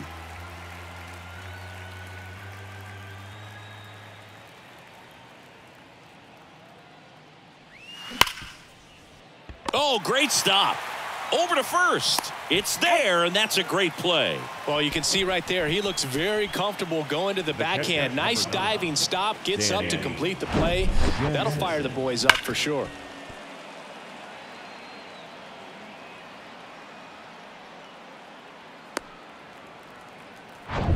Now it's Jansen to hit.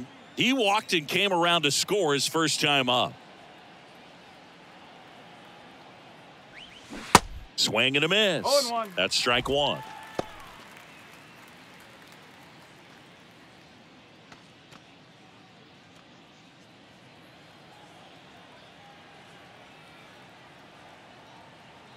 The pitch. This one chopped on the ground, but foul.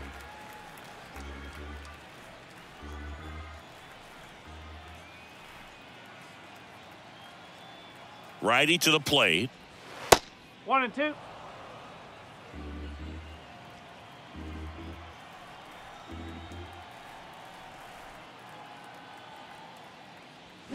Foul ball, still a 1-2 count.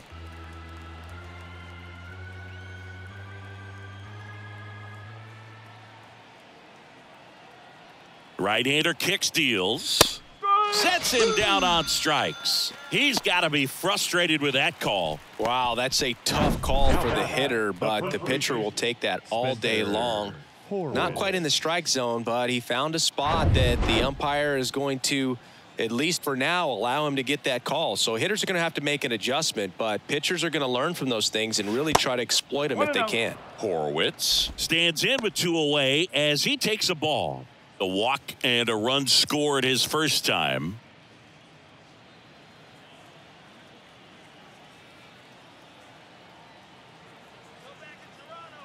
And the righty deals. And now 2-0.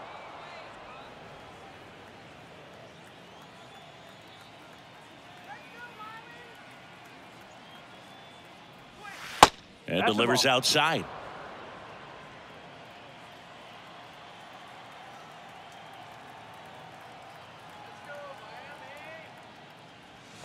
There's a strike, 3-1.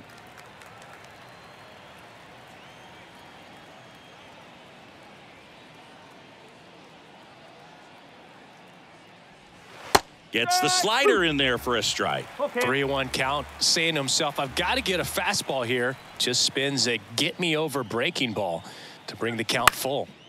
Left field. And that's a fair ball. Around first, heading for 2. The throw into second, in there safely. Just a bloop hit behind third right there, and that's a really tough play for a third baseman or shortstop to get to, and the same for the left fielder. So he just found a perfect place to drop that one in right there. Man at second here with 2 away, and stepping in is the speedy Kevin Kiermaier. He drove in 2 with a single his first time up, and it's fouled away.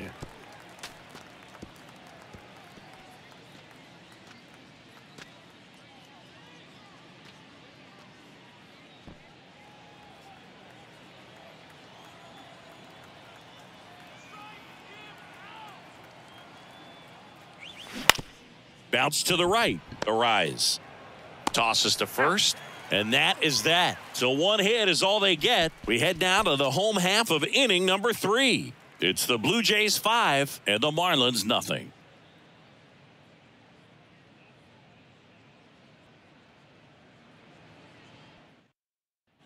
Back here in Miami, here's a big power threat. Jorge Soler. The right fielder, Jorge Soler. Here comes a pitch. Good eye right there.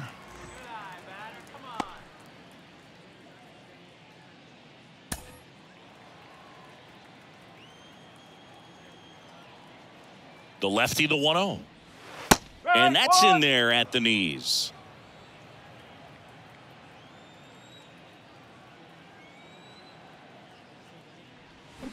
Just off the outside edge.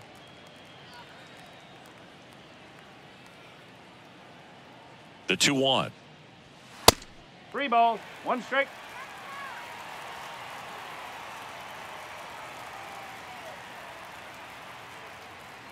(3-1) and he couldn't come up with it. Boog, if I were him, I'd be nibbling around the plate as well. I mean, this guy is just capable of hitting pitches outside of the zone and driving them a long way. Brian De La Cruz, the next up for the Marlins. He popped out his first time. And a foul ball left side.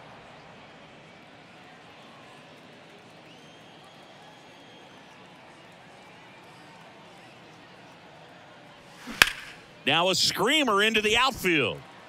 Kiermaier makes the catch. And there's 1 down. The batter, number 10, designated hitter, Ulieski. Man at first. Now it's Yuli Gurriel. He's 0 for 1. Gurriel measures 6 feet even, 38 years old, and he's usually a first baseman, but today he's the designated hitter. Gurriel gets a piece. Some people say that first basemen kind of have the day off regularly because they don't run around a whole lot. But when you think about it, they are involved in just about every single play, and there's a lot of stress that gets put on their legs. So a well-deserved day at the DH spot for him.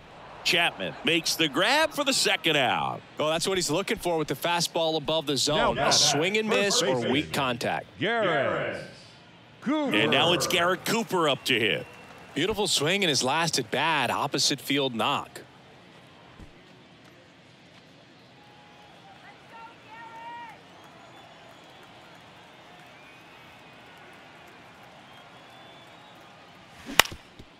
Bounced up the middle.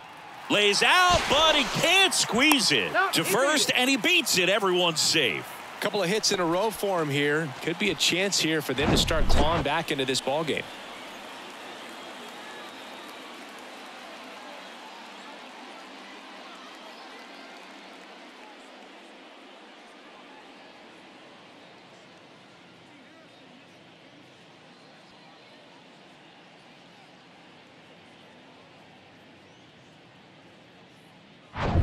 Now here is John Birdie. He reached out a walk his first time. That misses the zone. Ball 1. 1 ball, no strike.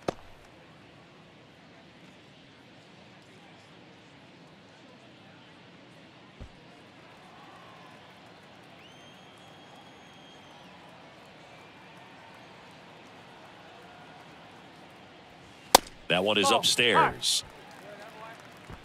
Soler, the lead runner at second. Cooper on at first with 2 down.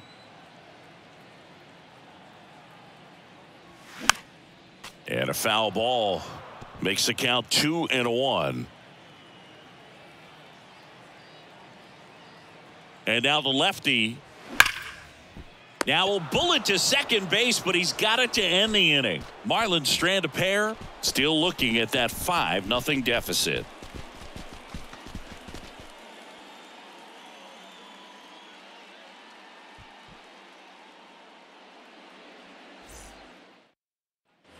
And welcome back. And now it's going to be George Springer. Number 4, George Springer. And the right-hander back to work. Slider clips the zone.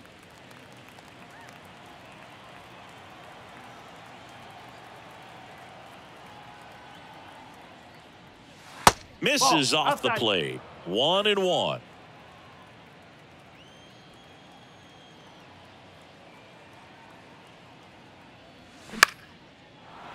Line to right, and that'll be a base hit.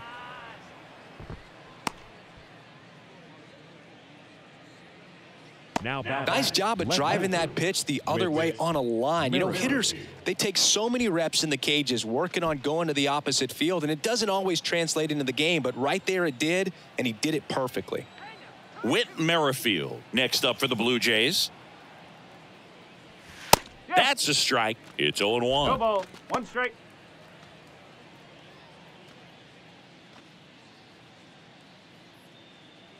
Nobody out. Runner at first.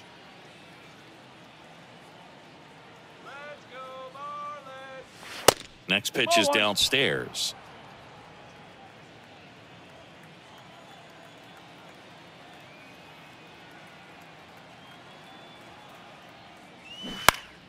The 1-1 is fouled off.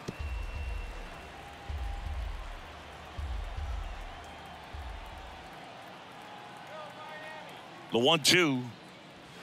And that one missing low.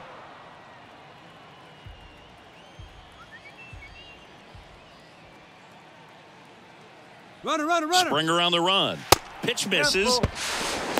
Safe at second, and that was not close. Clearly not content with the lead they're working with right now, and I like that. I don't think you can get comfortable with a 5-run lead in today's game, and now they've got a good chance of adding on.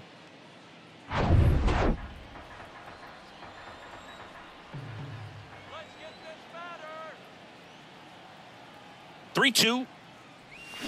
Cuts and misses. It's a strikeout.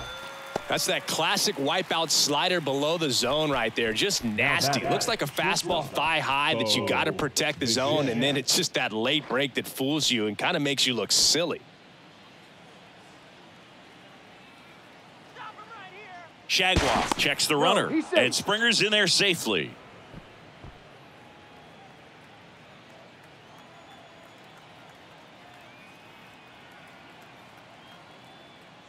Bichette stands in here. Tried to hold back his swing there, but went around.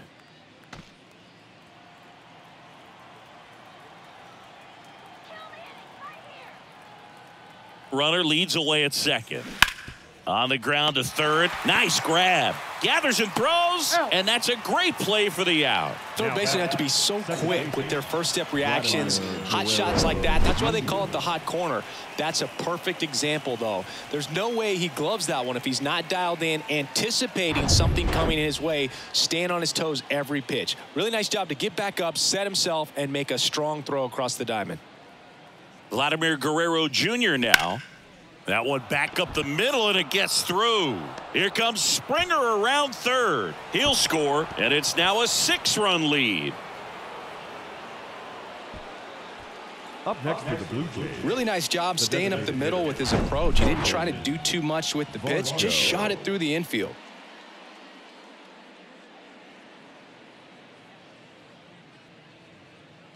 And here is Dalton Varsho.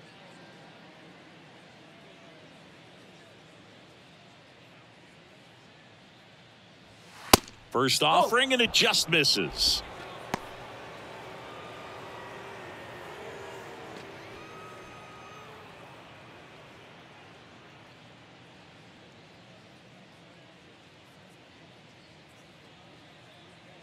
Left-hand hitter waits. Ripped into right center, and that should be extra bases. Guerrero around second, headed for third. Oh, the throw is wild. He scores all the way from first. A terrible job getting it back to the infield, and it costs them a run. As soon as that one shot off his barrel, he was thinking extra bases. Really nice job of getting the bat out front, but not hooking around it or rolling over, and just kept the swing on plane and smoked that thing into the gap. Matt Chapman up to the plate now. 1 for 2.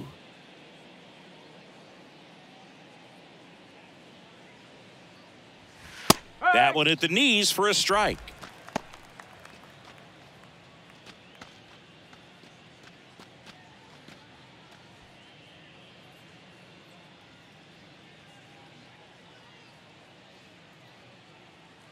Two outs. Chapman gets a piece there.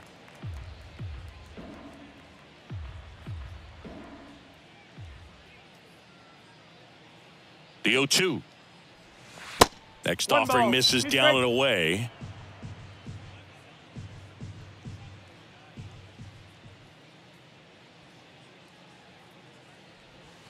And now it's even up.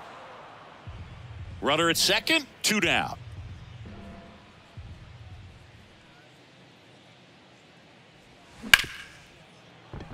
Dives, and he can't hang on. Not in time. Great effort, but it's an infield hit. The catcher, number 9, Danny. Now the catcher up to hit, Danny Jansen. A strikeout and a walk. Just off the outside part of the plate. Well, he's just given up 3 straight hits, and now behind in this count to this hitter. Might be a good time for somebody to call a timeout. Maybe the pitching coach go out there and talk to him just a little bit. The 1-0. Sinker gets the bottom of the zone, and that's a strike. Runners on first and third, 2 away. That misses the zone, and it's 2-1. He's getting a little frustrated out there on the mound, getting hit around a little bit. Let's see if he can settle himself down.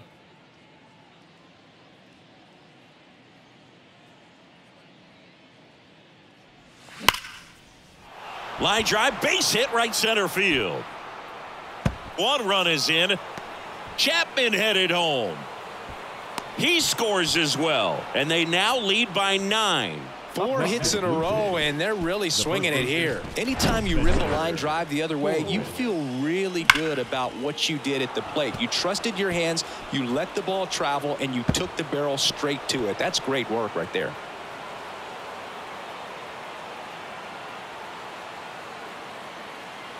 So the Marlins go with a new arm, Brian Hoeing.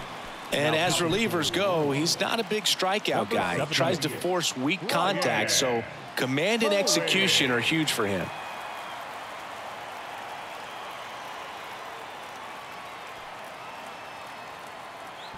And here is Spencer Horwitz.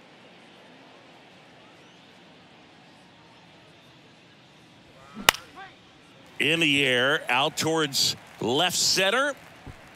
That is the inning. They get 4 runs on 5 hits, no errors, and leave 1. We're midway in the 4th. Jays 9 and the Marlins nothing. Welcome back. Bottom of the inning. Now it's the Marlins catcher, Nick Fortes. Nick Fortes. The wind and the pitch. Smoked into left, base hit. And the leadoff man aboard.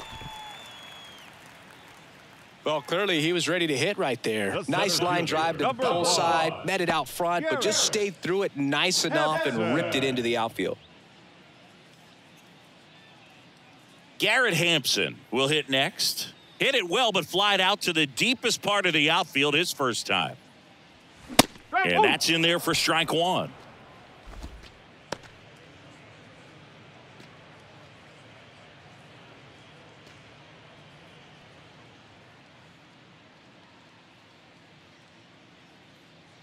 And here it comes. Swinging a foul over the screen and back out of play. Fortes aboard here at first with nobody out. Down and in, moved his feet.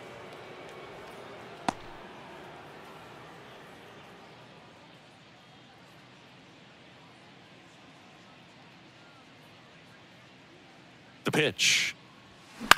On the ground right side. Dive, and he's got it. Guerrero tossed to second. On to first. Safe. So they get 1, but a really nice try there. Just a beautiful play right there to get it out. He dives to make the stop. Then a nice feed from his knees. Knew he didn't have time to get up and make that throw. The throw beats the runner. That's that internal clock working.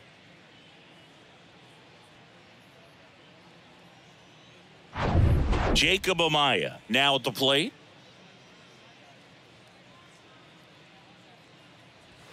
Pitch misses there. Ball 1. 1-0.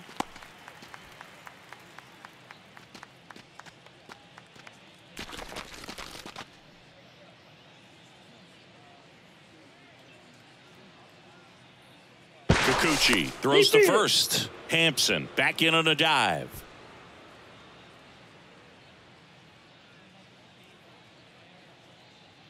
Another move to first. And they're keeping him close.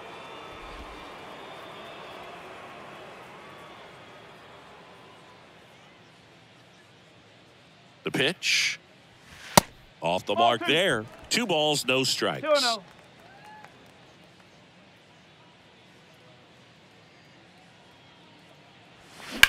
On the ground right side. 4, 6, 3 double play. And the inning is over. 1 hit in the inning, but nothing more than that. On to the top of the 5th we go.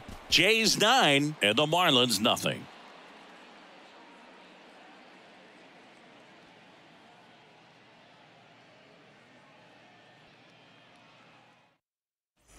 Back here at the ballpark, we go to the top of the 5th. Here's Kiermaier now. You talk about elite defensive players, especially in the middle of the diamond, and this guy is at the top of the list. That one pulled foul. Yeah, we go beyond just the fielding percentage and what it looks like, but the ability to have range and close holes that are normally there against an average defender. But this guy is special, and you can see it in his first step quickness. Swing and a line drive, base hit out of the center field, and that turns the lineup over. Just so sound in his mechanics. Hits against a firm front side, and the hands just continue to carry through the middle of the field. So the batting order turns over. Now it's the right fielder, George Springer. 1 for 3. Squirts away a little bit. He's in there. And now a man into scoring position. Can't imagine he's too happy with that one on the mound. Just one pitch after giving up the single, he basically turns it into a double. Boog, and the one thing about that is speed never goes in a slump, and defense shouldn't either. Hitting wise, you can struggle, you can lose your mechanics, but the thing that you can do consistently every single game is play great defense if you're talented in that way, and this is what this guy does. Over to Cooper. That takes care of Springer. Left fielder with Merrifield.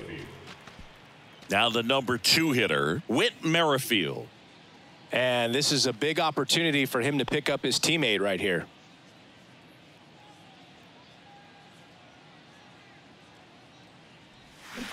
And first offering is fouled off. And Chris, beyond the fact that he's so incredible defensively, he also can swing the stick. And he deals. And a strike in there. 0-2.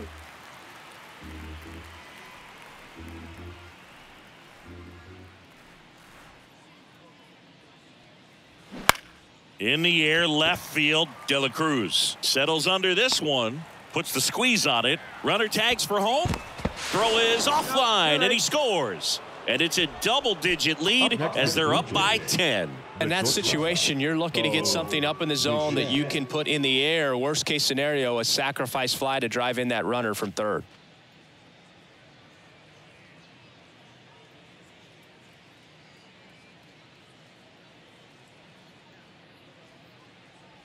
Bichette in the box with 2 gone, and takes a look at a called strike.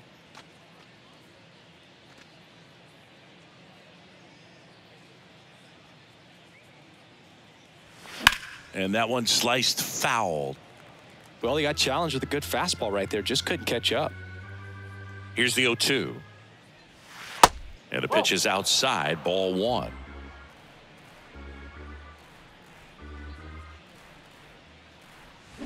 And down on strikes. And that's the 3rd out. So they get 1 run on 1 base hit, no errors, and no one left on. Home half of the 5th coming up. It's the Blue Jays 10 and the Marlins nothing.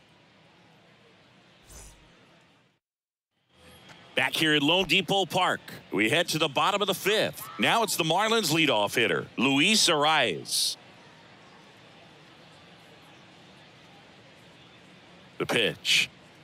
Well, every pitcher wants a run support, and having a lead is nice, but it can be challenging for some guys. I think keeping the mindset to attack instead of trying to be too fine and have too much finesse, go after hitters and get quick outs. And the 1-0. Slice the other way. That's a base hit.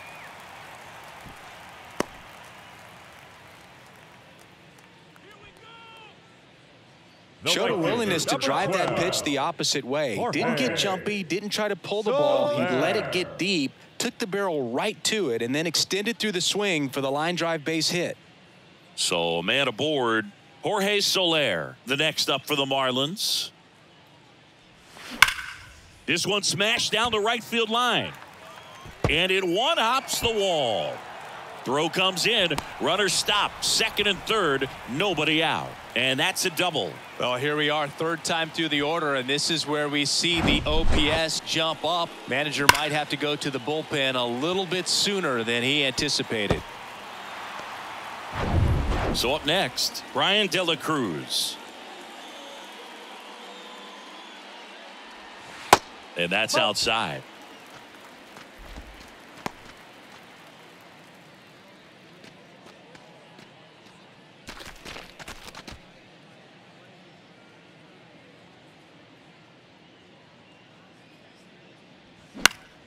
Late swing fouled off.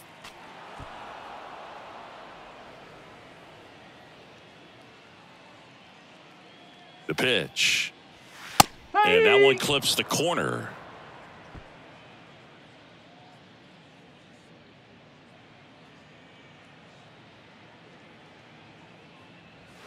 And it's even up. That's the ball.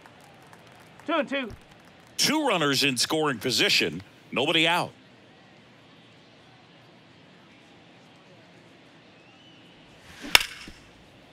Ground ball, Vlad Jr. There for the out. Runner scores from third.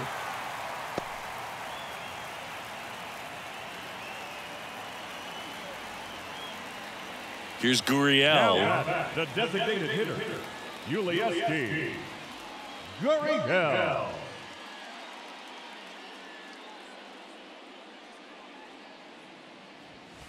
And that one just misses. A ball and no strikes.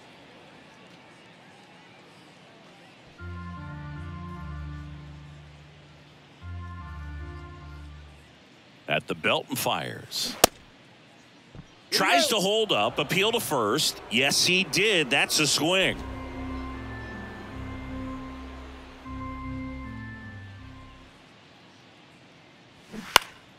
The 1-1 is fouled off. Soler takes his lead at third with 1 away.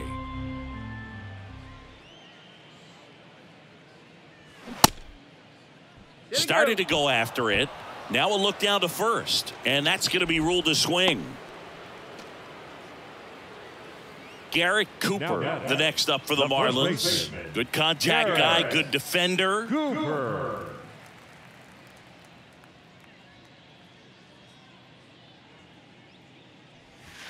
Inside corner, that's a strike. And it's 0-1.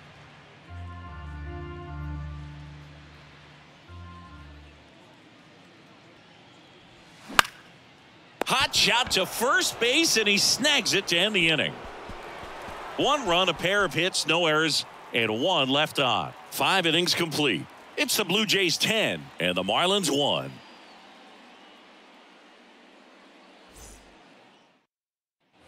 Back here in Miami, top 6. Here's the second baseman, Vladimir Guerrero Jr. Vladdy measures 6 feet 2 inches, 245 pounds, and he's won a Silver Slugger in the American League. Well, these Blue Jays doing a great job, Boog, of just waiting for the right pitch to come their way, and I'm seeing very patient at-bats out of them. The numbers say their chase rate, or swings at pitches outside the zone, is under 25%, and oh, this ball is crushed into left field. It's on its way and gone. Vladimir Guerrero Jr. goes deep. Home run number 10 on the year. And they boost their lead. It's 11-1. He absolutely feasts on right-handed pitching and devours that one for a homer. And you can see that's what he expects of himself at bat after at bat. He's that confident. Looks like this guy was looking out over the plate, but he was ready to turn on the inside fastball. So direct to the pitch, absolutely blasted out of this ballpark.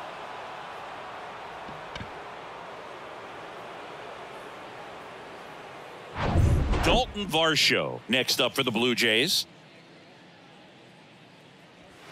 In there for strike 1. By not chasing out of the zone, they're getting good pitches to hit. When you can do that, you have a much better chance to square up the baseball and do damage like they have so far. The 0-1. Strike! Woo! No ball. 2 strike. Check swing, no appeal.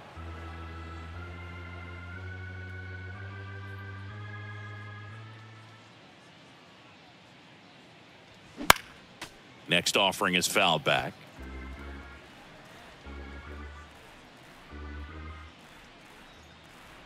Left-hand batter waits. In the dirt. Over to first. And that's the first out. Nice recovery after giving up the homer. Third time he struck out in this one, and definitely an individual performance you want to flush. He just hasn't looked very comfortable up there. Just one of those days. But when you're still winning the ball game, at least you can focus on doing your part to maintain that lead and getting that W. Chapman in now. Takes ball 1 off the plate.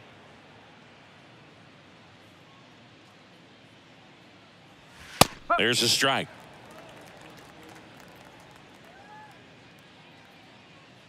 Kicks and fires. Chapman gets a piece there.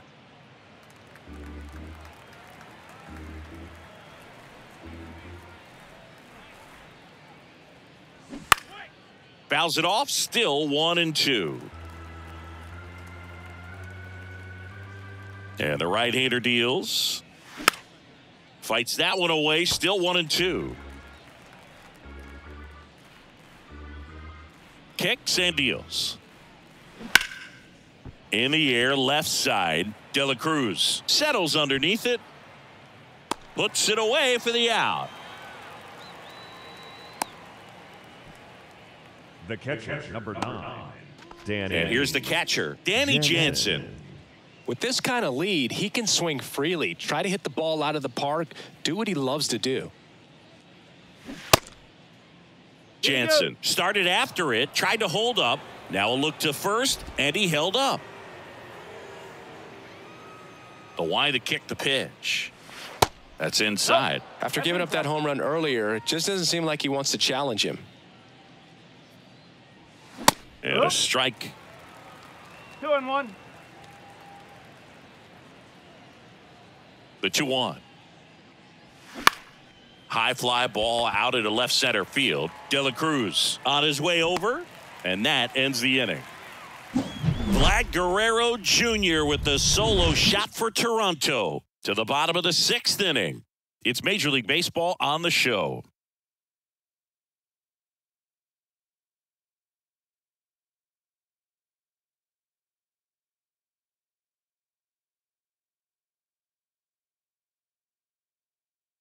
Righty reliever out of the pen, Trent Thornton. The offense will need to be ready for the breaking stuff. He's got a great curveball.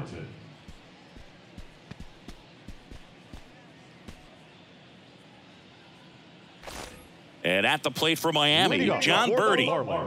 Chris, his skill set straight out of the mid-80s. Good contact, not much power, and he could run. He always uses the wheels to his advantage. His biggest challenge in this day and age is to not get caught up in trying to hit home runs because so many people are.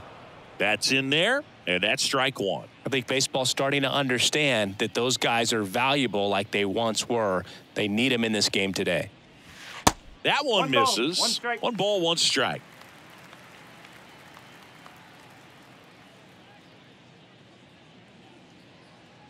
Here's a 1-1. And that one is inside.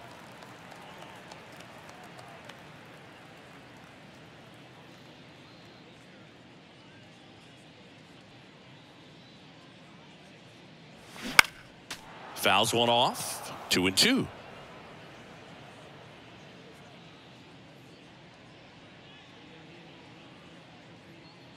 Right-handed reliever.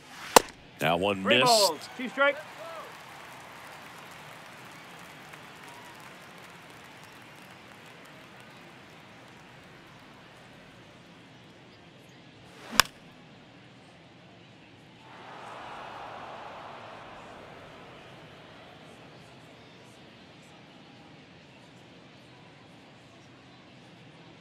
And a pitch.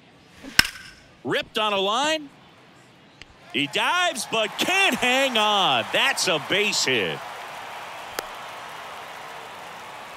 Showed a lot of fight with 2 strikes in that AB. Everything was on time and fluid in that swing. Got a pitch you could get the barrel on and lined it into center for the knock. Those always feel good. Man at first. And the batter now, Nick Fortes.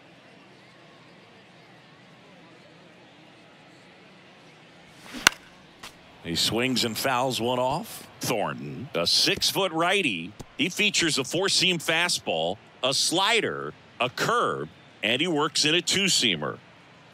Birdie gets his lead at first with nobody out.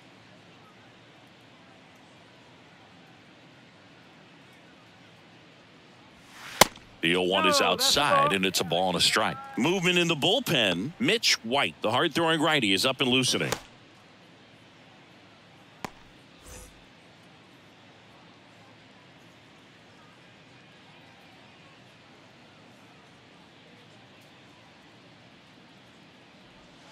Going to count 1 and 2. 1 ball, 2 strikes.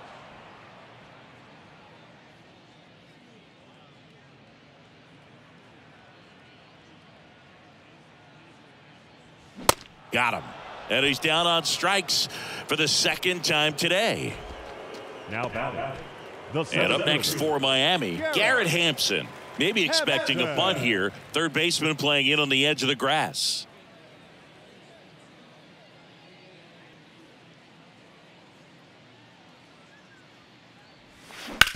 On the ground right side, 4, 6, 3. It's a double play. And that'll do it for the inning. No runs, 1 hit, no errors, and no one left. 7th inning coming up. Jays 11 and the Marlins 1.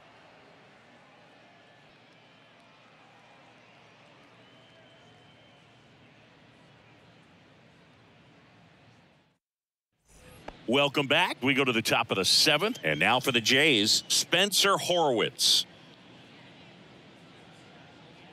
And the pitch. Ball one there. Action in the pen down there. A right-hander is up and throwing.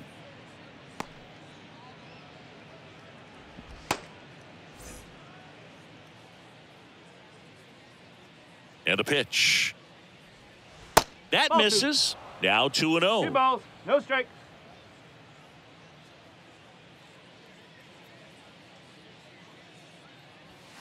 And there's 3 a ball. balls, no strike. Righty delivers. That's in there. And it's 3-1.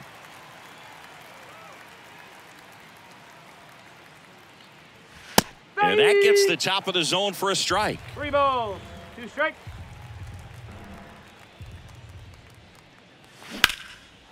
Swing and a ball ripped out towards right center field. That'll touch down for a hit. Around first and hustling for second. And he's got his second double of the game. Not stopping. He's going for 3. And the throw's offline. Safe at third.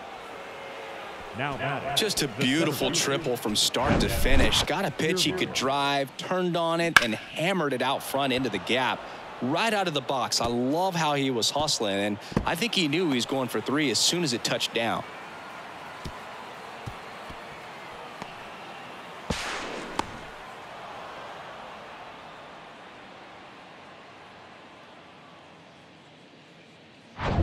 So a man aboard, and now the center fielder, Kevin Kiermaier. First offering misses the mark.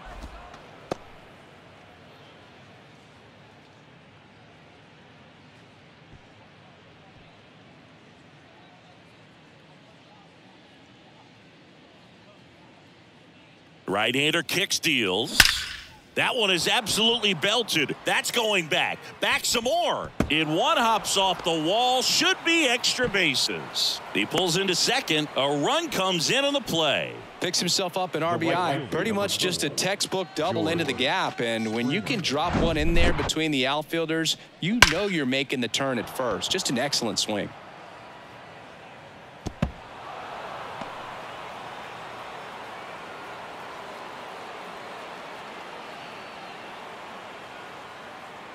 They hand the ball over to a new arm, number 33.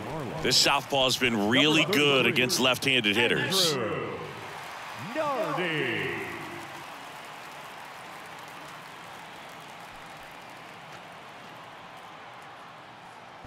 Back to the leadoff spot in the Blue Jays lineup, and it'll be George Springer to step to the plate. And the first pitch misses for ball 1.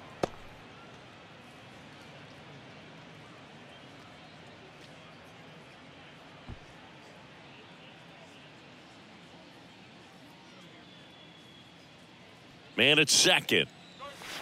That misses off the outside edge. 2-0. No outs. Runner on second.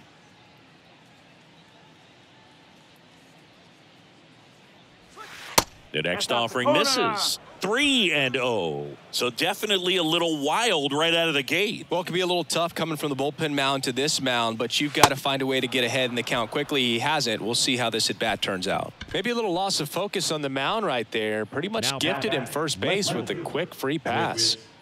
And next for Toronto, Whit Merrifield.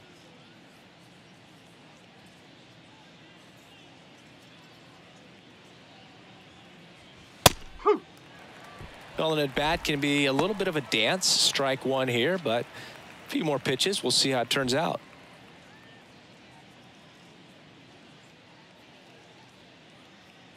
Here comes the 0-1. To the left side, but it is well foul.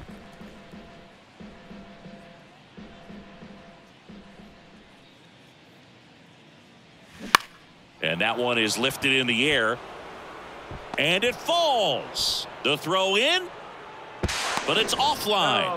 And it's 13-1. Good two-strike hitting right there, Boog. A bit of a lost start for some, so that was nicely done to beat the odds. That ball right there landed in what they call the no man's land, meaning it's not really a spot on the field where you can expect anyone to get to it easily. I mean, it's a tough play going back for the shortstop, but also for the outfielders trying to come in. They got to go a long way as well. Bichette stands in here, takes ball one low.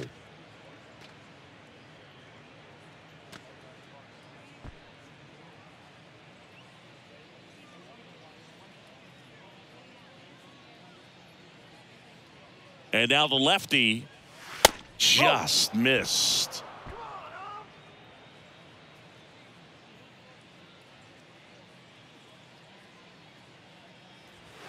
Now 3-0.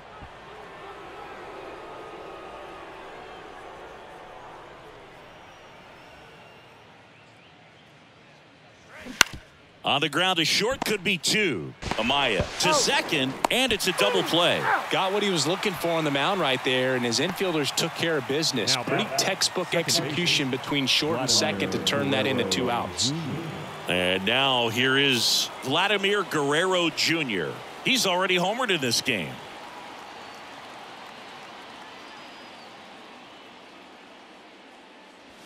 There's a strike. Springer at third with 2 away.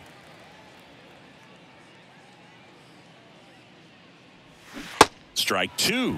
0-2.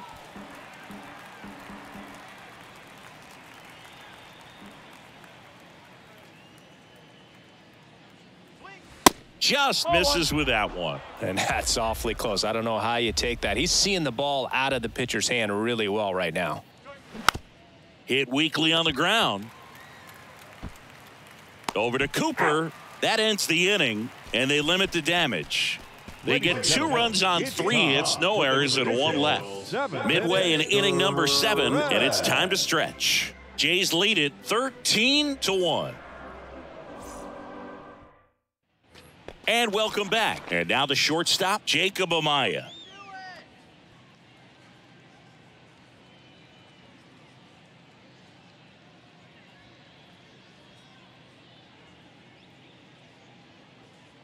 Thornton back to work. Good eye right there.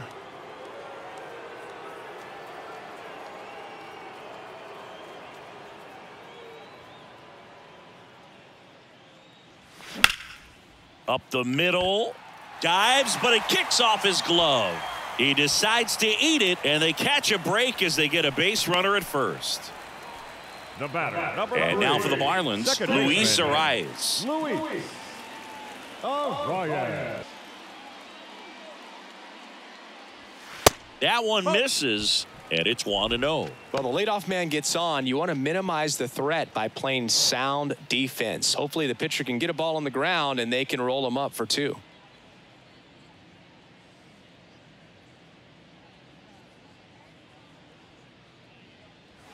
And he dodges that fastball.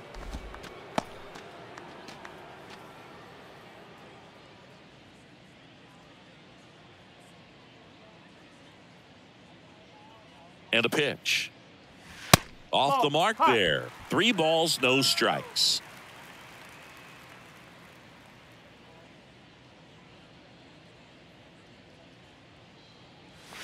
In there at the knees for a strike. 3-1.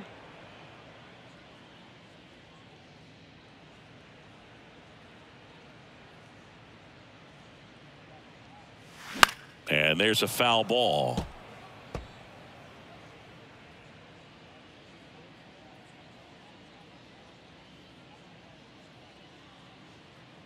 Three and 2 now. Base knock center field.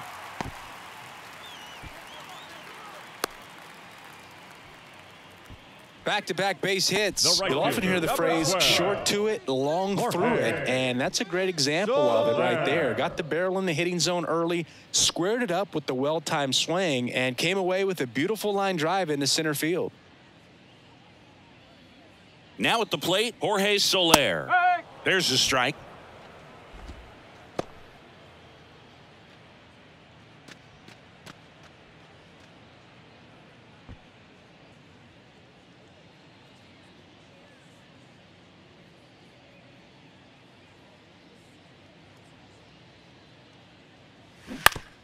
Ground ball left side, could be two. Feeds to second, out there. Now to first, and it's a double play. I think there's always something pretty about watching a 5-4-3 double play get turned. I mean, just seeing the ball whipped around the diamond with quickness and accuracy, that was nice. And at the plate for Miami, Brian De La Cruz.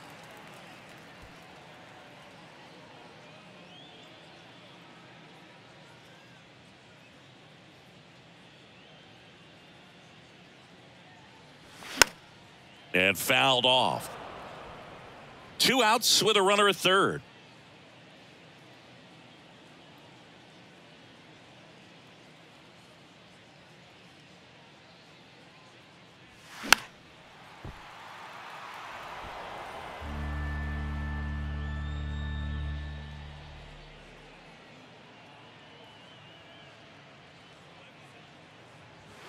That one outside, and it's 1-2.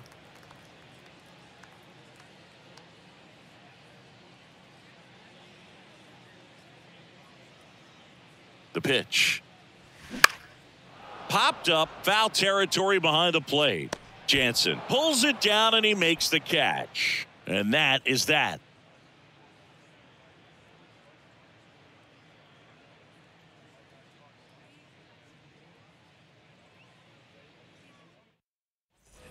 Ready to begin the 8th. Now it's the Toronto designated hitter, Dalton Varsho. Varsho. Here comes a pitch. And that's in there at the knees for a strike.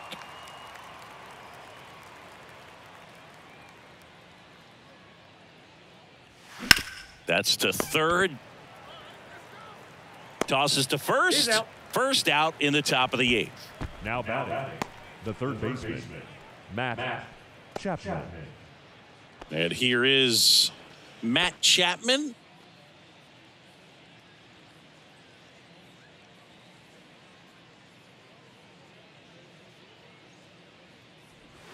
Edge of the zone, called a strike. 0-1.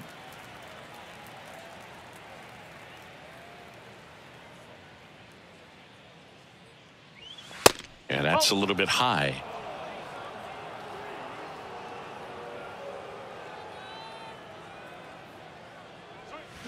Swing and a miss.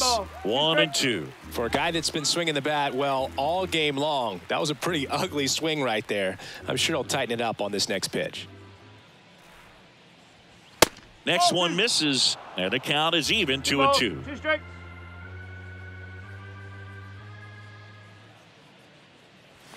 Got him looking. That's a strikeout.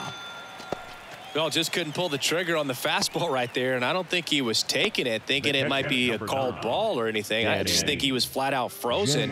Did not expect that location, in my opinion.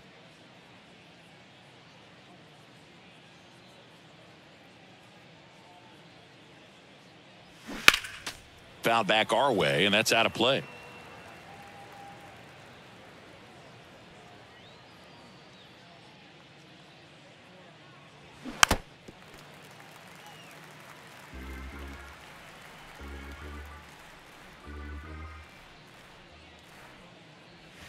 And 1-2.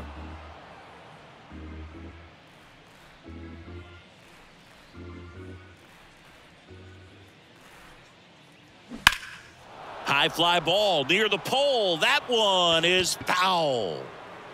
Clearly he was geared up for the fastball right there. Maybe got a little jumpy and excited out of the hand, but he certainly didn't miss a stitch.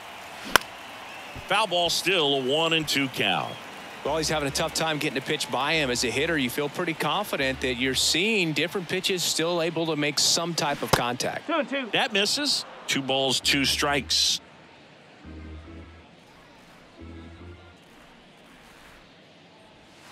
Struck him out looking with the off-speed stuff. So they go quietly there. Last half of the 8th coming up. The Jays are out in front 13-1.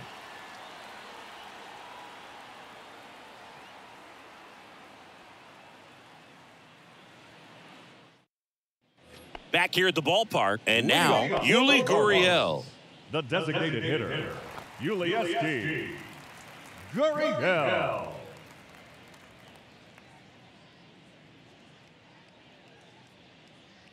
The right-hander back to work. And that one is lifted in the air. Springer there makes the catch. The batter, the first baseman, Garrett. And now the first baseman, Garrett Cooper.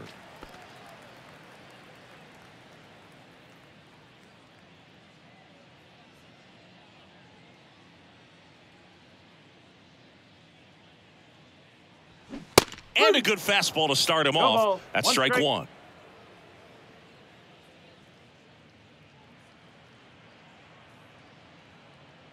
The pitch. That's outside. And that's ball 1.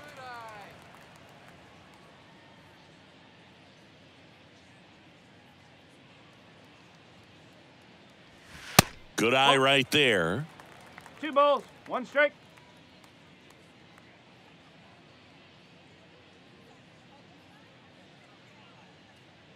Two one now. And a foul ball.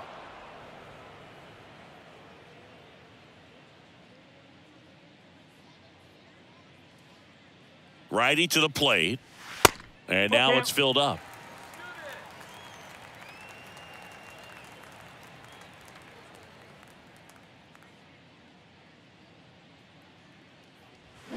Foul. We'll see another payoff pitch.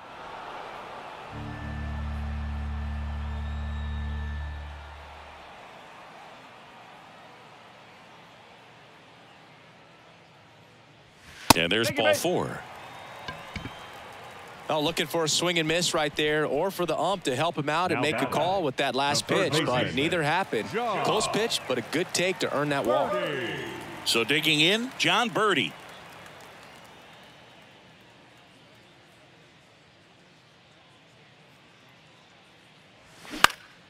And first offering is fouled off.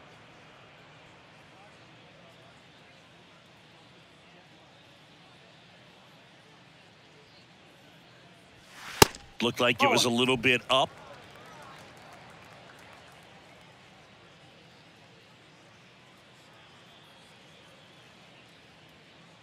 And he deals. High fly ball down the left field line. Merrifield gets under it. Pulls it down, and there's 2 gone. Oh, he throws it away.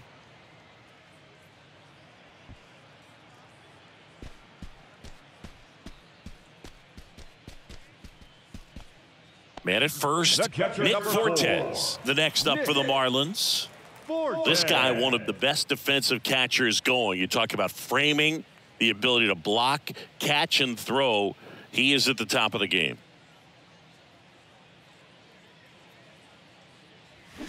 Foul ball there. Really good athlete, and many times we talk about, the feet of infielders. This catcher as well, really quick feet. He's able to recognize the pitch, see the trajectory, and get into a spot where he can block those balls. Well, going to pause on that thought, as that'll do it for the inning. This one pretty well decided at this point. 9th inning coming up. Toronto leads this one 13-1.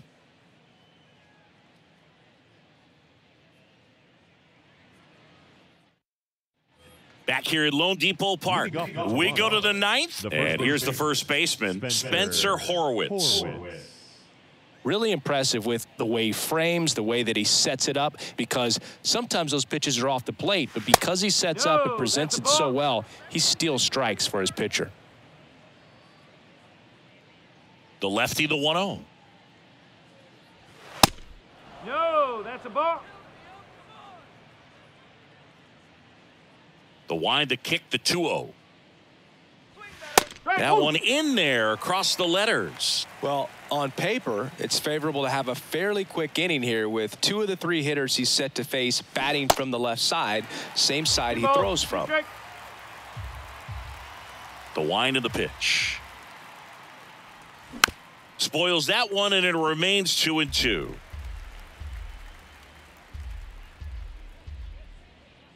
Left-hand hitter waits. Struck him out swinging.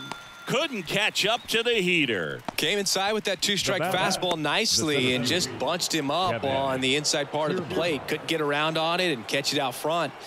Many times if you do, it's a foul ball. And you know, a lot of pitchers, they really don't like working inside with 2 strikes because they do not want to hit that batter. And when they've got him up against the ropes, got to figure out a way to put him away. Did a nice job right there. There's a strike. Quickly down 0-2 in the count. I think you got to choke up a little bit, spread out the feet. You don't know what the velocity or the location of this next pitch is going to be. Left-hand batter waits. Fly ball down the line. De La Cruz gliding to his right. 2 away now. The right fielder, number 4, George Springer. Back to the top of the lineup. Here's George Springer.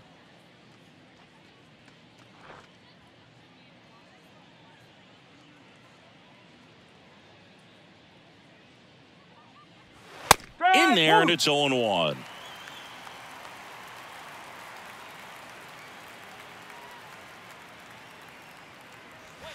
And that one fouled off. 2 down, nobody on. Fights that one away, and the count remains 0-2. And here it comes. And that one almost got him.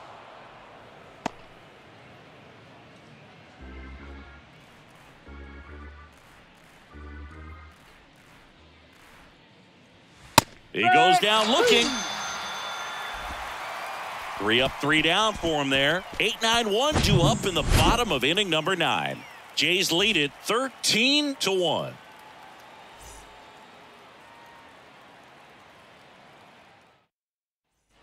Back here in Miami, now it's going to be Garrett Hampson. This is a guy you got to keep an eye on when he digs in. Definitely been known to drop a drag bunt from time to time, and he's pretty good at it, Chris. Yeah, and he creates a sense of urgency for the defense because of the speed, because of the ability to put down that bunt.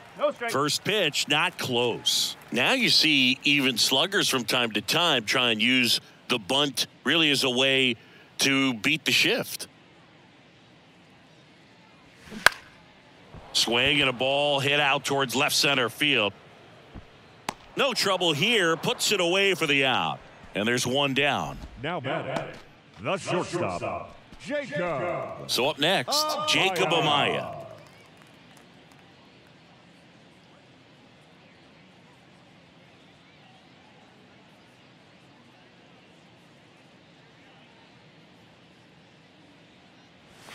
First pitch, and he just misses.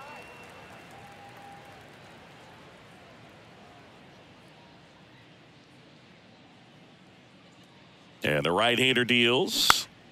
Swinging a foul over the screen and back out of play.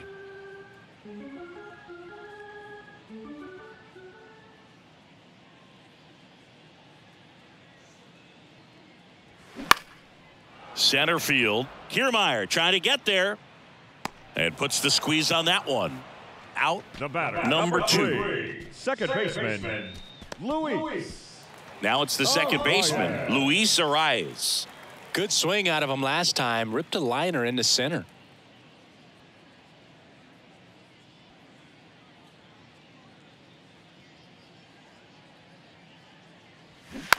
Rolled slowly to first. And he picks it up in foul territory.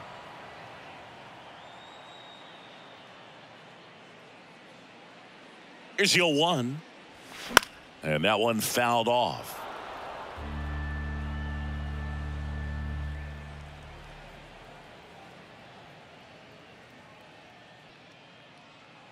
And the 0-2. Oh, and he hit him. He had 2 strikes on him, and he hit him. As a hitter, I'll take that all day long. An off-speed pitch, it's not going to rattle your cage too much. Jorge Soler, the next up for the Marlins.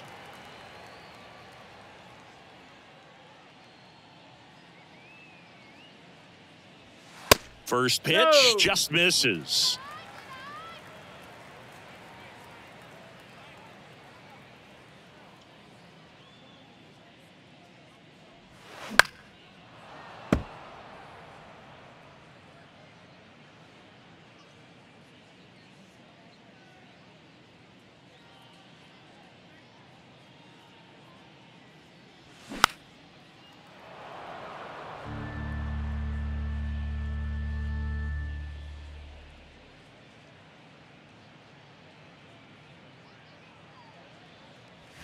Here's a swing and a drive left field, and he knew it.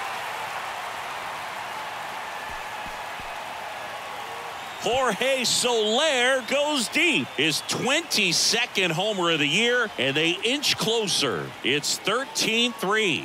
Singy, the ball is jumping off his bat. Yes, it is. Tons of loud contact. Man, it's been impressive. When you're working with this kind of velocity, so critical that you move the ball around, work quickly, and make sure that you keep that hitter off balance. Clearly not fooled by the location or the velocity. He was all over that fastball. Brian De La Cruz digs in now.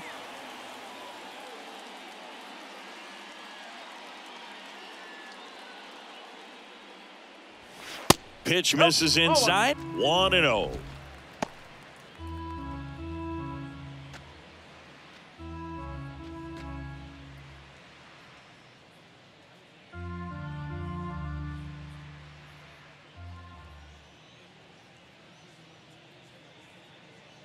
Kicks and fires.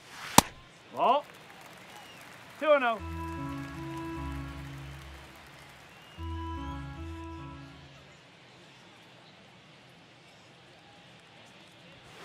Just missed. 3-0.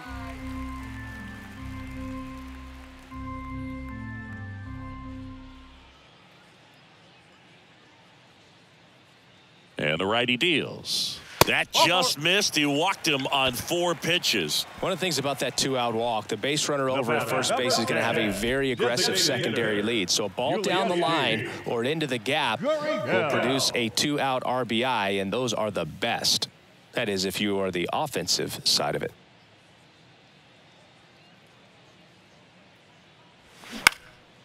Out towards right center field, Guerrero sizing this one up, and he's got it. Ball game. And the Blue Jays slug their way to a win in this one. The ball for his first career save deserves to be on display at his house. I mean, it's kind of like when a restaurant frames its first dollar bill somewhere on a wall. You just can't forget your first save. 13-3 our final score. For Chris Singleton and our entire outstanding crew here at MLB The Show, I'm John Shambi. Thanks for joining us.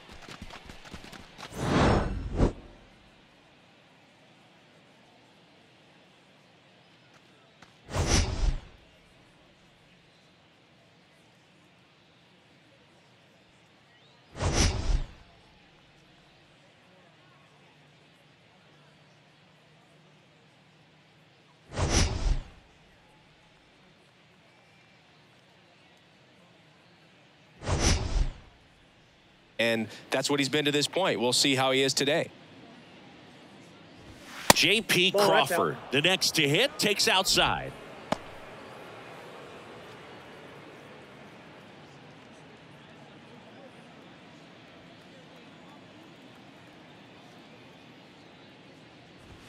Next offering is in for a strike. Out there on the mound, he's setting the tone early with the fastball. 98 miles per hour up on the scoreboard. The 1-1. Next offering is outside.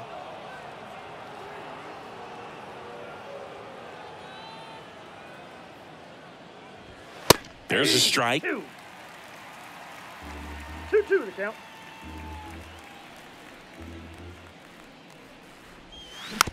Slow roller to third. Donaldson. One out in the top of the first.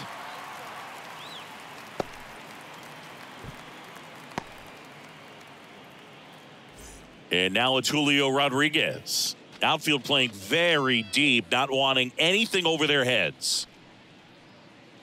One of the things that's cool is Rodriguez, even as young as he is, has formed kind of a neat relationship with Ichiro Suzuki. They met back in 2019 when Julio asked to take a photo with Ichiro, and the relationship has grown since then. Next pitch misses, and that's ball 2. No surprise that as a kid, Julio Rodriguez says he admired Alex Rodriguez, Manny Ramirez, David Ortiz, and Ichiro Suzuki, among others, as far as guys he looked up to in the big leagues. And those are some pretty good players, in my opinion. One down, base is empty. Popped up on the left side of the infield. 2 down. Boy, that was a hanging breaking ball right there. I think he tried to do a little bit too much. Sometimes those eyes can get really big. I think his swing broke down as well, and that's what caused him to pop it up. And next is the designated hitter, Ty France. Let's go,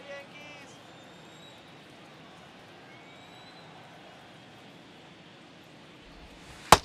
Counts 1-0.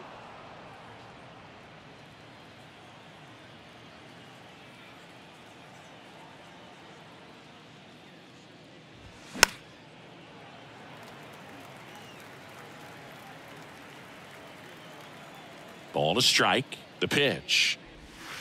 Fought off foul.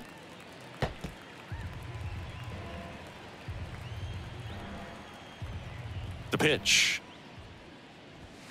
And now the count is even. 2 balls, 2 strikes.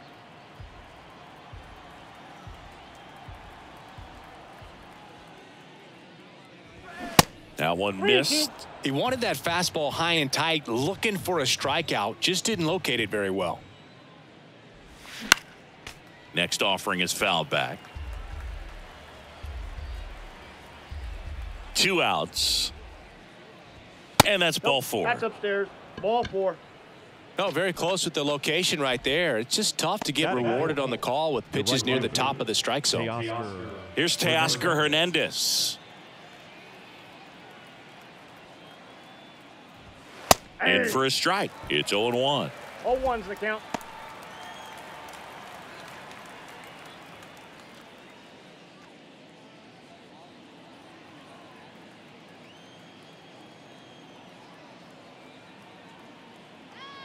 The pitch. That one lifted to left. He's there. He's got it. And that'll do it. Nothing across, no hits, no errors, and 1 left. And now the Bombers will get their shot. No score.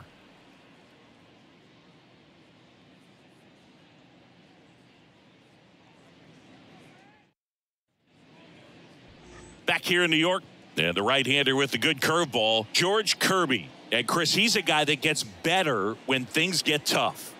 Well, he's putting together a really nice season on the mound. ERA in the low 3s. Very respectable when you consider guys are looking to do damage. They're not trying to just walk and hit singles. They're trying to hit homers and draw walks and score runs. So when you have a guy that can limit the other team from scoring more than a few runs, that's really tough to beat game in and game out. The wind and the pitch. That one blasted deep to right. Hernandez drop step going back. Hauls it in on the warning track. Batting second, the second baseman, Gleyber Torres up to hit.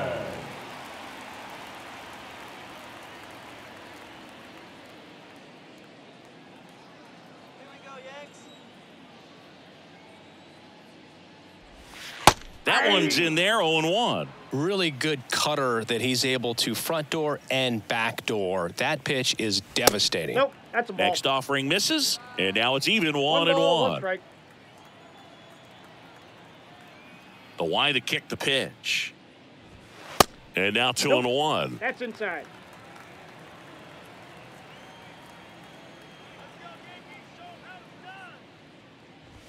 And there's the strike. 2-2 the count.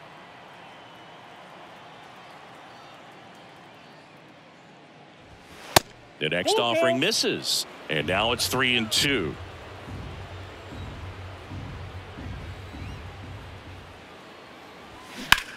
In the air, left field. Kelnick under it. And there's 2 away.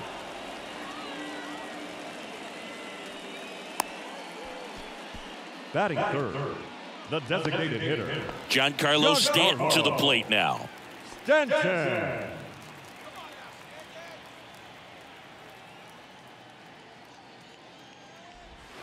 And that's in there for strike 1.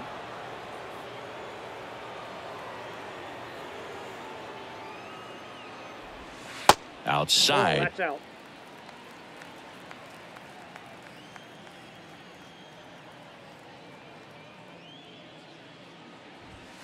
The next pitch misses, and that's ball 2.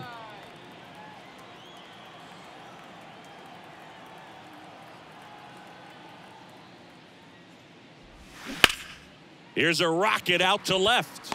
Kelnick right there to make the grab. And that is that. Down in order go the Yankees. We played an inning, no score.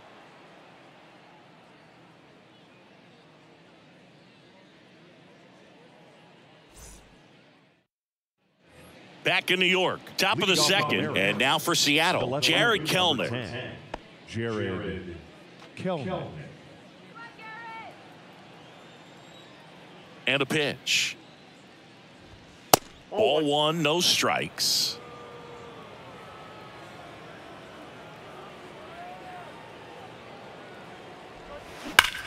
And a base hit up the middle.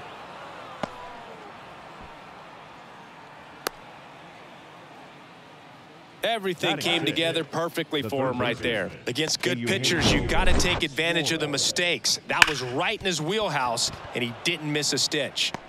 And Eugenio Suarez up to the plate now. Cole a check to first. Back standing. He's in there safely. I love that Garrett Cole is sort of a throwback guy out there on the mound, sort of that classic power pitcher. He's going to attack with that fastball, move it all around the edges of the zone, and when he has to, fill up the strike zone with confidence that hitters can't touch it.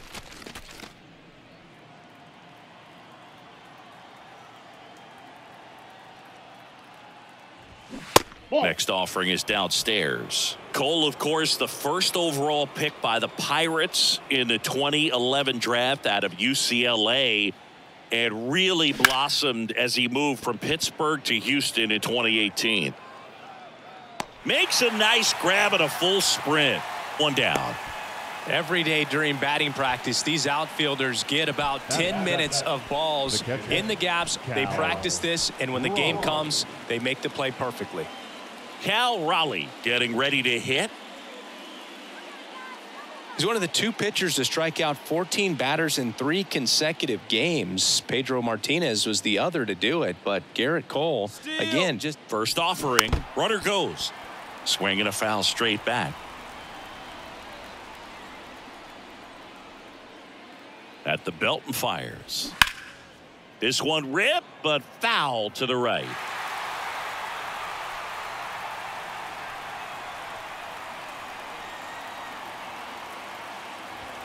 Caught him looking for the K.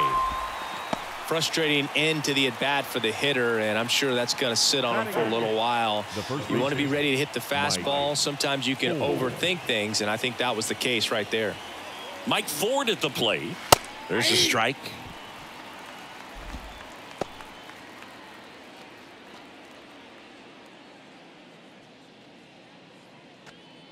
Kelnick off of first with 2 away.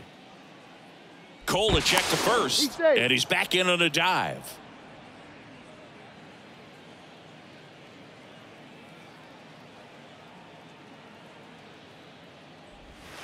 Next one is off the plate, and that's ball 1.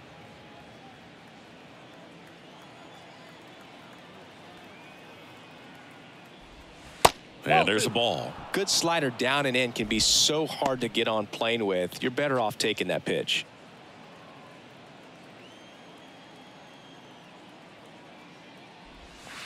Next offering is down low. First pitch strike from the pitcher, but then no panic at all by the hitter. Very patient, showing good discipline. Now he's in the driver's seat with the 3-1 count.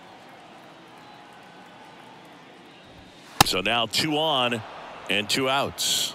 Pretty easy walk right there. Last pitch wasn't even much to think about. The second baseman, Jose. And now the rookie second baseman, Jose Caballero.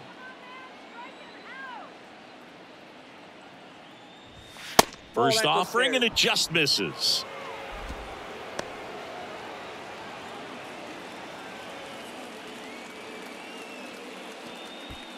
Second inning here, no score.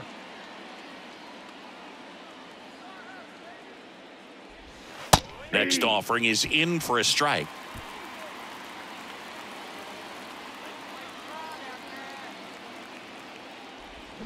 Swing and a miss as he was out front. I'd say that stayed in the tunnel for a long time. No chance of even fouling it off. On the ground to first. He takes it himself to the bag, and that'll do it. Mariners leave a couple. We'll go to the bottom of the second. No score.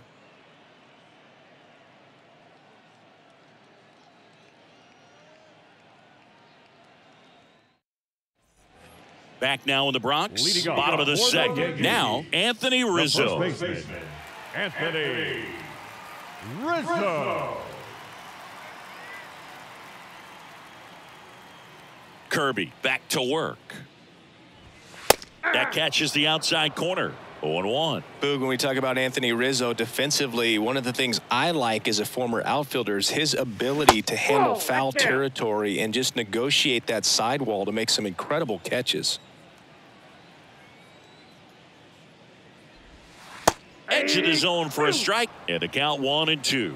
He's super aggressive, crashing at first base. He's one of the best throwers at first defensively, and of course he picks the ball in the dirt as well as anyone.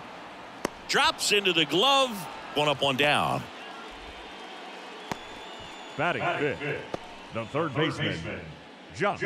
Now it's Josh Donaldson's turn to hit. And Chris, probably no other player better represents present-day baseball than this guy. A lot of power, a lot of strikeouts, and some walks. First pitch doesn't find the zone. Really important for the pitcher to not get proud, stay with the scouting report, and don't throw something into his swing. He's kind of channeling Adam Dunn. Here's a 1-1. That's ball 2. 2-1.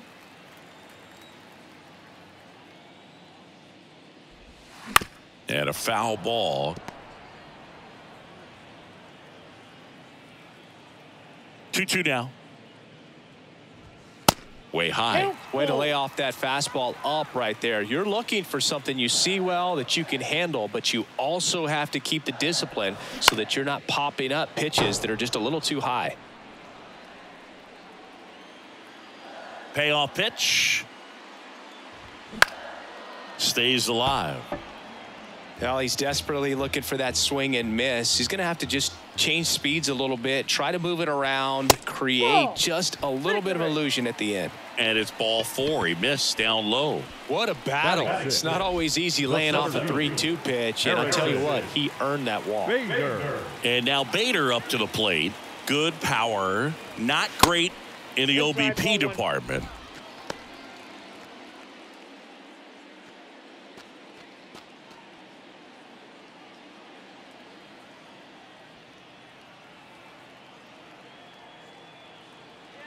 Righty delivers.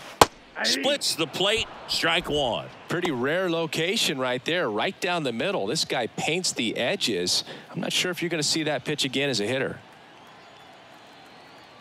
Righty to the plate. Good approach right there. You want to get something just a little higher that you can elevate. Stay out of that double play. Here's a 1-2. Spoils the 2-strike pitch, and he'll see another.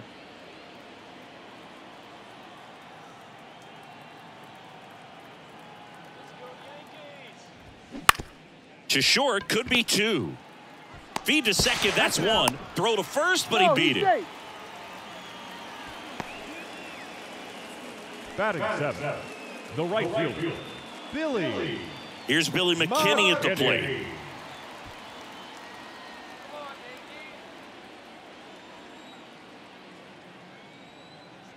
Throw over to first. Bader dives back.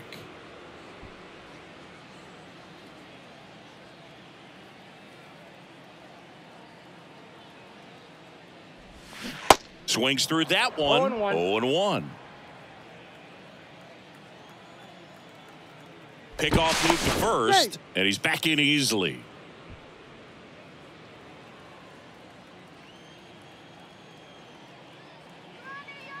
Oh, 1 now.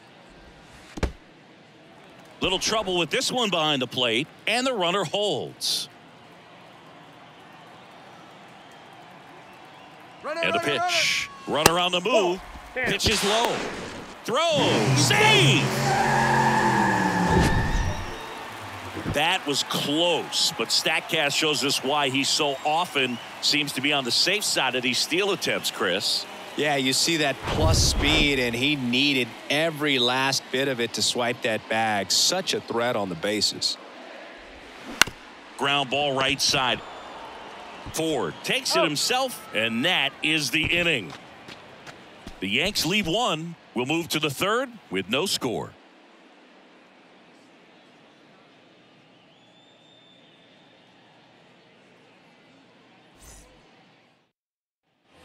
Back for more from the Bronx. Now it's the shortstop, J.P. Crawford. J.P. Crawford. The wind of the pitch. Ball one, no strikes.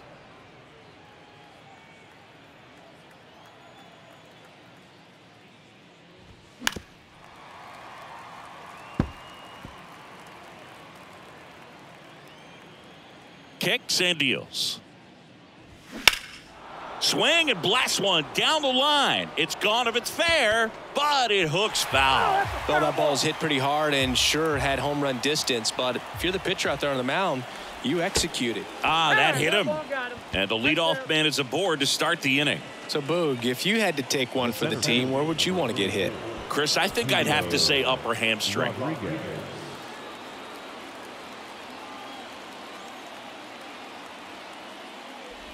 Rodriguez in the box now. Takes strike one.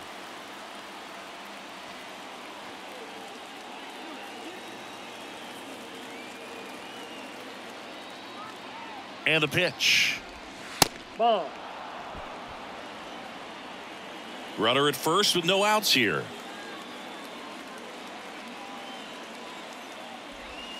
Way inside, gets out of the way. Straighten him up a little bit.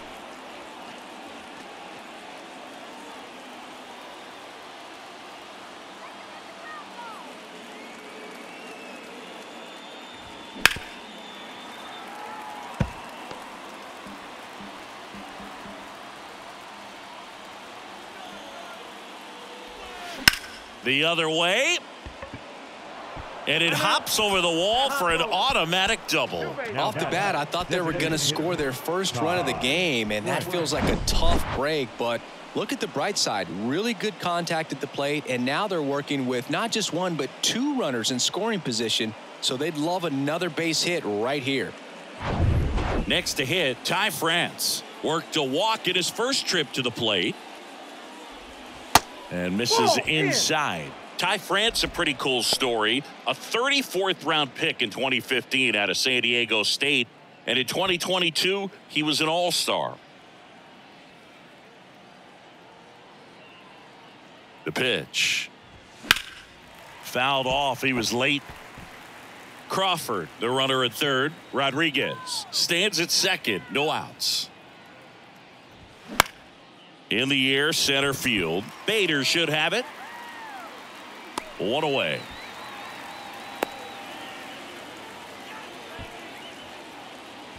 Now batting, right fielder, Teoscar Hernandez. And now Teoscar Hernandez. Flied out his first time.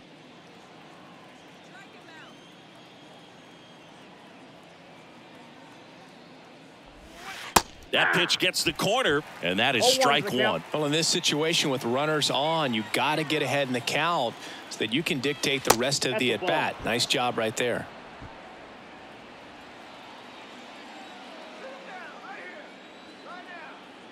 The 1-1. Swing and a foul pushed off to the right, and that will get out of play. Top of the third, no score.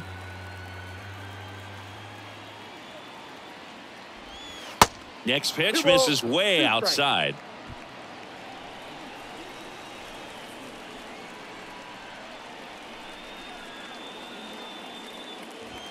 That's down and in. Jared Kellner to bat next.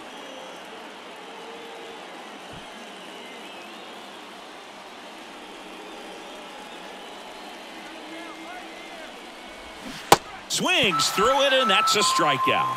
Certainly a strikeout situation right there. The infield playing back, and this pitcher has to step up and get the swing and miss. Really nice job of attacking the hitter at the plate. Pretty big 2-out at bat coming up now. Kelnick in the box, lays off for ball 1. Picked up a base hit to center his first time up.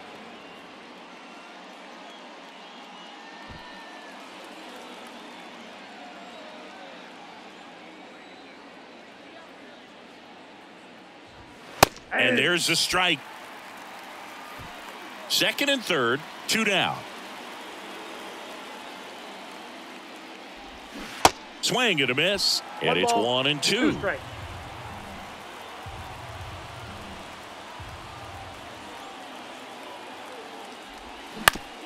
Out to short, Volpe fires to first on the run. That's out number 3.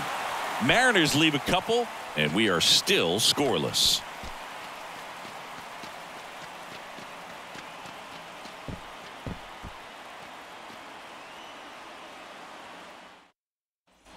Here at New Yankee Stadium in the Bronx as we go to the last of the third. Here's Jose Trevino.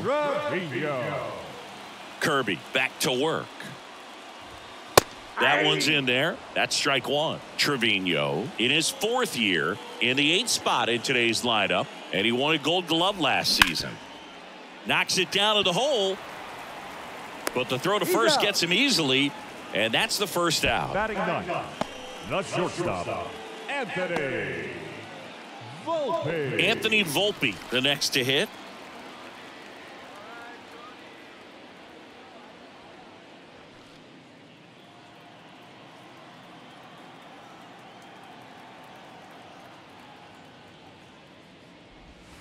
Inside corner for a strike. 0-1. 0-1.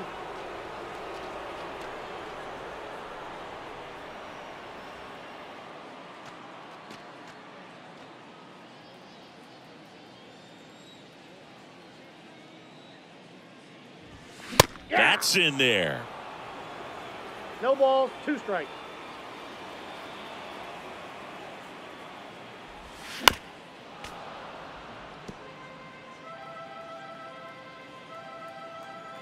The 0-2. Ball 1. 1 ball, 2 strikes.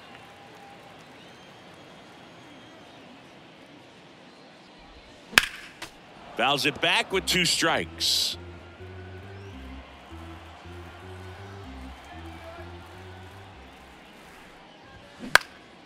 Lifted in the air, right center field. And there are 2 down. Up next to the Yankees, the left fielder. So the lineup flips over. And now number 61. He flied out to the warning track at his first trip.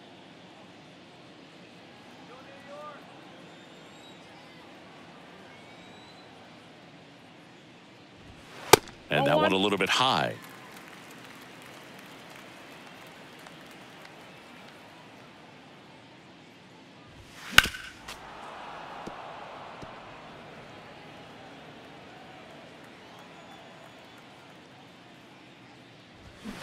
Swing and a miss. That is strike 2. This guy's got such a good sinker. As a hitter, you've got to look up in the zone. If you look down, you're going to be chasing stuff in the dirt.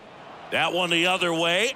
Sends it across to first. Inning over. Nothing doing for the offense that time. 3 innings complete. We're tied 0-0.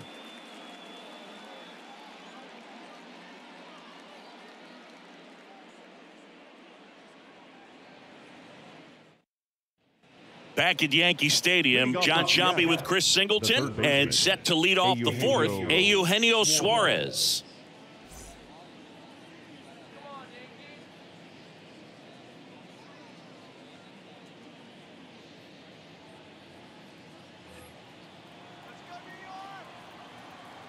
And the right-hander back to work. Just missed. That's inside.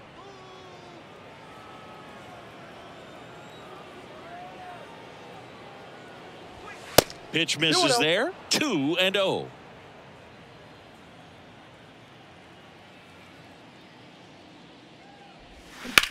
Ripped on a line to center. Bader pulls that one down, and there's one down.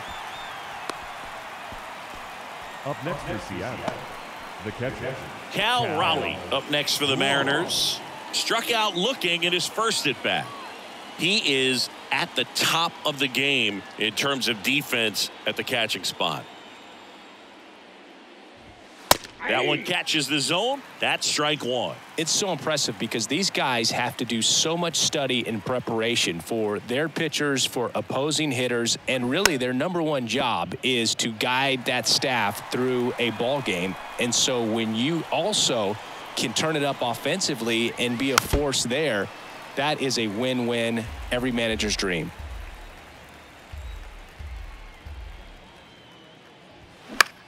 And that one popped to short. Volpe has a beat on it. Hauls it in for the out. And as well, lots of pop in that bat. So you combine the slug with really good defense. now batting, the first baseman. And it'll bring up Mike Ford.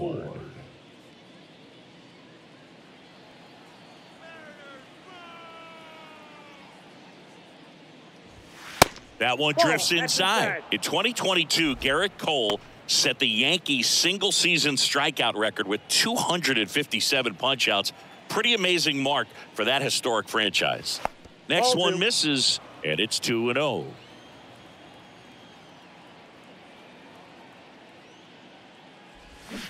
Out in front with the swing, and that is strike one.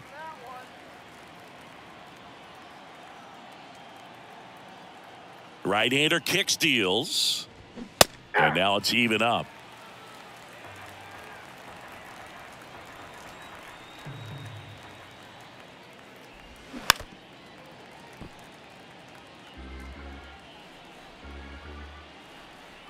The pitch. Swing and a miss, struck him out. Mariners go down quietly there. Still no score.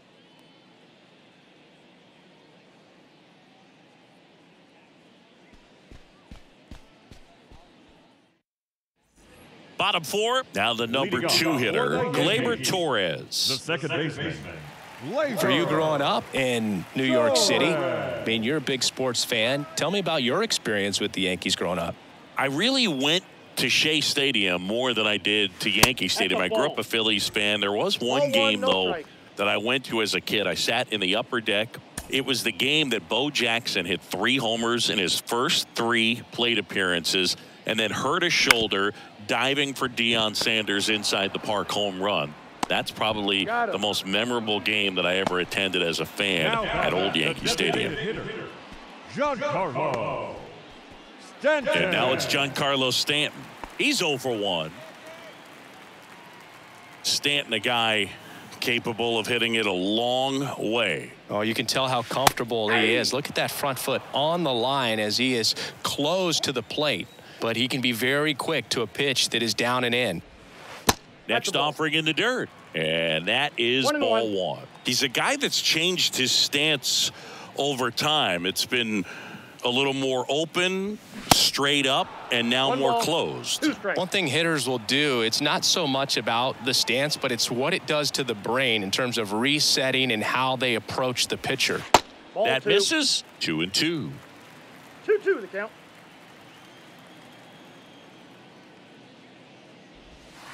Next offering misses, and the count's full. Here comes a pitch. And that one hit to first. Takes it himself.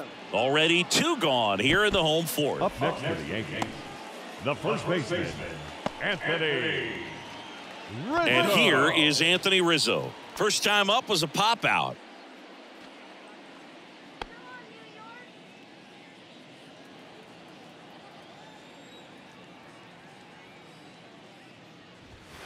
Pitch misses inside. Ball one.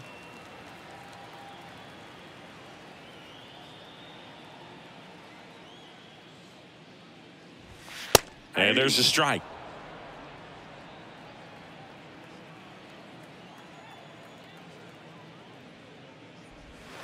Missed inside with the curve.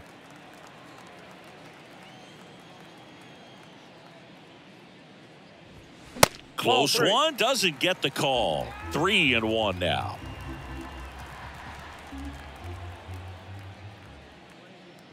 And he walked him. Nope. Ball four. Looked like a questionable call in that spot. He even seemed a little surprised it went his way at the plate. But as a hitter, you'll take that all day. So 2 down. Stepping in the long ball threat, Josh Donaldson.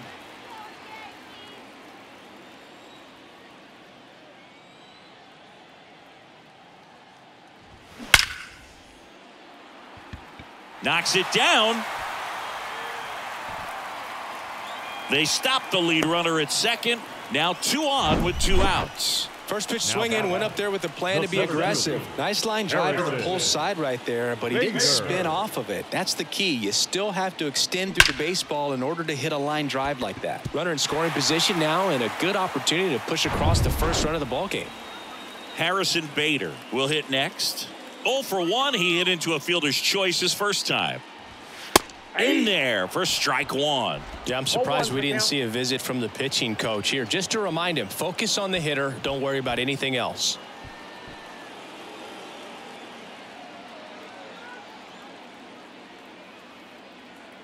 And here it comes. Swing and a foul straight back. Rizzo at second. Donaldson at first. 2 out of the inning. Next pitch is downstairs. Man, oh man, I don't know how you take that pitch. That's as close as it gets. Can't connect on the curveball, struck him out. A lot of adrenaline, we can see it right there, and sometimes you just got to let it out. That's an outstanding job of taking that, executing, and getting out of a tough inning.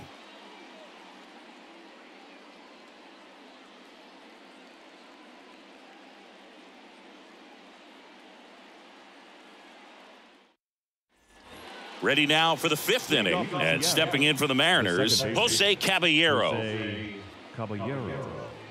You know, this guy's great speed is in the back of that pitcher's mind. If he can get on, it's going to give him one more thing he's got to think about.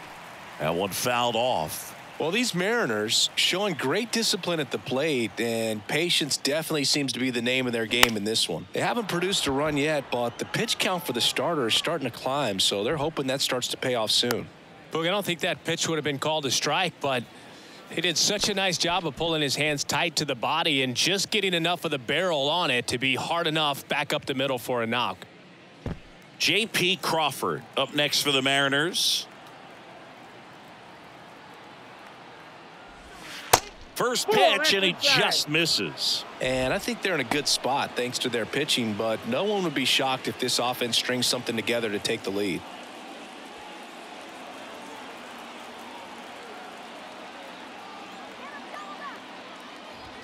That's in there. And the count 1-1. Nobody out. Runner at first. The kick and the pitch. Runner goes. This one popped up. Foul ground first base side. And there's one down. That was a good hard fastball with some nice ride up in the zone right there. Hitter looked like he was on it, but I think that velocity at the end just beat him. Instead of a line drive or something hit deep, it's a pop up and an easy out for the defense.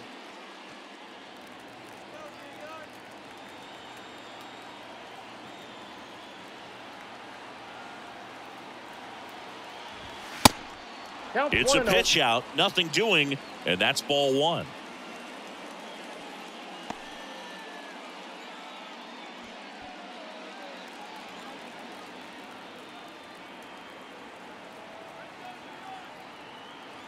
The pitch.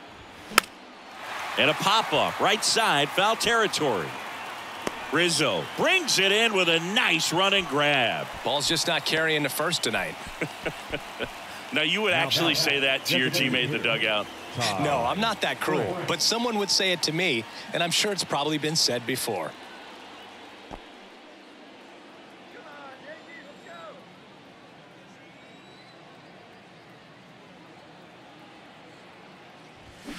Fouled off left side.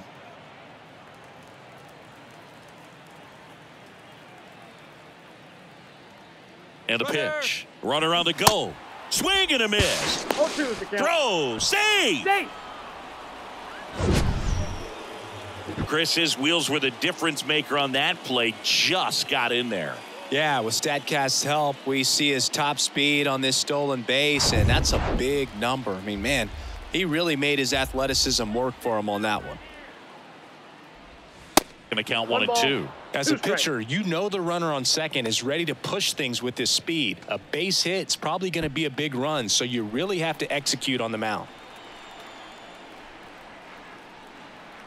Kicks and fires. Gets a piece there. We'll do it again.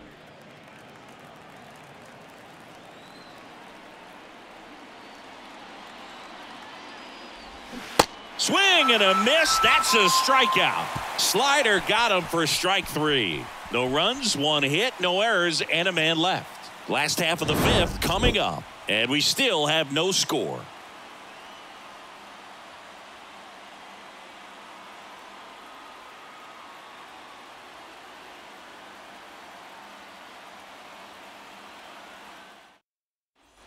Back at Yankee Stadium, digging in, Billy McKinney. The right fielder, Billy McKinney. Now the right-hander ready to go. Still no score. Nope. And a good eye there. You know, these Yankees doing a great job, Boog, of just waiting for the right pitch to come their way, and I'm seeing very patient at-bats out of them. They haven't produced a run yet, but the pitch count for the starter is starting to climb, so they're hoping that starts to pay off soon.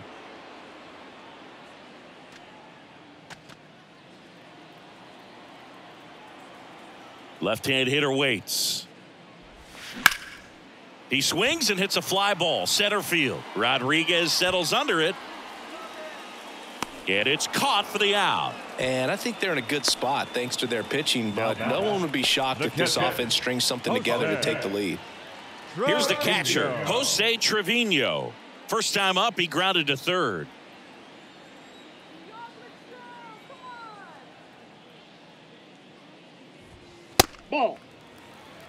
Ball 1, no strike.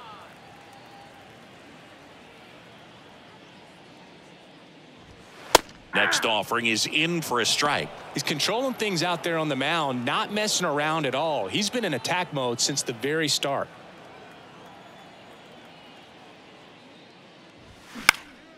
This one popped up. Foul ground, first base side. Raleigh hauls it in, and there's 2 away. Well, that's a frustrating end to the at-bat for the hitter right there. I mean, that pitch was right down the middle. I think he got a little too excited, came out of his mechanics, and instead of driving that ball somewhere, he popped it up. Unfortunate for him. Volpe takes low, second trip to the plate in this one. Oh, he's got to be pretty proud of this outing so far. Sometimes guys cower coming into a ballpark like this, but he has attacked hitters. Pitching on the road like this is very impressive. This has been a treat to watch. And that's a base hit. So the 2-out knock extends the inning and sends them back to the top of the order. Only 2 hits allowed so far tonight, Boog, so I don't think that one will disrupt his momentum all that much. You know, he's really been on top of his game, commanding his pitches all night long. Back to the top of the Yankee order. Number 61 stepping in now for the Yankees. Fouled off to the right.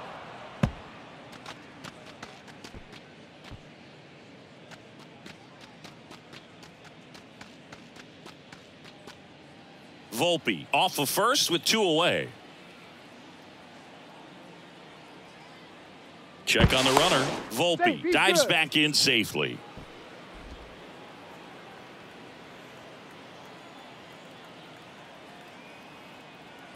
He's going. Runner on the go. Pitch in the No dirt. balls, 2 strikes.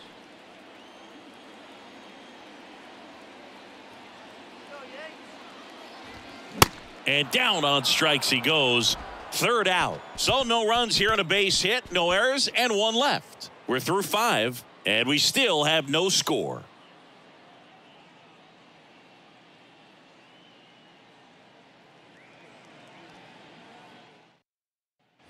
All set for the top of the 6th. And now the right fielder, Teoscar Hernandez. The pitch. Ball. That's off the mark, and it's 1-0.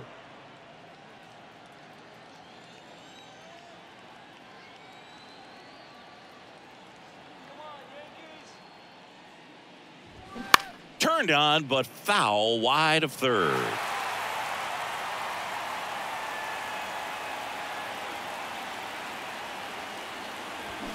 In there. And so now 1-2.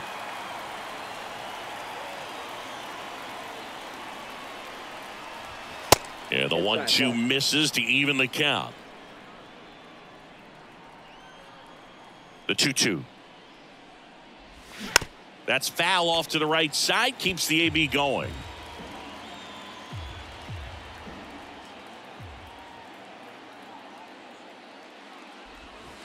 Struck him out looking. The Uncle Charlie Boog kept it up his sleeve the entire bat until the 6th pitch. Snapped it off, dropped it in there, and just froze him. What's with the Uncle Charlie nickname? I mean, people use it all the time. Doesn't feel like it's common knowledge as to why. Yeah, I don't know. Sounds like something we could find on the interweb, though. Yeah, I think you're probably right. But why not like Uncle Carl or something like that? Uncle Curly. Oh, Uncle Boo. Out. Well, but then what would it be? A breaking ball?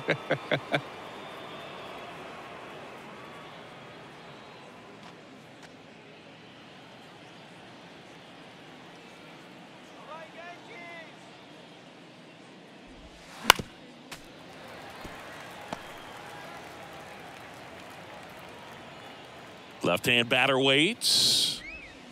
And that's outside. Last couple of pitches breaking balls away. I think he's going to have to come firm inside to be able to open up that location if he wants to go back there later in this count. And it's even up. Well, you can't really adjust your game plan for that last pitch. Guy hasn't thrown it very much. You got to focus on the stuff that he's throwing up there most of the time.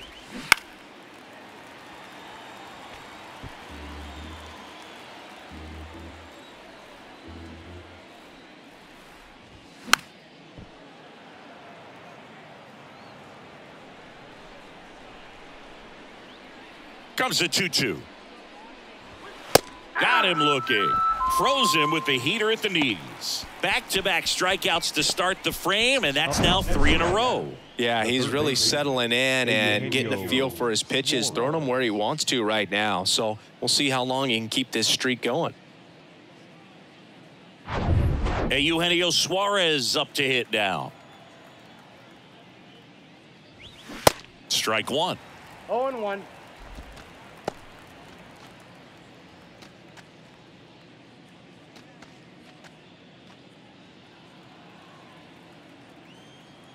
And the righty deals. That's a strike across the top of the zone. And it really looks like these hitters have been in between with their timing today. Good fastball, excellent slider, but they've not been able to commit to one velocity and stay there.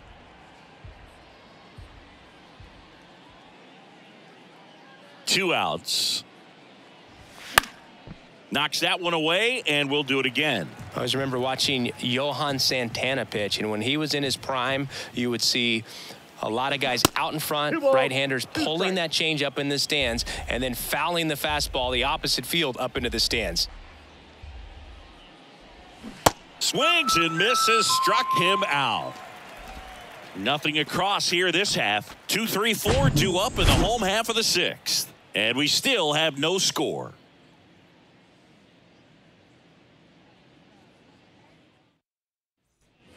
Back in the Bronx. Well, we go bottom 6. Here's Gleyber Torres. The second baseman, Gleyber Torres. Kirby back to work. And first offering is fouled off. The pitch. This one chopped on the ground, but foul. And the right-hander deals. Good eye in that spot. It's a good take.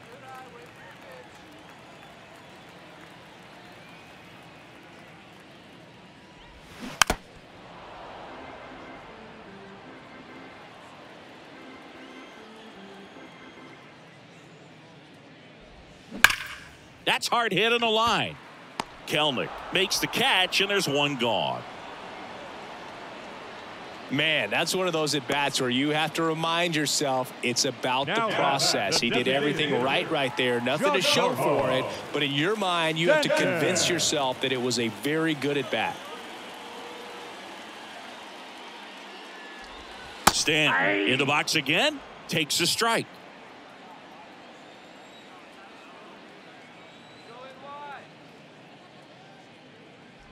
Giancarlo Stanton, who won the National League MVP in 2017 and then was traded immediately to the New York Yankees. Yeah, the last two players to win the MVP and then be traded were both traded to the New York Yankees. Alex Rodriguez, Giancarlo Stanton. Tosses to the pitcher covering the bag. And they take care of Stanton for the out. Anthony Rizzo steps to the plate. Chris, and remember, Giancarlo Stanton won the 2016 Home Run Derby at Petco Park. Yeah, he made that place look like a wiffle ball field. First pitch, and that's in for a strike. Comes up empty on the swing, 0-2 now. Just an outstanding job of spinning the baseball, moving it around, doing what he does. Battling here as he fouls it away. The 0-2. On the ground to third. And it goes just foul. The 0-2. And that one upstairs.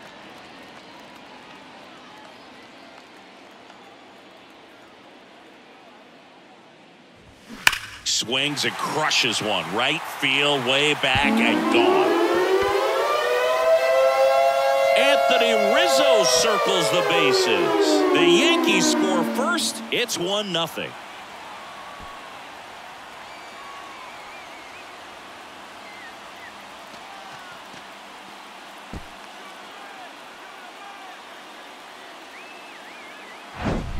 Well, he really crushed that thing down the line, and everyone had to hold their breath until it clanked off the pole. And every time that happens, it just kind of feels like a trick shot or something. But really, it's just a stroke of luck that it stays fair long enough. Here's Josh Donaldson.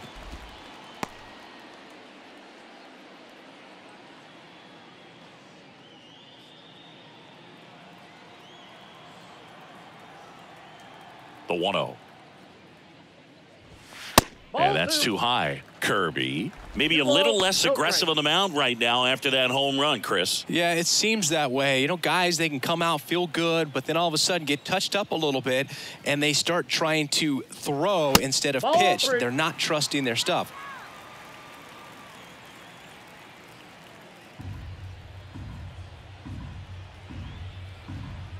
And he deals. That one's in there. And now 3 balls and a strike.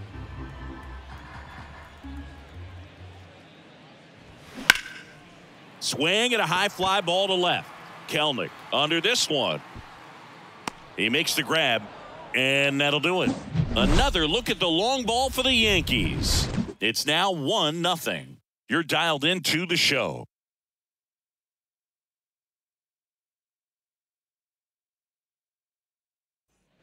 Back here in New York, new inning getting started. Now the Mariners catcher, Cal Raleigh. And a pitch. That one ripped, but foul. The 0-1. Ball, that's low. Activity in the bullpen. Jimmy Cordero preparing to come on if needed. Crook getting cranked up as well.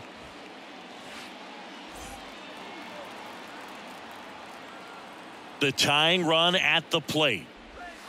And that one just missed off the outside edge. Nasty backdoor slider. There's really nothing you can do with that if you swing at it. So that's a good take by him.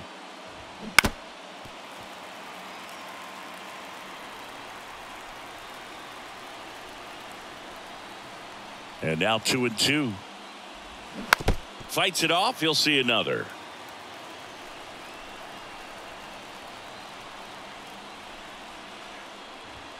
And now it's filled up. Expect for that guy to come right at you with a fastball, something in the zone, because he does not want to allow the leadoff walk. 3-2 now. Fouls that off to the left, and we'll do it again.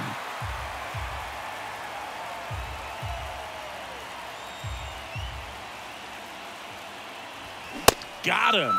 One gone here.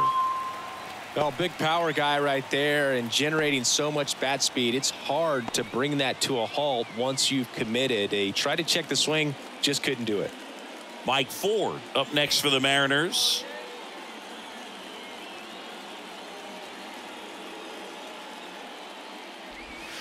Strike on the outside corner. It's 0-1. The guy's going this good. He's retired 7 in a row. You got to step out of the box, fake bunt, do something to break it up. 0-2 as he waves at that one. Gosh, a little late on that breaking ball. I don't think he recognized it out of the hand. Just a little tardy. Gonna have to regroup here. Got him. That's his second strikeout. Committed to that breaking ball just a little too much and couldn't pull the bat back in time. You know, once you get it going, it can be so tough to stop the momentum of that barrel. Good pitch, had him fooled. Jose Caballero up next for the Mariners. Caballero having a lot more success on the road this season.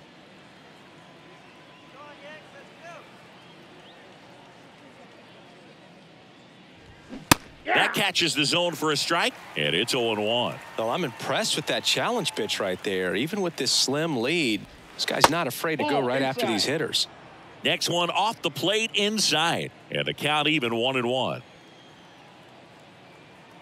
2 down, nobody on. And another ball.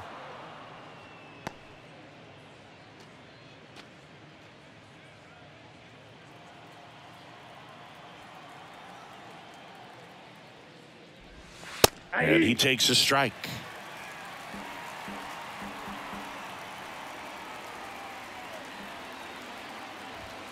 That one misses. 3-2 now. At this point in the game, you cannot issue free passes. He's going to have to challenge this hitter. Hitter's got to be ready to swing it.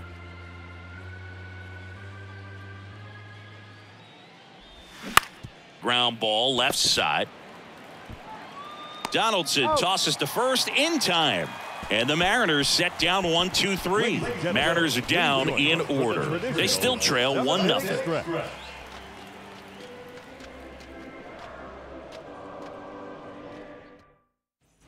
Bottom of the 7th. Here's the center fielder, Harrison Bader. Leading off for the Yankees, the center fielder, Harrison Bader.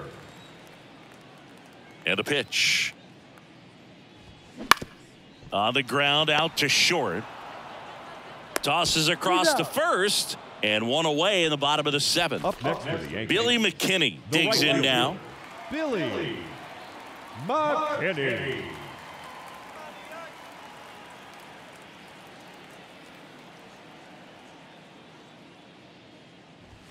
And the first pitch misses for ball 1. Double-barreled action in the bullpen. Number 33 appears to be getting ready for manager Scott's service. Spire getting loose as well. The 1-0. Upstairs. That's a ball.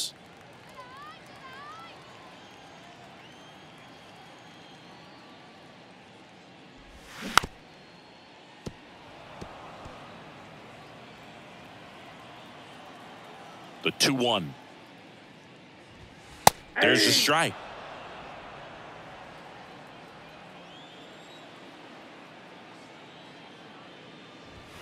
And delivers outside.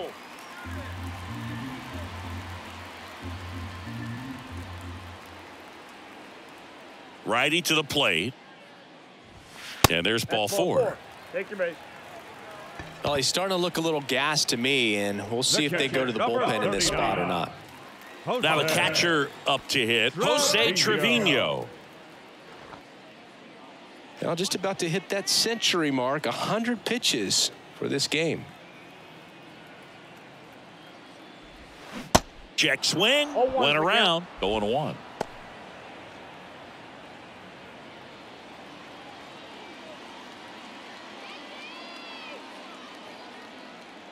Righty delivers. On the ground to first. Could be two. Over to second for one. Return throw to first. Got him. Double play. And that'll do it. So they make short work of him there. We look ahead to inning number 8. Yankees 1 and the Mariners nothing.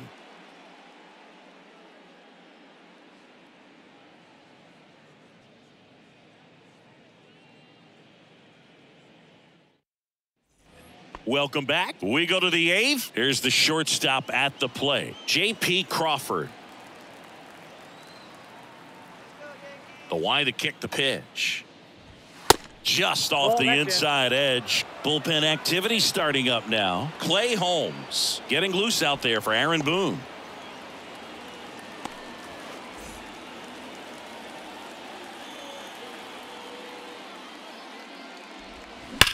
That one ripped. And it's into the gap.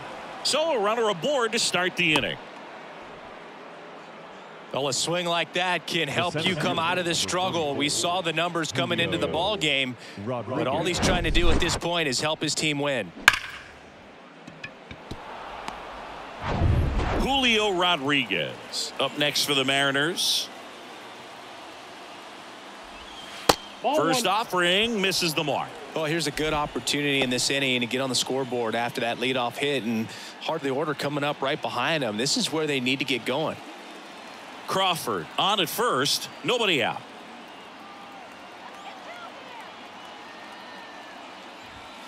That misses the zone, and now 2-0. Way to lay off that pitch down.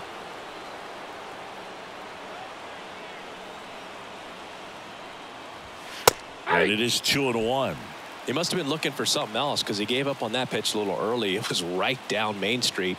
Probably not going to see a better pitch to hit in this at bat.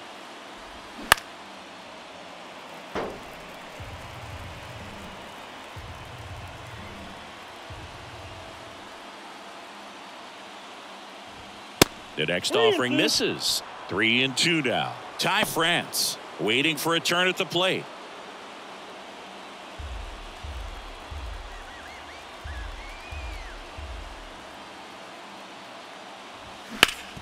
Double play ball to second. There's one. He's out. On to Rizzo at first, and they get the double play. Well, you don't see 4-3 double plays all that often because it makes you as the second baseman move away from the target you're throwing to in order to get the force at second.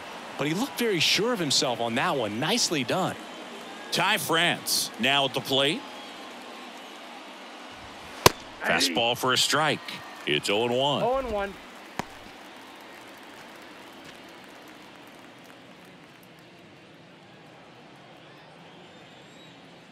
Looking to get the tying run on base. That's a ball. And that one missing low.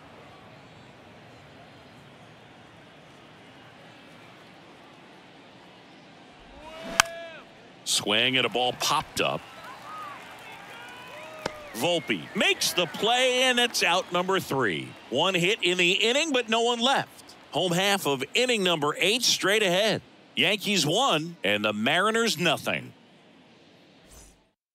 Number 33 taking over on the mound. He's pitching on 2 days rest.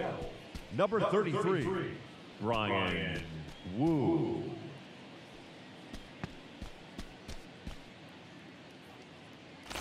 Anthony Volpe stepping in now for the Yankees. The shortstop, Anthony Volpe. The pitch. And ball 1.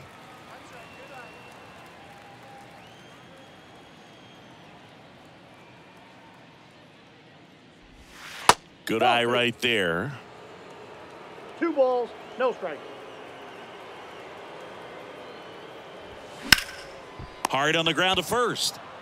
Ford takes it to the bag. One gone to the bottom of the 8th. Fastball groove right down the middle. Usually a lot of damage done with that pitch. A hard grounder, but he wanted to get that ball in the air, maybe drive it into the gap.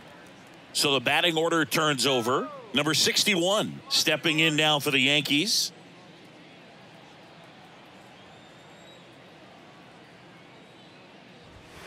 Pitch misses inside, and that's ball one. Some activity in the Mariners bullpen. Taylor Saucedo, the young lefty, looks to be getting himself ready. Kicks and deals. 2 balls, no strikes, the count. 2-0.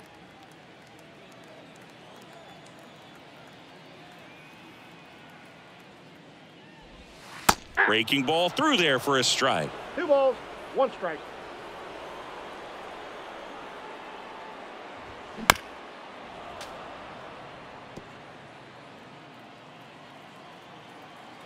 The wind and the pitch.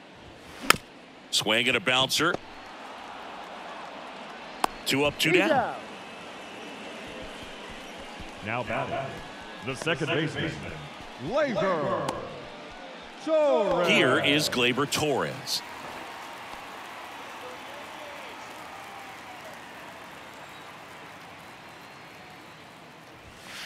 In there at the knees, 0-1. Some guys are just more confident if they can track that first pitch out of the hand of the pitcher. They don't care if they fall behind 0-1.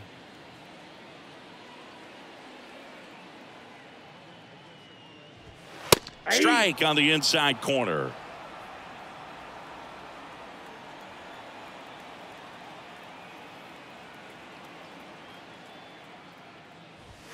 Way high with that one. And the count 1-2.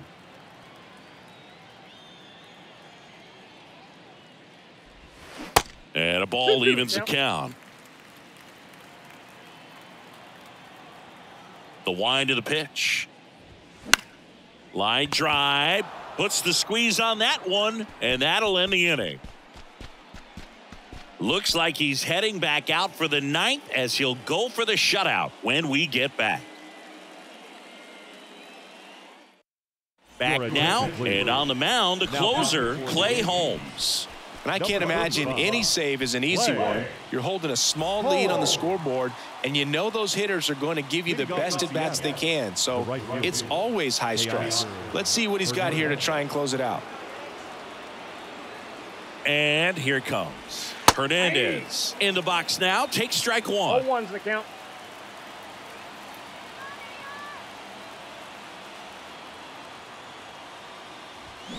Swing and a miss. And it's 0-2. This guy's sink has so much drop in it. It's almost like a split finger fastball. Instead of just weak contact and balls on the ground, he gets swings and misses. Out towards left center. Bader should have it. Makes the catch. And there's one away.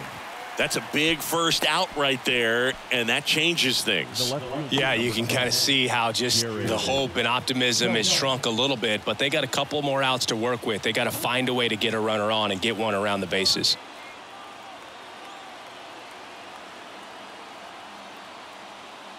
Kellner in the box now. Takes strike 1. Just amazing to me how many closers and back-end relievers just throw absolute gas these days. I never would have had a chance. In the air out towards right center. That's down. One hops off the wall. Bader quickly throws it in as the tying run is forced to stop at second. Well, that was an important at bat in this game, so a great job there stepping up to the challenge. Got a good pitch to drive, stayed short with his bat path to the ball and caught it out front, and he stayed long in his follow through. That's how you split the gap, and that's pretty much a double every time. A chance now to even the score and maybe extend this game. He's 2 outs away. Now here is Eugenio Suarez. And that one is lifted in the air. Bader should have it. Snags it for the second out.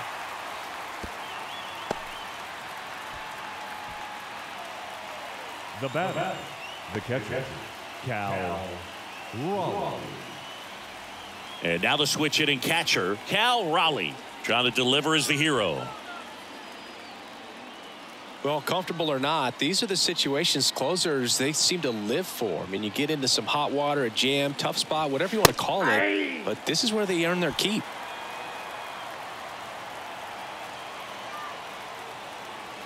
You'll one. Right side, hard hit. Throw to first, ball game. And the Yankees strand the tying run on base to win it. Well, this one was all about the pitching and defense. Outstanding job of the pitchers, really attacking hitters, trusting what the catcher was putting down, and trusting the guy standing behind him to make the plays defensively. Sometimes you want to see a high-scoring game, but sometimes you can appreciate the artistic beauty of what these guys did on the mound today. And a 1-0 final score here in this one. They hang on to win it by a run. For Chris Singleton and our entire crew, I'm John Shambi saying so long.